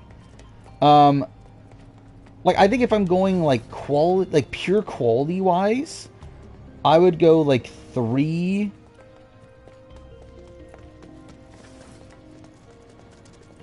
I don't know. I think 2 is the worst. Like actually, I love season 2. It's the season that I have the most connection to. Again, for my personal enjoyment, it's number 1, but it is actually the worst though. Like I think just the game design on it's like really fucked. It is a Sangman steamroll. Like I think like it is actually the worst season. I just don't care.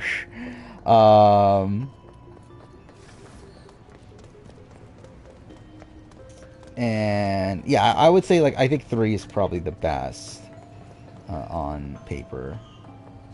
And yeah, 4 is a bit strange. Like I do think like 4, like game wise, obviously things are more complex.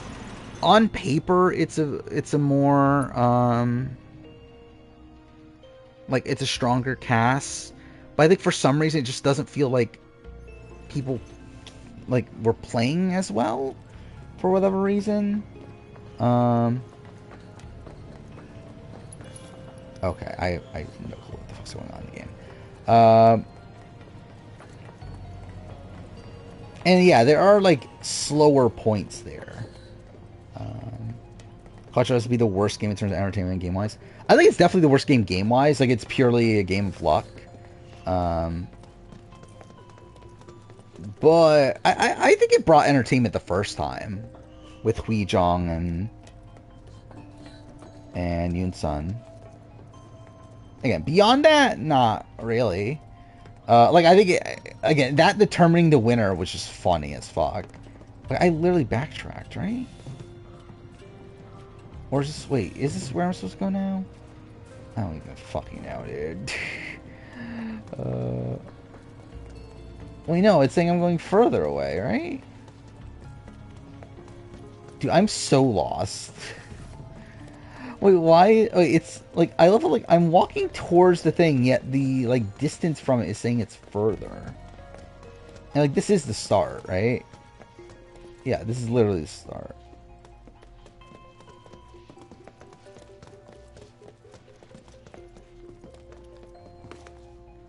Okay, cool. Season 4 lacks big moments. I mean, I think it has that in the beginning, right? Like, episode 1 is just all-time great episode. Episode 4, or episode 3, I mean, is also very, very good. And what, episode 4 is also very good, actually. But, yeah, I think, like, the middle portion of the season, I think, does, like, slow down a bit. Since Spawn Season 2's ending, so I loved it in the finale. I thought it would end the opposite way until the very end. Yeah, like the thing is, like, I think TV wise, it's not the worst, but I think it is the worst game for sure. Because it is, again, almost entirely luck. And I talked about this in part 2. I actually think the initial iteration is the best. Where at least there is, like, some game to be had. where you can at least like plot out things with your allies. You can at least like, again, you can do stuff. Where it's like, it feels like the second time around, like the fact that like everyone's in a complete separate room, and all that stuff. It's like there's not much like game to be had outside of just you get lucky of like who has what card at what time, and they make it even fucking worse, even more in Grand Final, where there it's a complete like AI that plays with you, which there's like literally no game to be had.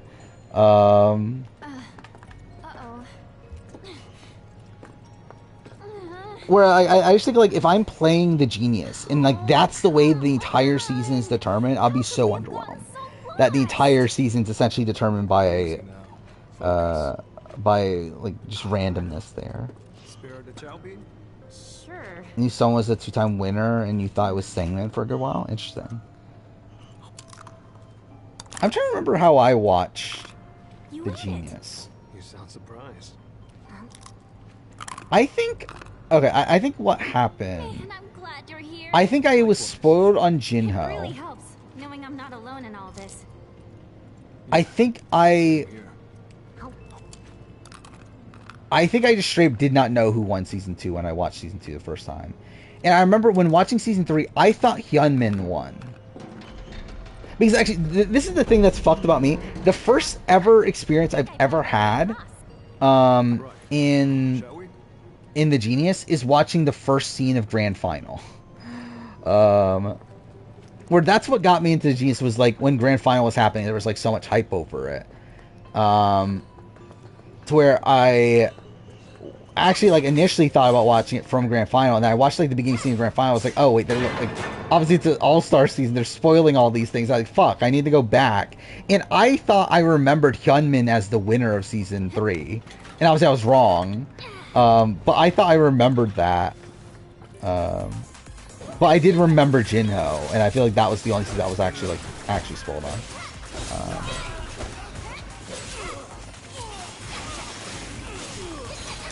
I believe Michigan's not until next week, right? I believe they just have they just took the week off for Michigan. Because that's what College Survivor does with merge episodes for whatever reason.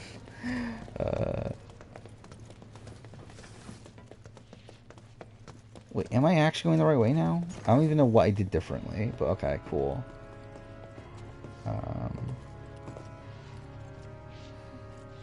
You heard of Jake before the trust? Why? Watching Season 3, your predicted first winner was Yu Yang.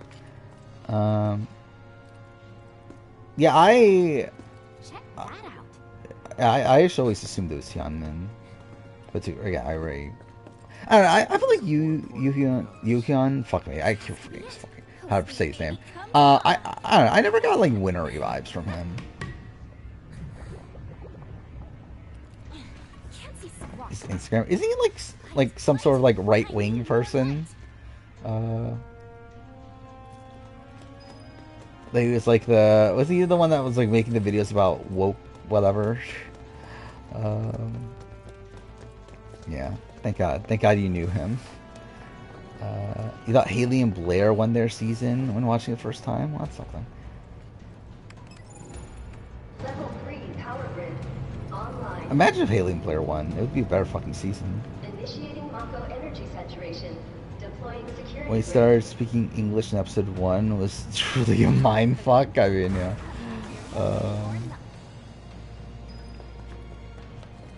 I think it's weird whenever I hear anyone from the Genius speak English. Because I've listened to like Ah Young also like do interviews in English. I'm like, this is weird. Like, this doesn't feel right. Oh, fuck. And then like Kyung-hoon, I remember he did like an interview.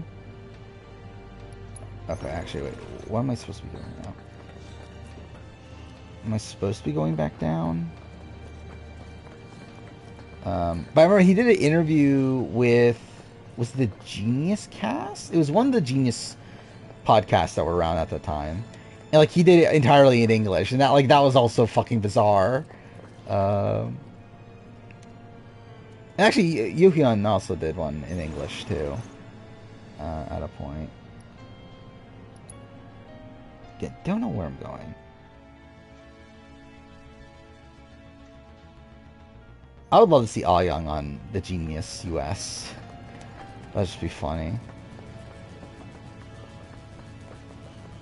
I don't know where I'm going.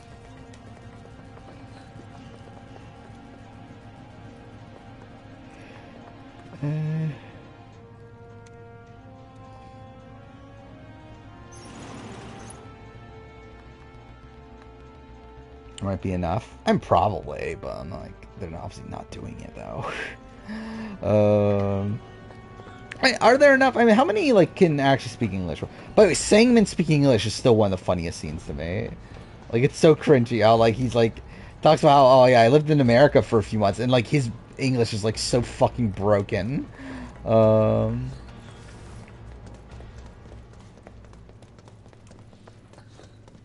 wait, here? Oh, okay. There we go. Cool. Is this Kelly and her girlfriend? Yeah. Oh, this is Parvati. Okay, yeah, I did see this also. But yeah. Why not? That'd be cool.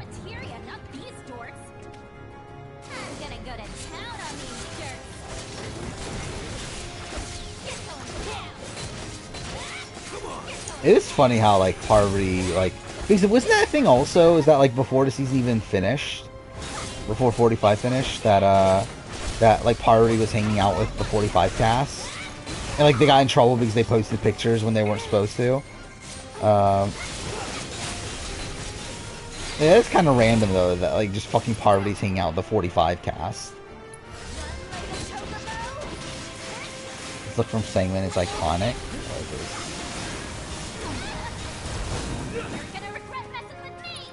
I got a fucking ad.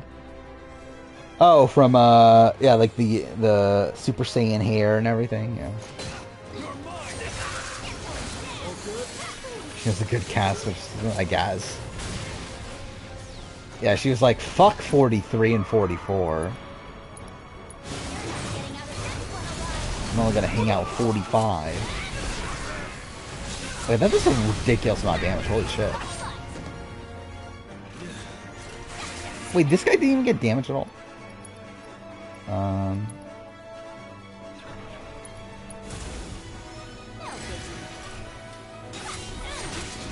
These are shit. What is this?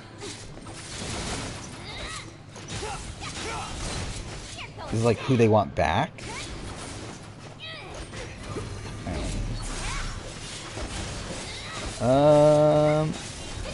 Is that NECA? For second chance? Like, why? Gabler for All-Stars? That would be good. I don't know why. Like, are people actually, like... They're saying it's realistic? Oh, they're fucking wrong, then. We think so. We can't say for certain, as their behavior is... Like, realistic? Like, Erica's not on. Shan is eh. Ricard's also eh. Drea's on. Lindsay, possible. Not for sure, though. Marianne's on. Omer, probably not. Carla's on. Jesse's on. The fact that Cody isn't on here is insane. Because Cody's definitely on. Cassidy's definitely not on. Gabler's not on. Carolyn's on. The fact that Jam Jam's not on here is ridiculous. Jam Jam is definitely on. Carson is possible. D, I would say, is question mark. Drew is probable, but not like lock. Emily is locked if she wants it. Caleb not being on here is ridiculous. Yeah, this is just entirely bad. Favorite Genius opening sequence? I don't remember all of them that well. I feel like season 2's I liked a lot, but I don't remember like grand finals or even season 3's that well right now. NECA, she can play the mom card better than she did the first time. Gold. Wait, better than she did the first time. Gold, great social game. What does that even mean? But Couldn't have said it better Yeah, again, myself. like NECA's never playing Survivor again. Lydia, production probably likes her. I can assure you, production does not like Lydia. I mean, like, I don't think they hate her or anything, but I can assure you, they don't, like, she's definitely not even on their radar for a returnee season. Yeah, I mean, I don't know. Welcome to our state-of-the-art weapons testing facility. This is where Is it not gonna let me save? Cool. Or not save, but rest up. You switch CC back for NECA. I wouldn't go that far, but like so. Yeah, NECA is not playing Survivor again. Like that's insane to me. Someone would actually think NECA is playing Survivor again. Alright, this is the season 3 one. Oh yeah, I do. Okay, I do remember. This is actually kind of cool. I do like. Yeah, like the comic book nature of it. By the way, I love all like my why you should watch The Geniuses in my recommended. That's 12,000 views. What the fuck? When did I get that high? Actually, I probably got that high during Devil's Plan. But yeah, those videos did ridiculous numbers during Devil's Plan. Obviously, it's slowed down now, but so that was kind of insane. By the way, my Titans vs. Rebels video is not doing great, but also it's like it feels like there's not that much hype for this season. Or like Blood vs. Water and Here's the Villains like both did really well cast assessment wise. Or like this season's like kind of doing like whatever. Like it's doing better than Brains vs. Brawn. So I mean that's something. But too far, I have like what, probably like almost double the amount of subscribers as they've done. Let's see, like Dark Saint. Yeah, don't know how much longer I'm going to be here for. I kind of want to finish the game. So I don't know. We probably will, maybe. I don't know.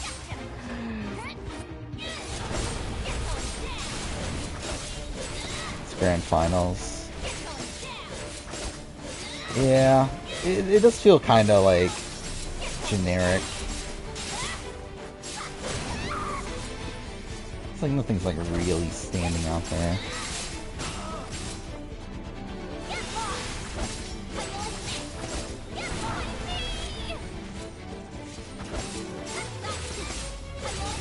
Got here, finish it. Yeah, probably will. I mean, yeah, like I think we only have like another hour or so. I think. Like, unless this section's, like, way longer than I remember, which, to be fair, it could be. Well, I don't remember this being that long. But to be fair, I have gotten lost a lot. Analysis concluded. Continuing trial. Select ordnance type to deploy for this trial. Season 2's music is slightly different. You know, you like the theme music? Selection confirmed. I don't remember. It wouldn't shock me if it is. Like, they probably tried something, like, wanted to try something, like, new there. Subjects approaching test site. Don't return around 5 a.m. I think I'm good. I'm not doing that. What time are we at? We're at 3:36. Beginning analysis.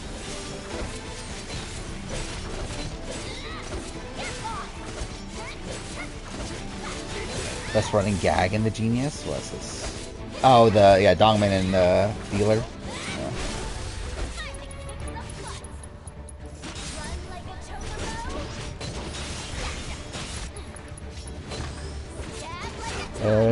What's the latest I've streamed? Yeah, probably like a little bit after 5. It was probably the Christmas stream, right? The Christmas stream, like, last year, like, 2022 Christmas. Where I know I went, like, over 6 hours. Playing, like, finishing, Plague Tale Requiem. So yeah, I think that was, like, a little bit past 5, yeah. Like, that's gotta be the latest, right? Has there been another? Well, I guess, yeah, it would have to be, like, it would essentially be whatever the latest normal stream, like, whatever the longest normal stream is, which I believe that's the case. Analysis concluded. It's like outside daytime streams, I think that's the longest stream. Select ordnance type to deploy for this trial. Selection confirmed. Initiating ordnance deployment. So, we got what? An hour and a half until then?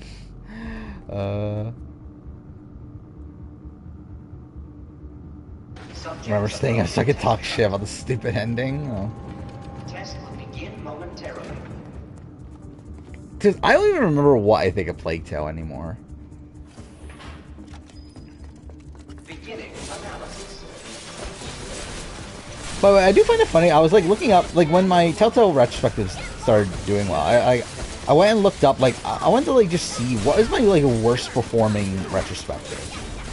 And like, I find it funny that like Plague Tale Innocence is like one of my worst performing retrospectives. It's not my worst, but like I believe it's like the third worst or so. Which I mean, to be fair, Plague Tale's like not that big of a game, I guess, in the grand scheme of things, right? But I think my Catherine video is not. I could look it up real quick, actually. Let's see, game retrospective. Let's see. View all, then by viewer count. Worst is as AC3 Liberation at 182 views, which is really bad. Then it's Nier Automata, which I think that's disappointing. But at 238, and then it's Plague Tale. And then Mass Effect 2, which I think that's also kind of disappointing for Mass Effect 2 to be that low. Then Uncharted, then AC Revelations, which I think that's all shame because I remember like really liking that video at the time. Which I think nowadays I would probably go more in depth, but at the time I liked it. Yeah, actually, Catherine's like relatively high. At 508 views, all those views.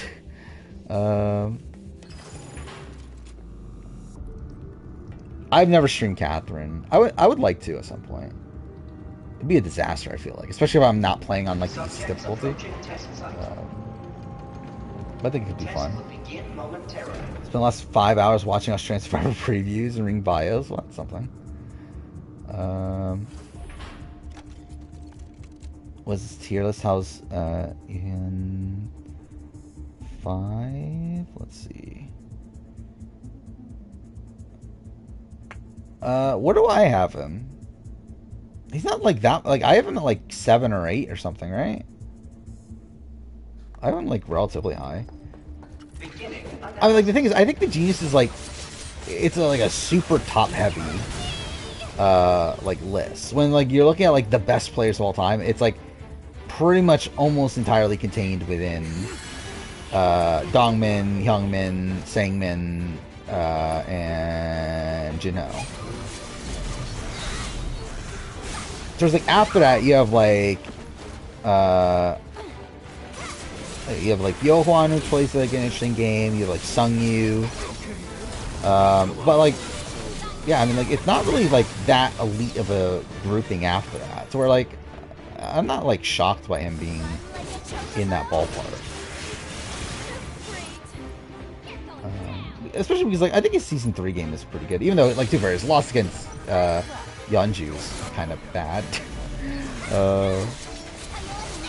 Yeah, obviously that's what I'm saying. Like it would be a fucking disaster. I would fucking be dying like every 2 seconds in Catherine.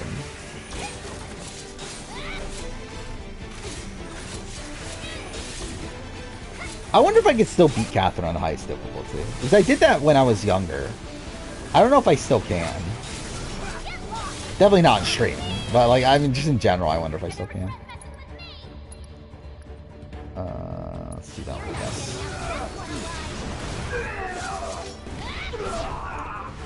By the way, I hate that my #1 retrospective is my fucking AC Origins one, which is like a really bad one. It's only 12 minutes.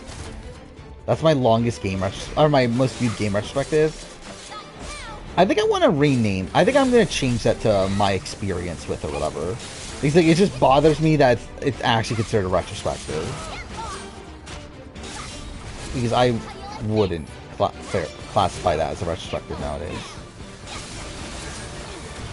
Which Catherine I go for on stream? I mean, I've always been a Catherine of a K person. I don't think have I ever done a Catherine of a Q? I don't know if I have. I think I've only watched playthroughs of it. Actually, but then again, I think Atlas blocked footage of that playthrough though. I think that's an issue. So like I would, if I wanted to stream it, I could only stream C and K. So maybe I'll go for C. Why not? How many games can I be in the hardest difficulty with confidence? Not many, to be honest. I think AC Origins I can. Like I still haven't finished Grounded in Last of Us. I know I can. It's just a matter of like taking the time to actually do it. But I've never like fully done. I've done Survivor. But yeah, I've never done Grounded.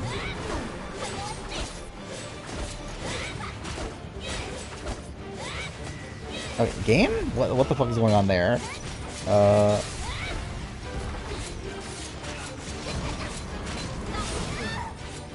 mean, I've only tried once, like off stream. I've only tried once, and then like I tried it again on stream, and I got to Pittsburgh, but then I like fucked up and like wasted too many supplies in high school. I remember. So like I could have just like reloaded an earlier save and stuff, but like, I didn't end up finishing that. But like, I'm pretty confident I can. Oh, you don't need to finish Grounded to get the platinum. Actually, I don't have the platinum in Last of Us 1 because Last of Us 1 requires multiplayer, and I have every trophy outside of the multiplayer. But yeah, I don't have the platinum in Last of Us 1 because I don't play factions enough. Nor will I ever. I do have the platinum in 2 though.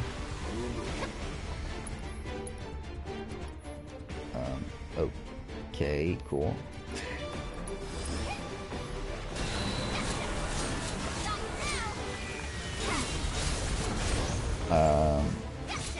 Servers are still active, but I just don't care enough to play.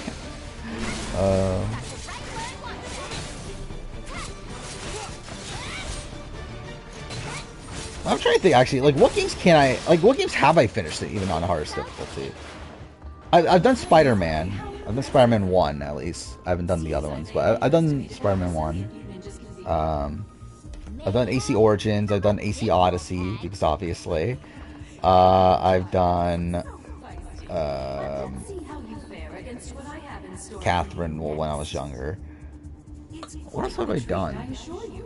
There's actually like not many. That might be it of games I've finished on the hardest difficulty.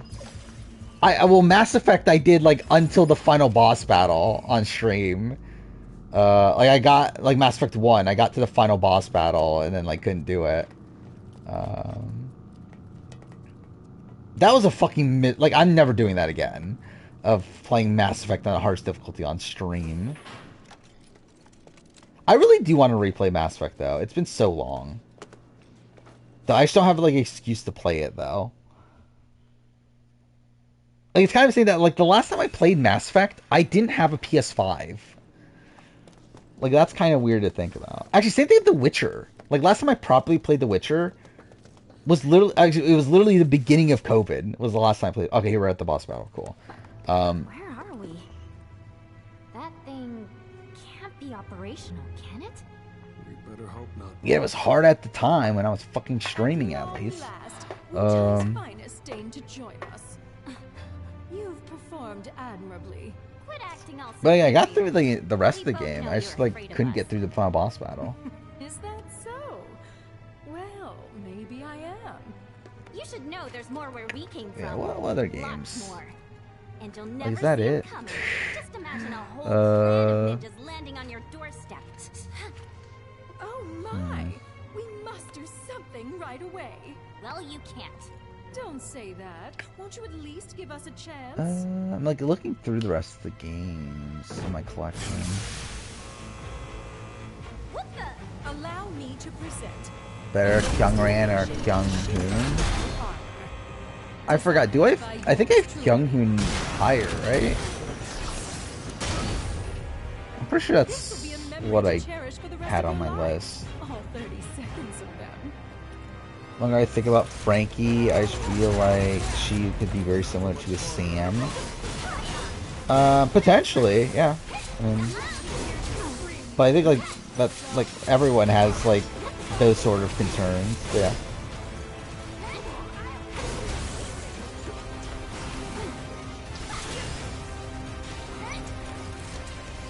Like really, I don't think there's anyone on here I feel like that confident about on this season of AU.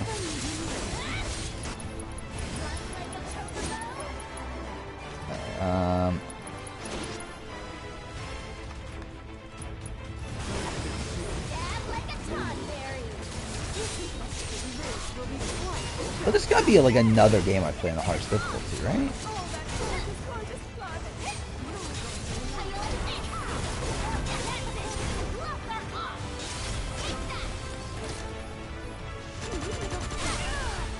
Oh yeah, Heavy Rain. I just realized heavy, if that counts. There are difficulty settings in Heavy Rain for some reason. Which literally all it is a like button prompt, like the quick time events are shorter or whatever.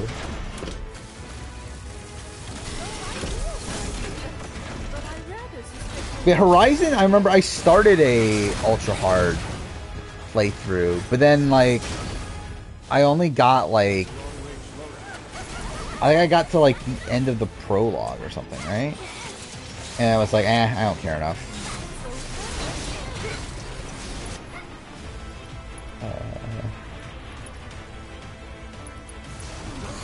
Life is Strange should have difficulty. It should. I mean, I'd play it on the hardest difficulty.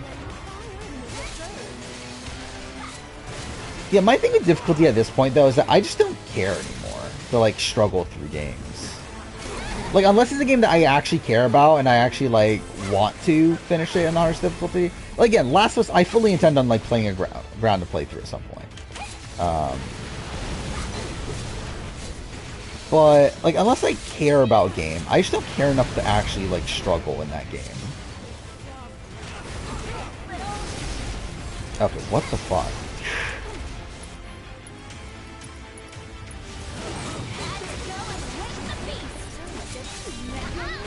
Yeah, like still, I wouldn't be opposed to trying Final Fantasy 16 on a hard difficulty.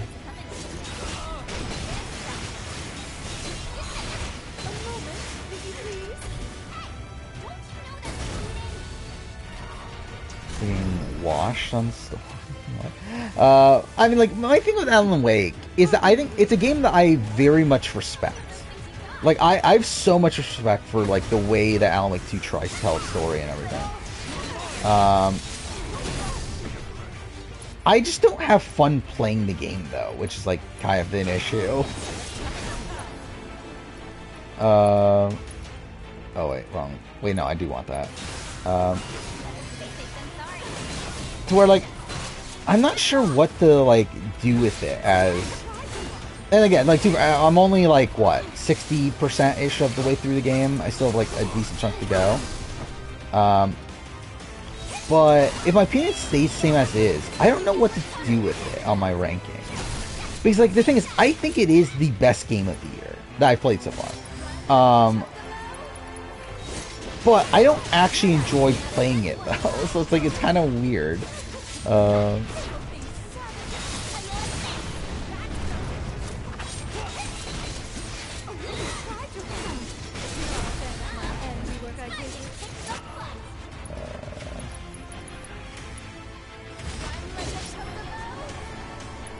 Oh, he has the limit.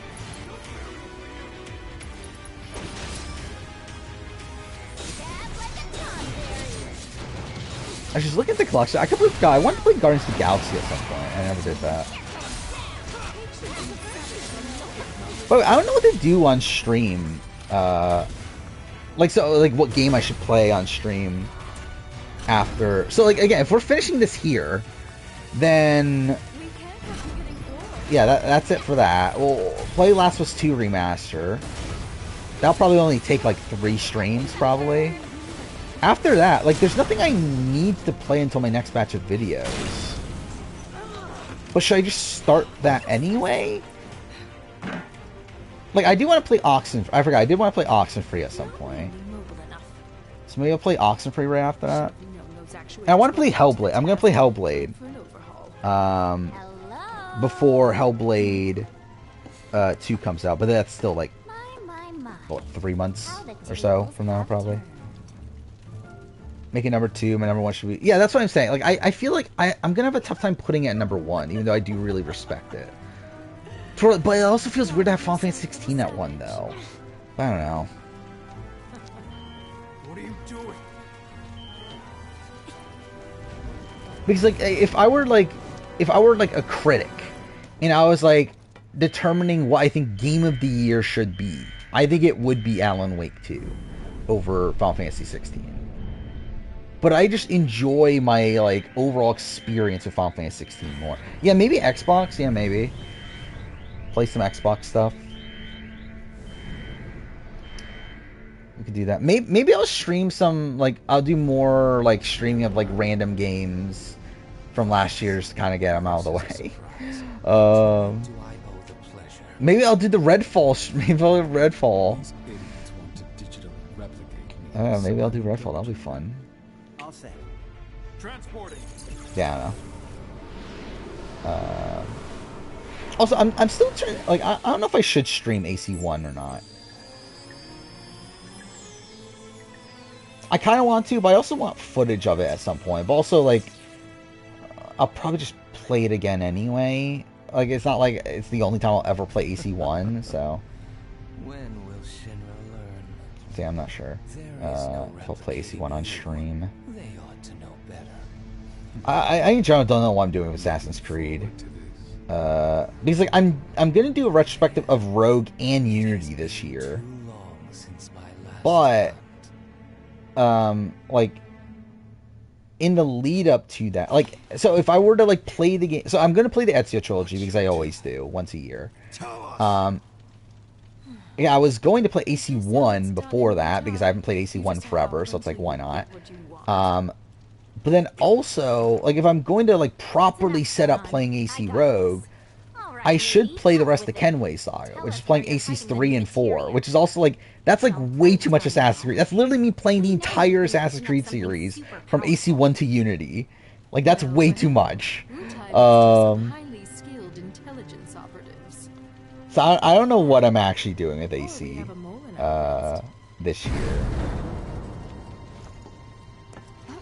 Because I don't know, that seems miserable playing the entire series up until Unity. You are correct that we're something this year, I want to start playing AC, most are on PS Plus. Well, that's something. However, like, to me, like, I mean, again, like, yeah, I shouldn't have to say, like, you should probably know my feelings on that from here, but like, yeah, Assassin's Creed's not the greatest series at this point. Actually, genuinely, I would actually like to go back to AC Mirage and finish it on stream, because like, I know they did release New Game Plus, which was my main thing of why I stopped playing AC Mirage on stream, is because I was just kind of annoyed at how, like, under-leveled I was and everything, or like, not under-leveled, but like how I have like the tools that I would have at the end of the game. Oh dear. I think your friend might have run into trouble. So like, maybe I'll go back to Mirage and finish that on stream. I don't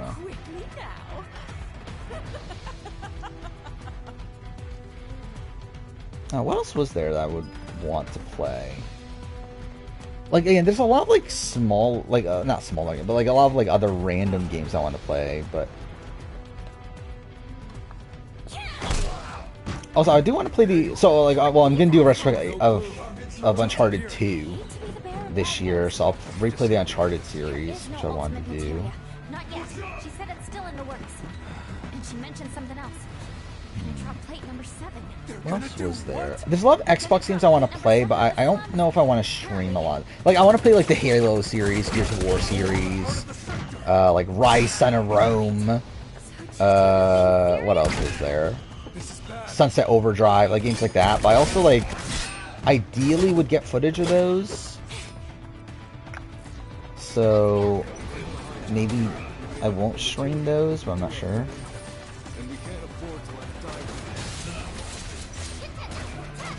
All 2 through Odyssey, yeah.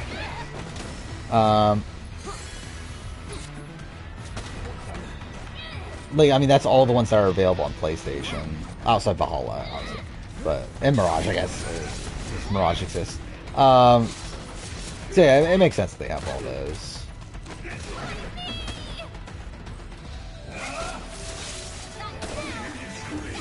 Obviously, I would recommend playing AC1. But obviously it's not available on, like, on PlayStation. So that's kind of an issue there. Which is why I haven't played AC1 in years, because I could not be bothered to actually play on my, like, PS3 or 360. But now I can play on my Xbox Series X in 60 frames. That'll be something.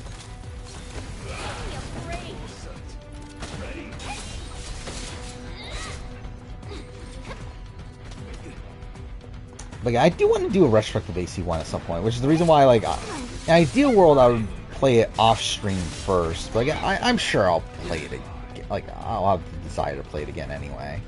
It's like with like Part 2 Remaster. Like, I'm playing it now on stream, but I'm also gonna play it again at the end of the year anyway, like off stream, because I will get footage for it for my Last of Us 2 retrospective. Which, by the way, at this point, I'm like 100% locked in. I'm definitely doing my Last of Us 2 retrospective for next year.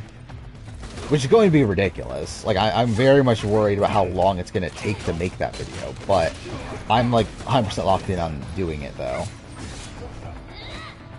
Especially now that remasters come now, and, like, we got all this, like, extra stuff coming out, like, with the commentaries, and we know that, like, the Grounded 2 documentaries coming out. Like, I feel like there's enough there to where I feel, like, more motivated to make it.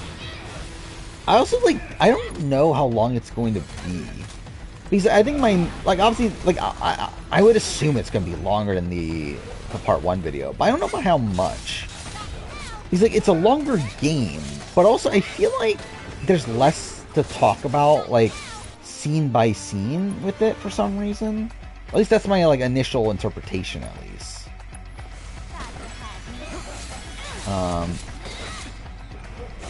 Whereas with Last of Us, it's like such a focused story where I feel like there's like a reason to stop down at like pretty much every like narrative beat to talk about it. Or like, I don't know if I feel that with Part 2. Especially because like Part 2, like it doesn't feel like it's as I don't know what the right because like with Part 2, it's like a lot of it is like following the same theme, I feel like, where it doesn't feel like there's as much like to break down throughout a lot of it. But I don't know. Like, I don't know how much am I really gonna talk about like about Ellie Day 1 when it's like simply just like, and like obviously there are things to talk about, but like for the most part it's like how much am I really gonna like stop down and talk about like just her following like Tommy's trail and all that stuff. But I did see that like I love how like someone on Twitter or whatever, like, because obviously now the Part 2 discourse is back where people are complaining about it again. I love how like one of the comments was like Part 2 is filled with so many plot holes I can't get past. Like, how is the path still blocked when Tommy supposedly went this way? It's like that's really your like major issue, Part 2. Like, that's really this like thing that ruins Part 2 for you. Look at like all the things to complain about Part 2. I feel like that's like one of the things that I like never once thought about my entire fucking life. as like a legitimate, like full-on criticism. Like obviously, like technically, yeah, it's like it is like something that's like, yeah, maybe like a little bit dumb, but it's like it's not like that big of a deal.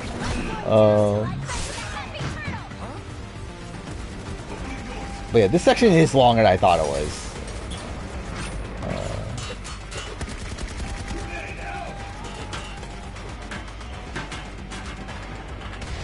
We should be like somewhat near the final boss though, right?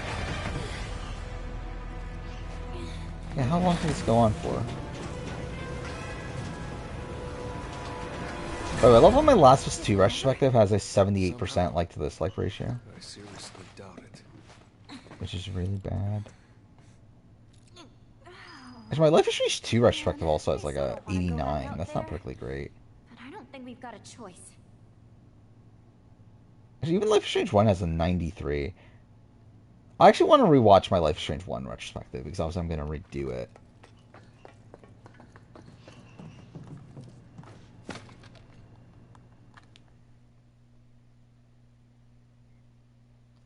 But it is funny that my Quantic Dream retrospectives are also starting to pick up views. Like, with my Telltale videos getting views, it feels like my Quantic Dream videos are also getting views alongside that. Where you have Heavy Rain's at, what, 2,300? Detroit's at 1,700. Both at 100% 100% like to dislike ratio. That's pretty good. Walking Dead Season 1 videos at 99.6. That's pretty good for that, too. Season 2's at a 97. That's lower, but still not that bad. Okay, where am I going?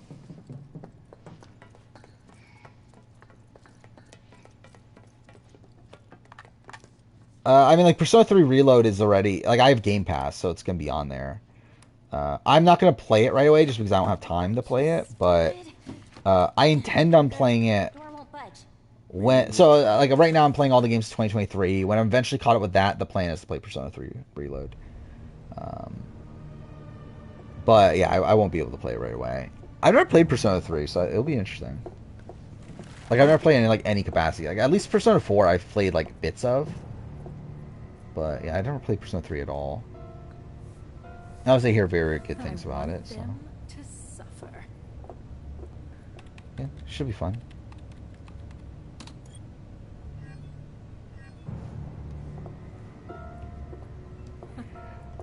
Yeah, well, I don't even know what game I'm playing next at this point. Like, Alan Wake, I want to have done by the end of the week.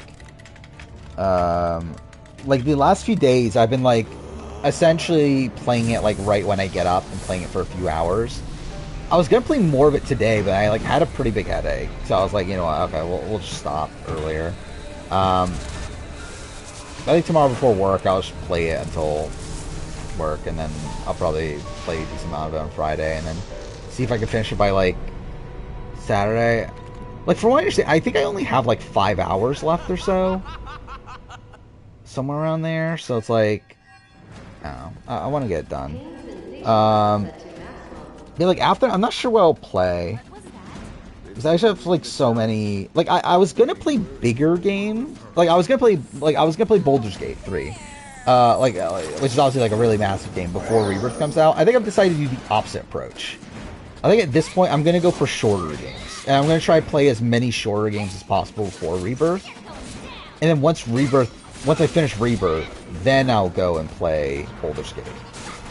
I think that's probably what I'll do now.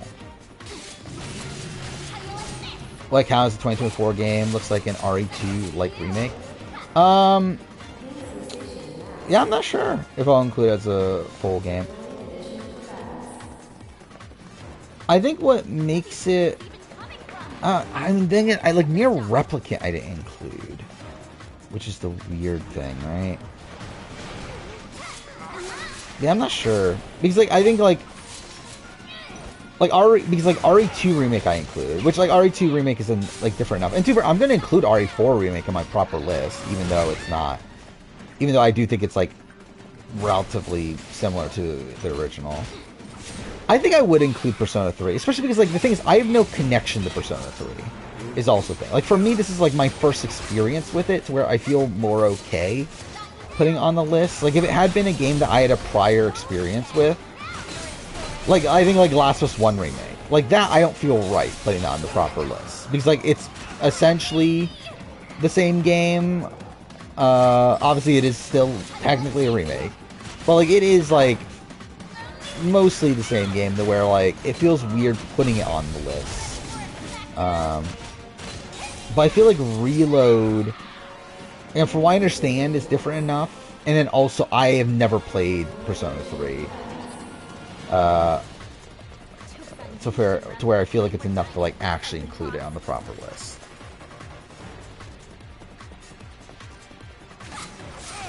Yeah, also, yeah, I mean, that is also a pretty big gap, too. Of PS4 to... or PS2 to PS5.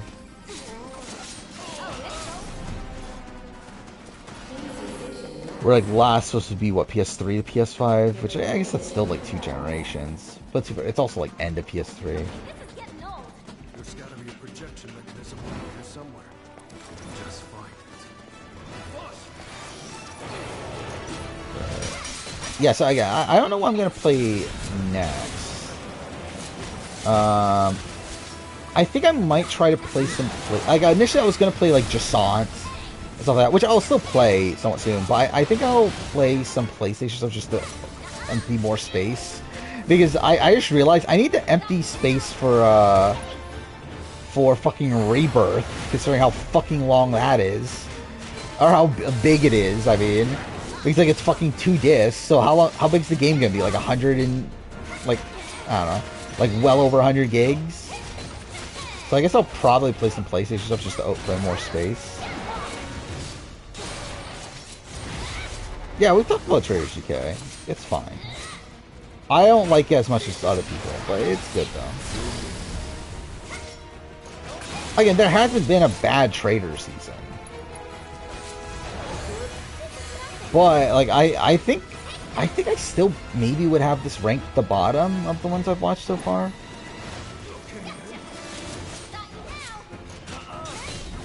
Like, maybe, like... no, actually, yeah, I think this would be the bottom. Because, like, even I feel like I was more invested in Canada even than this. There's a straight man running it like Suri, kind of. I wouldn't say he's playing as well as Suri, but yeah.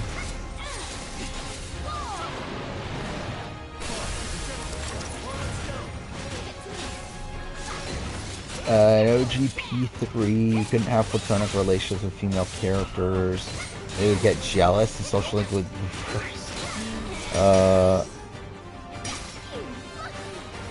So, like, if you're just friends, if you try to be, like, okay, so if you just try to talk to a female character, the other female characters would get upset? That's what, like, that's how it works? That's fucking stupid.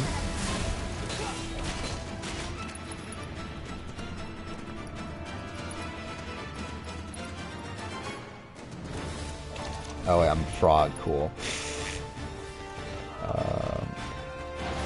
But I'm excited for Persona 3 real. Like, I wish I had the time to play it right away. Because I really would love to play Persona again. Like, play a Persona game again. It's insane that it's actually, like, how long has it been since I played Persona 5 the last time? It's been... what is that? 3.5 years? Since the end of, like, it was like September 2020, I believe. Yeah, so like almost 3.5 years.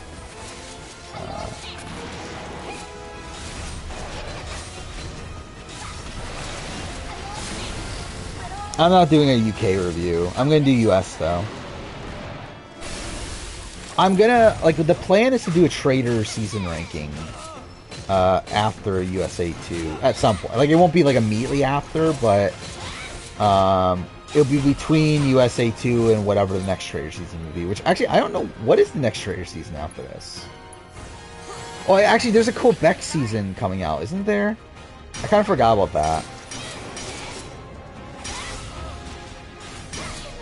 When is that starting?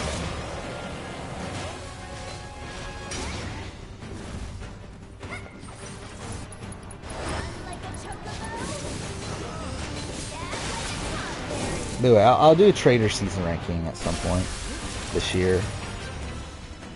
Yeah, NZ is probably the next that we know of, at least right now. English language, at least. Which, like, that's probably going to be towards the end of the year, right? So, yeah, I think, like, in between those two, I'll probably do a season ranking.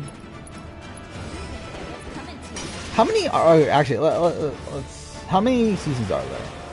There's 2 US, 2 UK, 2 AU, and 1 NZ. Is that it? So that's 7. Oh, no, Canada. So 8. Is it too early? Maybe that is a little bit too early.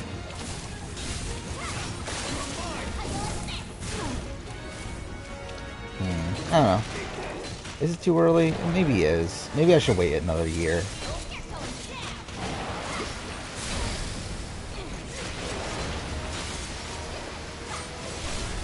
You know, by next year, there'll be...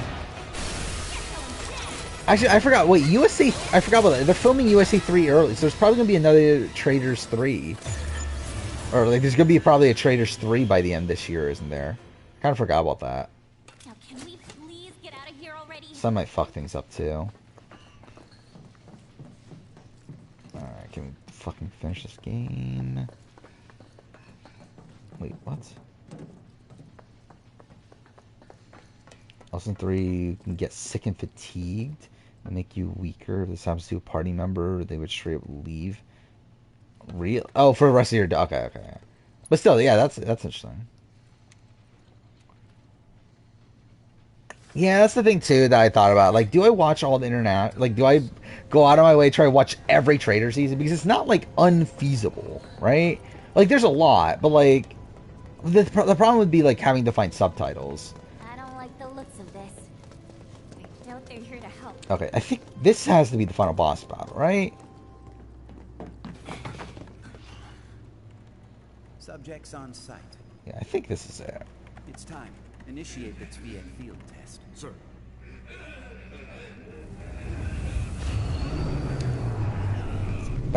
Or do I just stick to English language?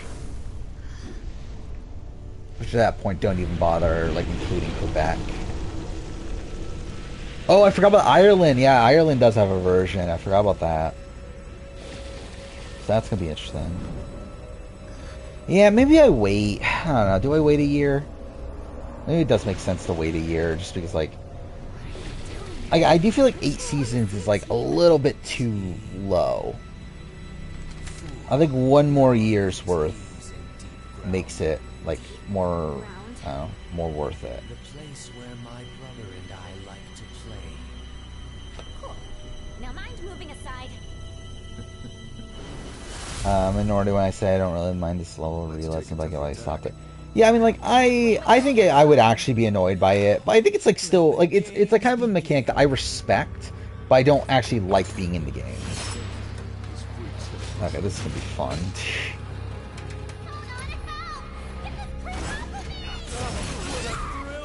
Yeah, thank God I'm not playing on a harder difficulty, by the way. Because I remember this fight's, like, really difficult, right?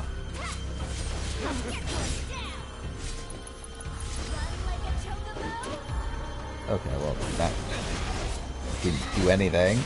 But it's like kind of in the way that like I look at like Red Dead 2, where like there's a lot of systems of Red Dead 2 that I don't like. And I'm annoyed that they're in the game, but I also like respect that they're there. I think that's kind of the way I would look at it with that.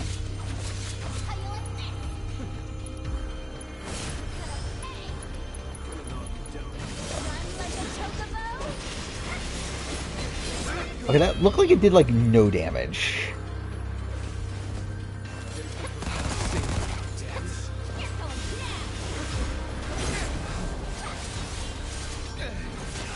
Okay, this fight's gonna take forever, but still, this is the final fight, right? So, like, we are, like, kinda close. I think we'll be done in like half an hour, hopefully.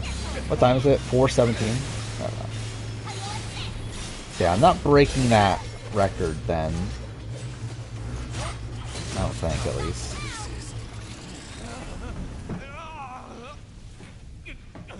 Abnormal readings detected. The control program's been compromised. Containment protocol. Yeah, so like next time we'll start Last of Us 2. How should I play Last of Us 2? I'm debating like, should I play it with the cheats on? Because I think that'll be kind of fun. Because I've never done that actually. And it's not like, and like also I'm gonna replay the game at the end of the year anyway, so it's not like I need to do like a fully genuine playthrough. But also I don't want it to go by like too quick. But also too clear there's no return though, and I do want to play some no return, so I guess it would like give me excuse to play more no return. It's a survivor aspect I respect, but wish it was in the game.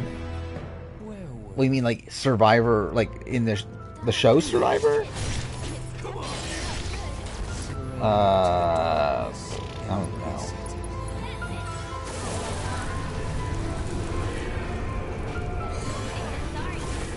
Yeah, I don't even know what the answer would be. Like, I think like show-wise, I think there's like more.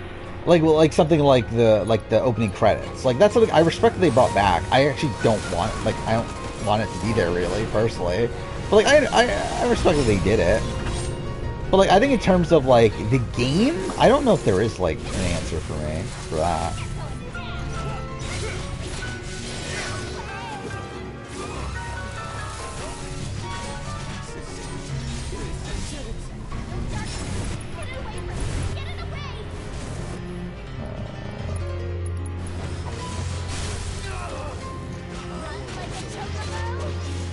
I hope he just like literally says the same shit over and over again.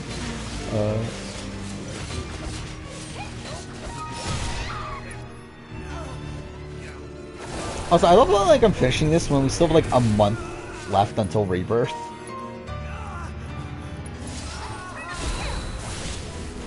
Actually, maybe that means I should play Crisis Core. Maybe this is a sign that I should play Crisis Core.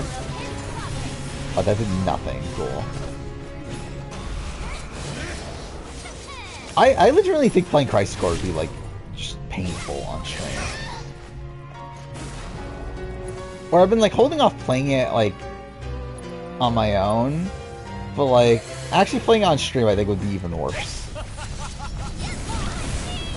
Cool. Especially by the end of the game. Well, I think it's like getting through the cave section at the end of the game would be just like dreadful.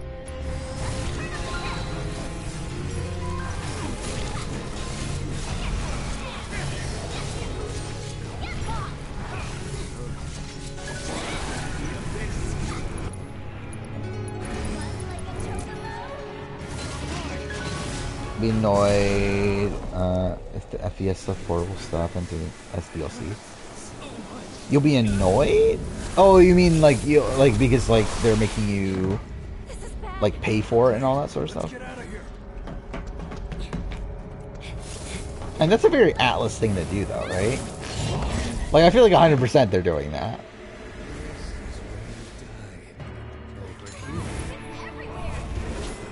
Yeah, because like that's the thing with Reload, right? Is that like it's not even like them remaking like the best version of the game, right? It's like the base version. So where like that was the thing, is that like people were like excited for Reload because they were like, oh, this is like the definitive version. It turns out it's not the definitive version. Because like they're not even including the FES stuff. Is the Immortality Deluxe Edition? I've not. I did see that that Sam Barlow, that's his name, right?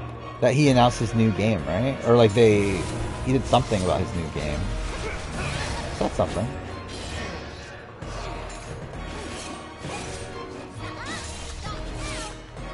I still need to play his other games. Okay, fuck me. Because I still haven't played any of them.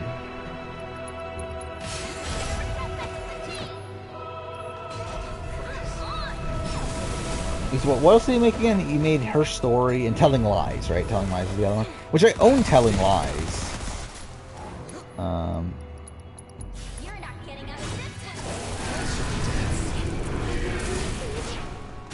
He teased 3 new games. 3 new games? Why does he have that many?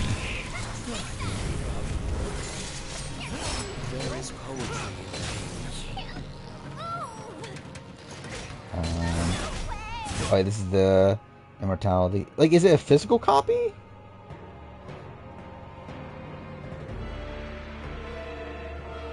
I assume so.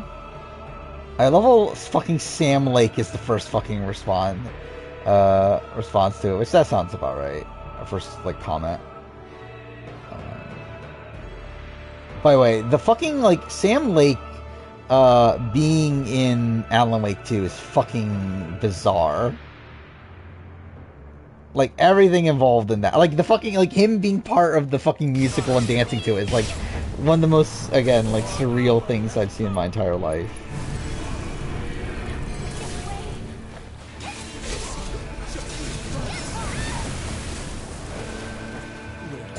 FES was the royalty. Yeah, I know that. And yeah, Portable added female character. So yeah, but yeah, 100% they're doing that though. Like a billion %. I'll be shocked if they don't. If they don't have that, it's like DLC that comes out like not even that long after the main game too. Like 100% it could have been part of the main game, but they're like, yeah, but we could sell it though.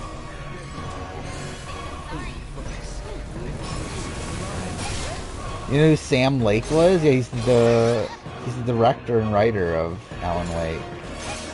And also he also created Max Payne, and he's also the face of Max Payne because he's the fucking face of Alex Casey, who again is essentially Max Payne. And actually, I believe was supposed to be Max Payne, like in the original like Alan Wake game. I believe what happened there is that like. So the books that Alan Wake writes are the Alex Casey books. It was supposed to be Max Payne. Like, Alan Wake was supposed to be the writer of Max Payne, which is essentially Sam Lake. But, like, that was supposed to be the case. But then, like, but they had sold the rights to Max Payne, the Rockstar already. So they couldn't get the rights to Max Payne, so they had to create a new character in Alex Casey.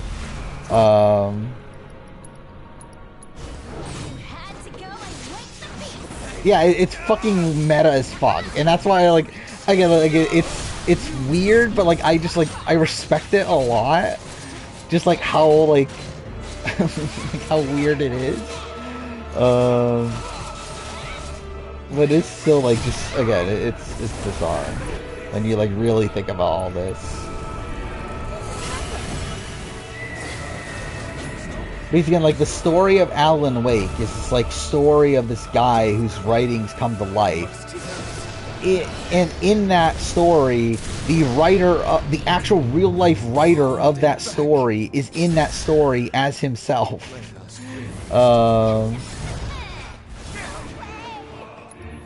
Okay, this is not great.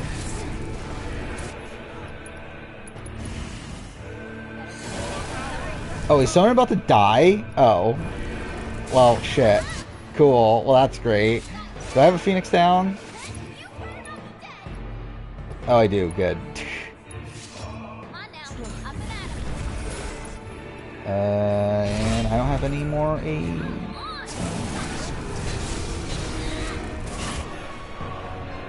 Okay, still not enough. I can't imagine playing this on hardest difficulty. I feel like that'd be fucking miserable. Yeah, I never played Quantum Break, and I have it. I could play on Game Pass. I bought a physical copy of it too. But I really want to play it. I actually want to go back and play all the Remedy games, or like all the important ones at least, because I own all of them. I just like haven't played a lot. Like I've played the original Max Payne when I was a kid. Or a kid, when I was like a teenager or whatever. At least I played it like years after it came out. But like I never finished it. I didn't really pay that much of attention to it. But I would like to play. Okay, cool. Those games like for real. Like I have them installed on my Xbox right now.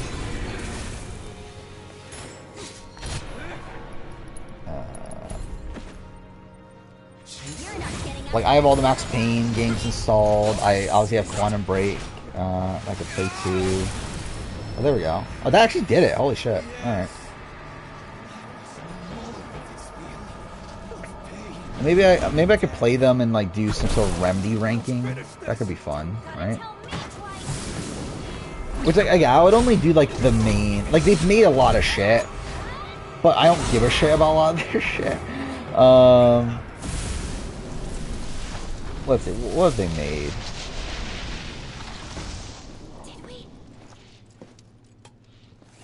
So like Death Rally is a game that like, again, I don't know if I'd bother, but like obviously Max Payne 1 and 2, Alan Wake, American Nightmare, Quantum Break, Control, and Alan Wake 2. I think those are the ones that I would rank. We should probably get going. Like, they technically helped the development of Crossfire X, but no, I'm not ranking that. And then what? They did like a whole bunch of iOS games. Could not be bothered. Okay, actually, they only did one. I assume they did more. Alright, maybe they only did one. Oh, no, they did, okay, and then they did a remake of Death Rally also, which I never played Death Rally. But maybe that would be like okay enough to still play. I don't know. But still, it's not like not that many games. So maybe like before Control 2, do a ranking of all of them. Oh no! I can't believe it.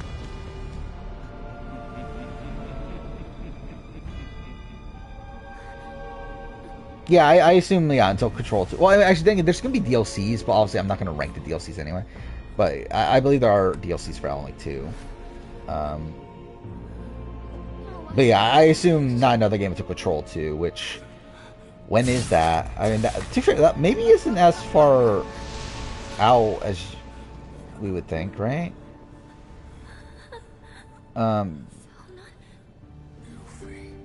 I guess you never really know. I assume they've already been working on it. Because we know that they've been making it since 2028. You really think it's that far? I was thinking like 2026 or so. Cerberus, yeah, thank God. Imagine I played Dirge of Cerberus on stream. That'd be fucking miserable too. I own it. I own Dirge of Cerberus on PS2.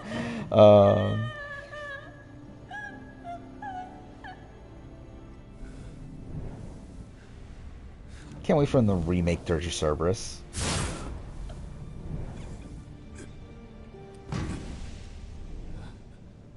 But yeah, like, because like what? Control came out in 2019. Like, obviously the studio was also working on Alan Wake 2. But I don't think they were only working on Alan Wake 2, right? Like, they're a big enough studio where they're probably working on... and if not, they're probably in pre-production of Control 2.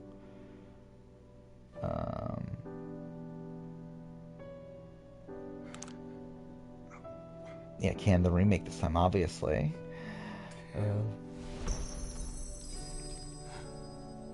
2027. I feel like they're going to take their time with the next game, given how well Alan Wake 2 was received. Yeah, maybe.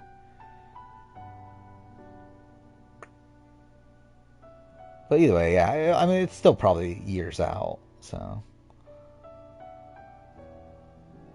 But we know that they're also making a multiplayer game, right? A multiplayer Control game. That's a thing, right? Like that. Was it Project Condor? Was that what that one was called? Let's see.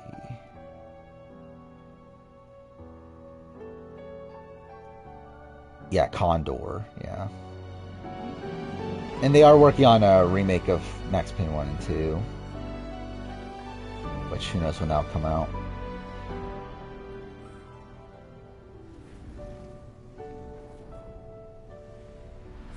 The thing is, though, it's funny how, like, I say that I'm going to do this when, like, I still haven't done the Naughty Dog ranking that I've been talking about doing for, like, literally, like, 3 years now.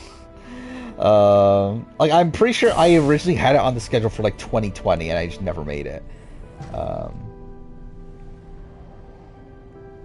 Which I still want to.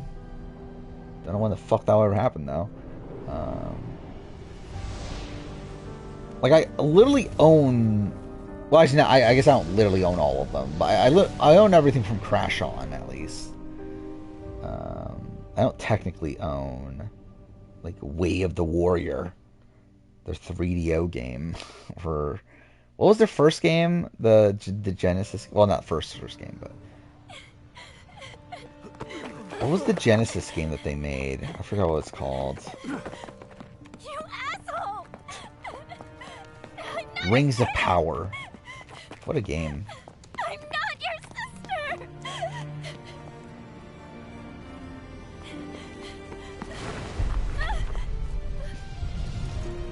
Like, literally, this is a great ending, this DLC, even though I'm talking over it.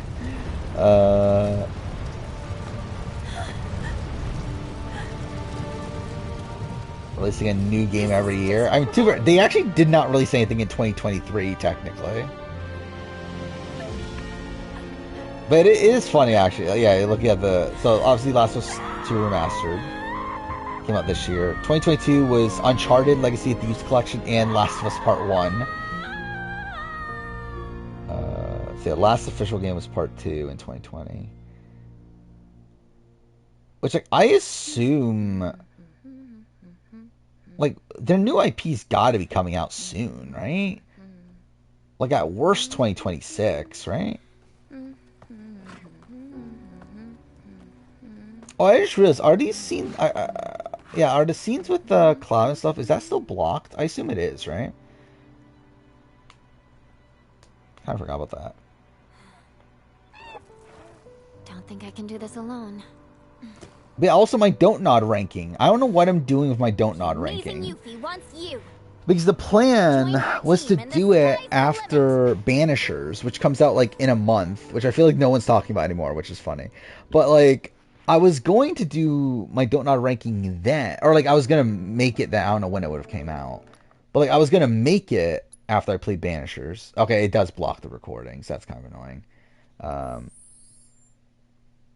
Oh, wait, what? Oh, did I skip too much? Oh. Okay. Well, that's cool.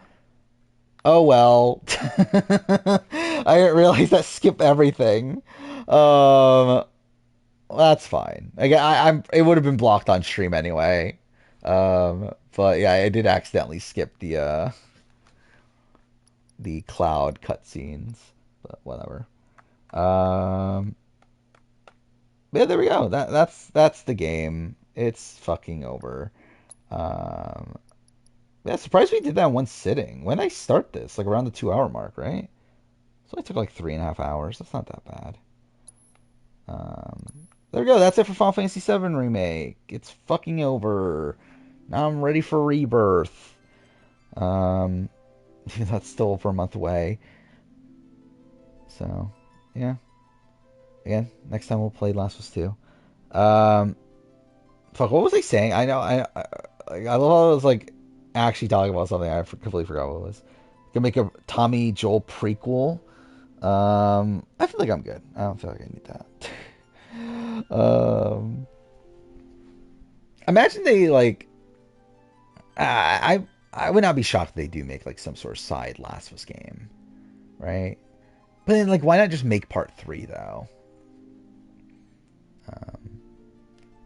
But anyway, like I mean, like we know there's a new IP from Naughty Dog coming. Like that should be their next game.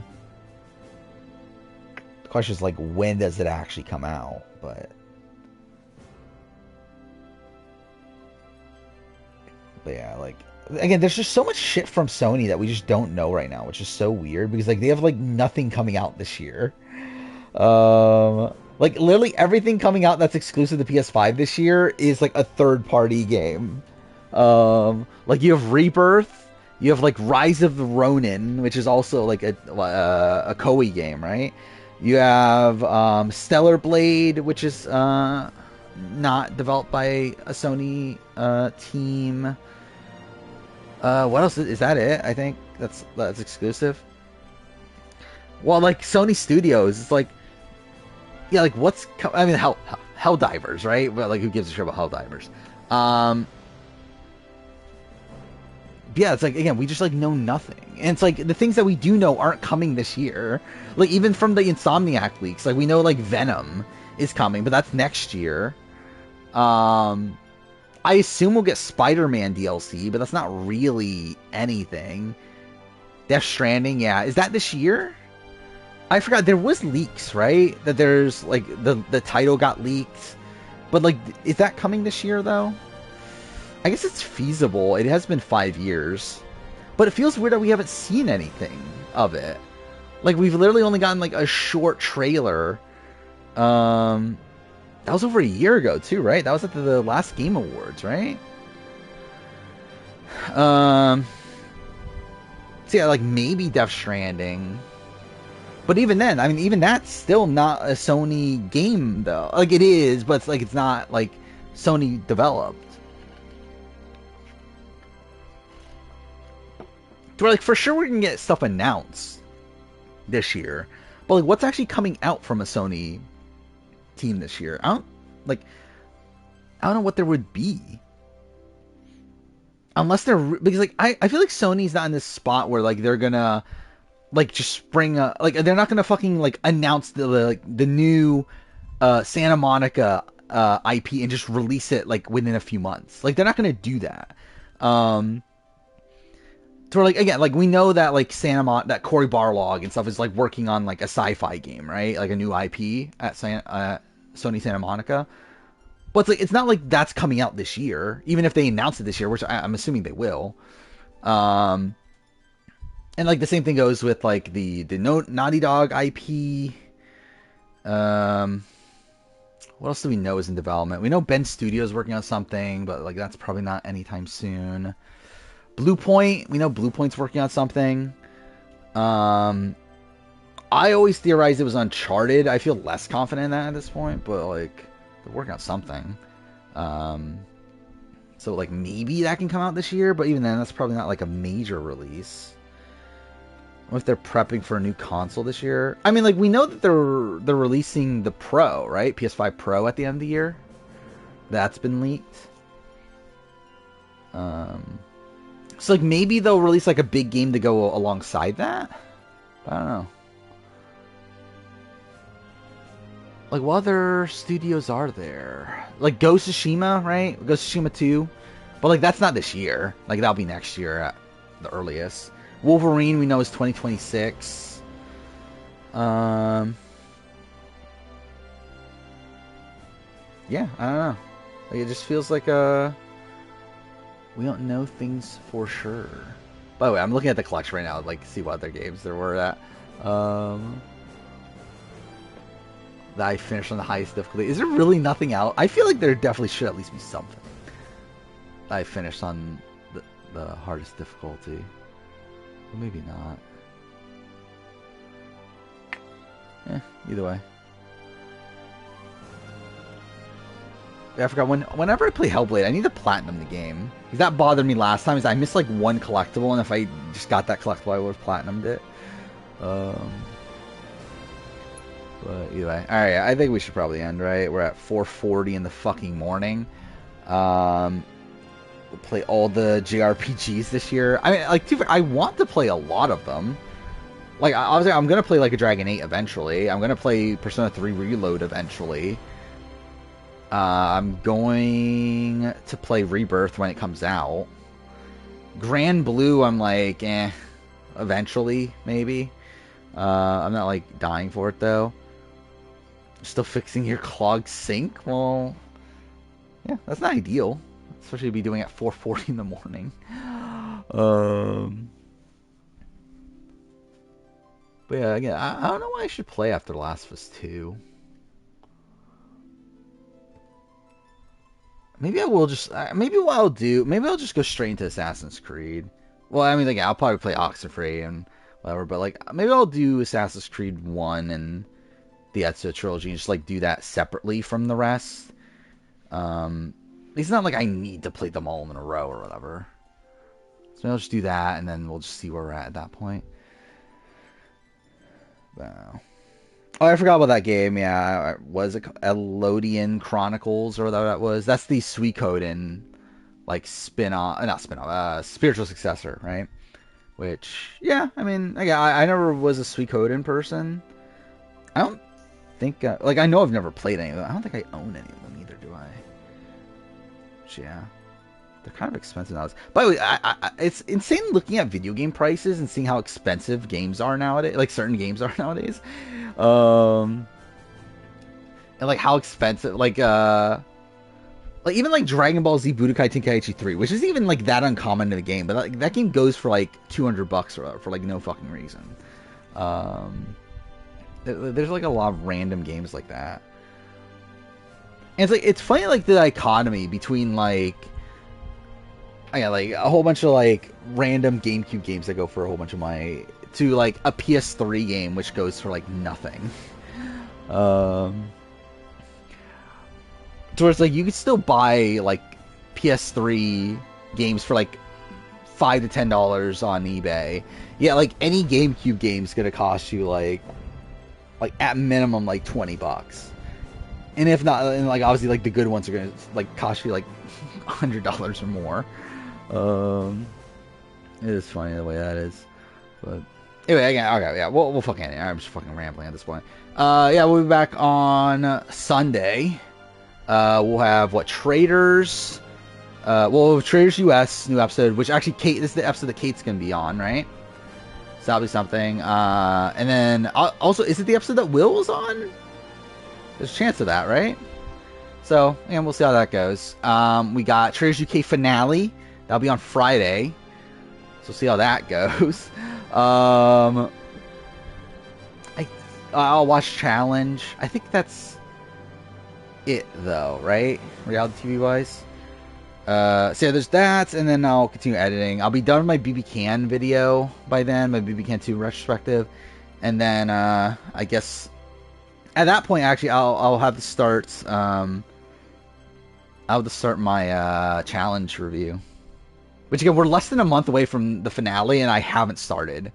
But again, I was trying to get caught. The thing that's also funny is that actually the reason I'm doing my BB Can 2 retrospective right now is because it was actually supposed to be the last video that I've started that is going to come out before my challenge review. However, now that we know the finale date of the challenge, it actually means that my challenge review and my BB Can 2 retrospective are actually swapping like release dates, which means that my challenge review is actually coming out before. Which means I'm actually editing this right now for no fucking reason when I should be working on the challenge review. But either way. So yeah, I'll start working on the challenge review. I might even start working on the Traders review after my challenge review. Just to kind of like get everything caught up, I guess. I don't know. Especially because like by that point, like I would assume the challenge will take me like, I don't know, at least like, I don't know, probably until like Wednesday at least to get caught up to. So by that point, it's like, I might as well just do Traders too, because we'll be over. We'll be about halfway through Traders as well, so I'll probably do those back to back and after I edit, which the other stuff, which Game After Right. Again, that's what I'm not sure right now, because my initial instinct was again to play Baldur's Gate, but I kind of decided, well, I'll just play smaller games instead. And like I have a lot of smaller games I want to play. Like I think the goal would be like just to play as much as like a lot. As many smaller games as I can before Rebirth. Trying to look up my list. Yeah, so like Fort Solis is a super short game. Goodbye Volcano High, Viewfinder, Harmony, Fall of Reverie is a game. Oxenfree 2, but I want to wait until I play Oxenfree 1 on stream, which will probably be a couple weeks from now. Jasant, Cocoon, I forgot, I want to play Cocoon. That's supposed to be really good. Vemba, that's supposed to be good too. Hi-Fi Rush is kind of like maybe a little bit too long, but I want to play that, obviously. Bomb Rush Cyberfunk. That's a game I hear is really good. I did buy a copy of that. Tachia. I forgot that's a game. Star Trek Resurgence. I hear that's good, too. Hogwarts Legacy and Like a Dragon Ishin. Those are probably too long. But Yeah. Sea of Stars. Oh, Persona 5 Tactica too. Fuck me, dude. There's too many games. There's too many games I want to play. It's definitely a fucking issue. But we'll see how much I could play. Yeah, I still intend on having this year in gaming video out in June. Like by the end of June. So I think I'll just give myself I'll play as much as I can until the end of May, and then at that point, it is what it is. I mean, the thing is, in terms of games I'm looking at as potential game of the years for me, it really is just Alan Wake and maybe Baldur's Gate if Baldur's Gate really surprises me.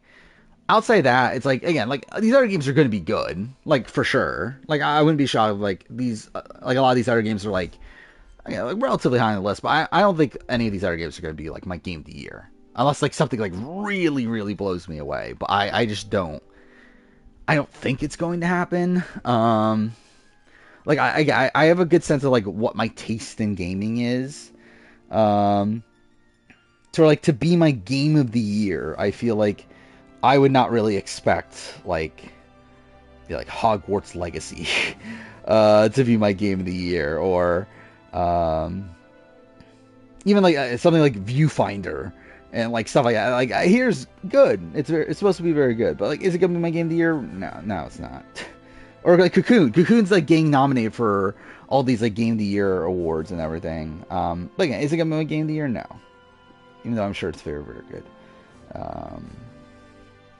But yeah, once again, gonna try stream.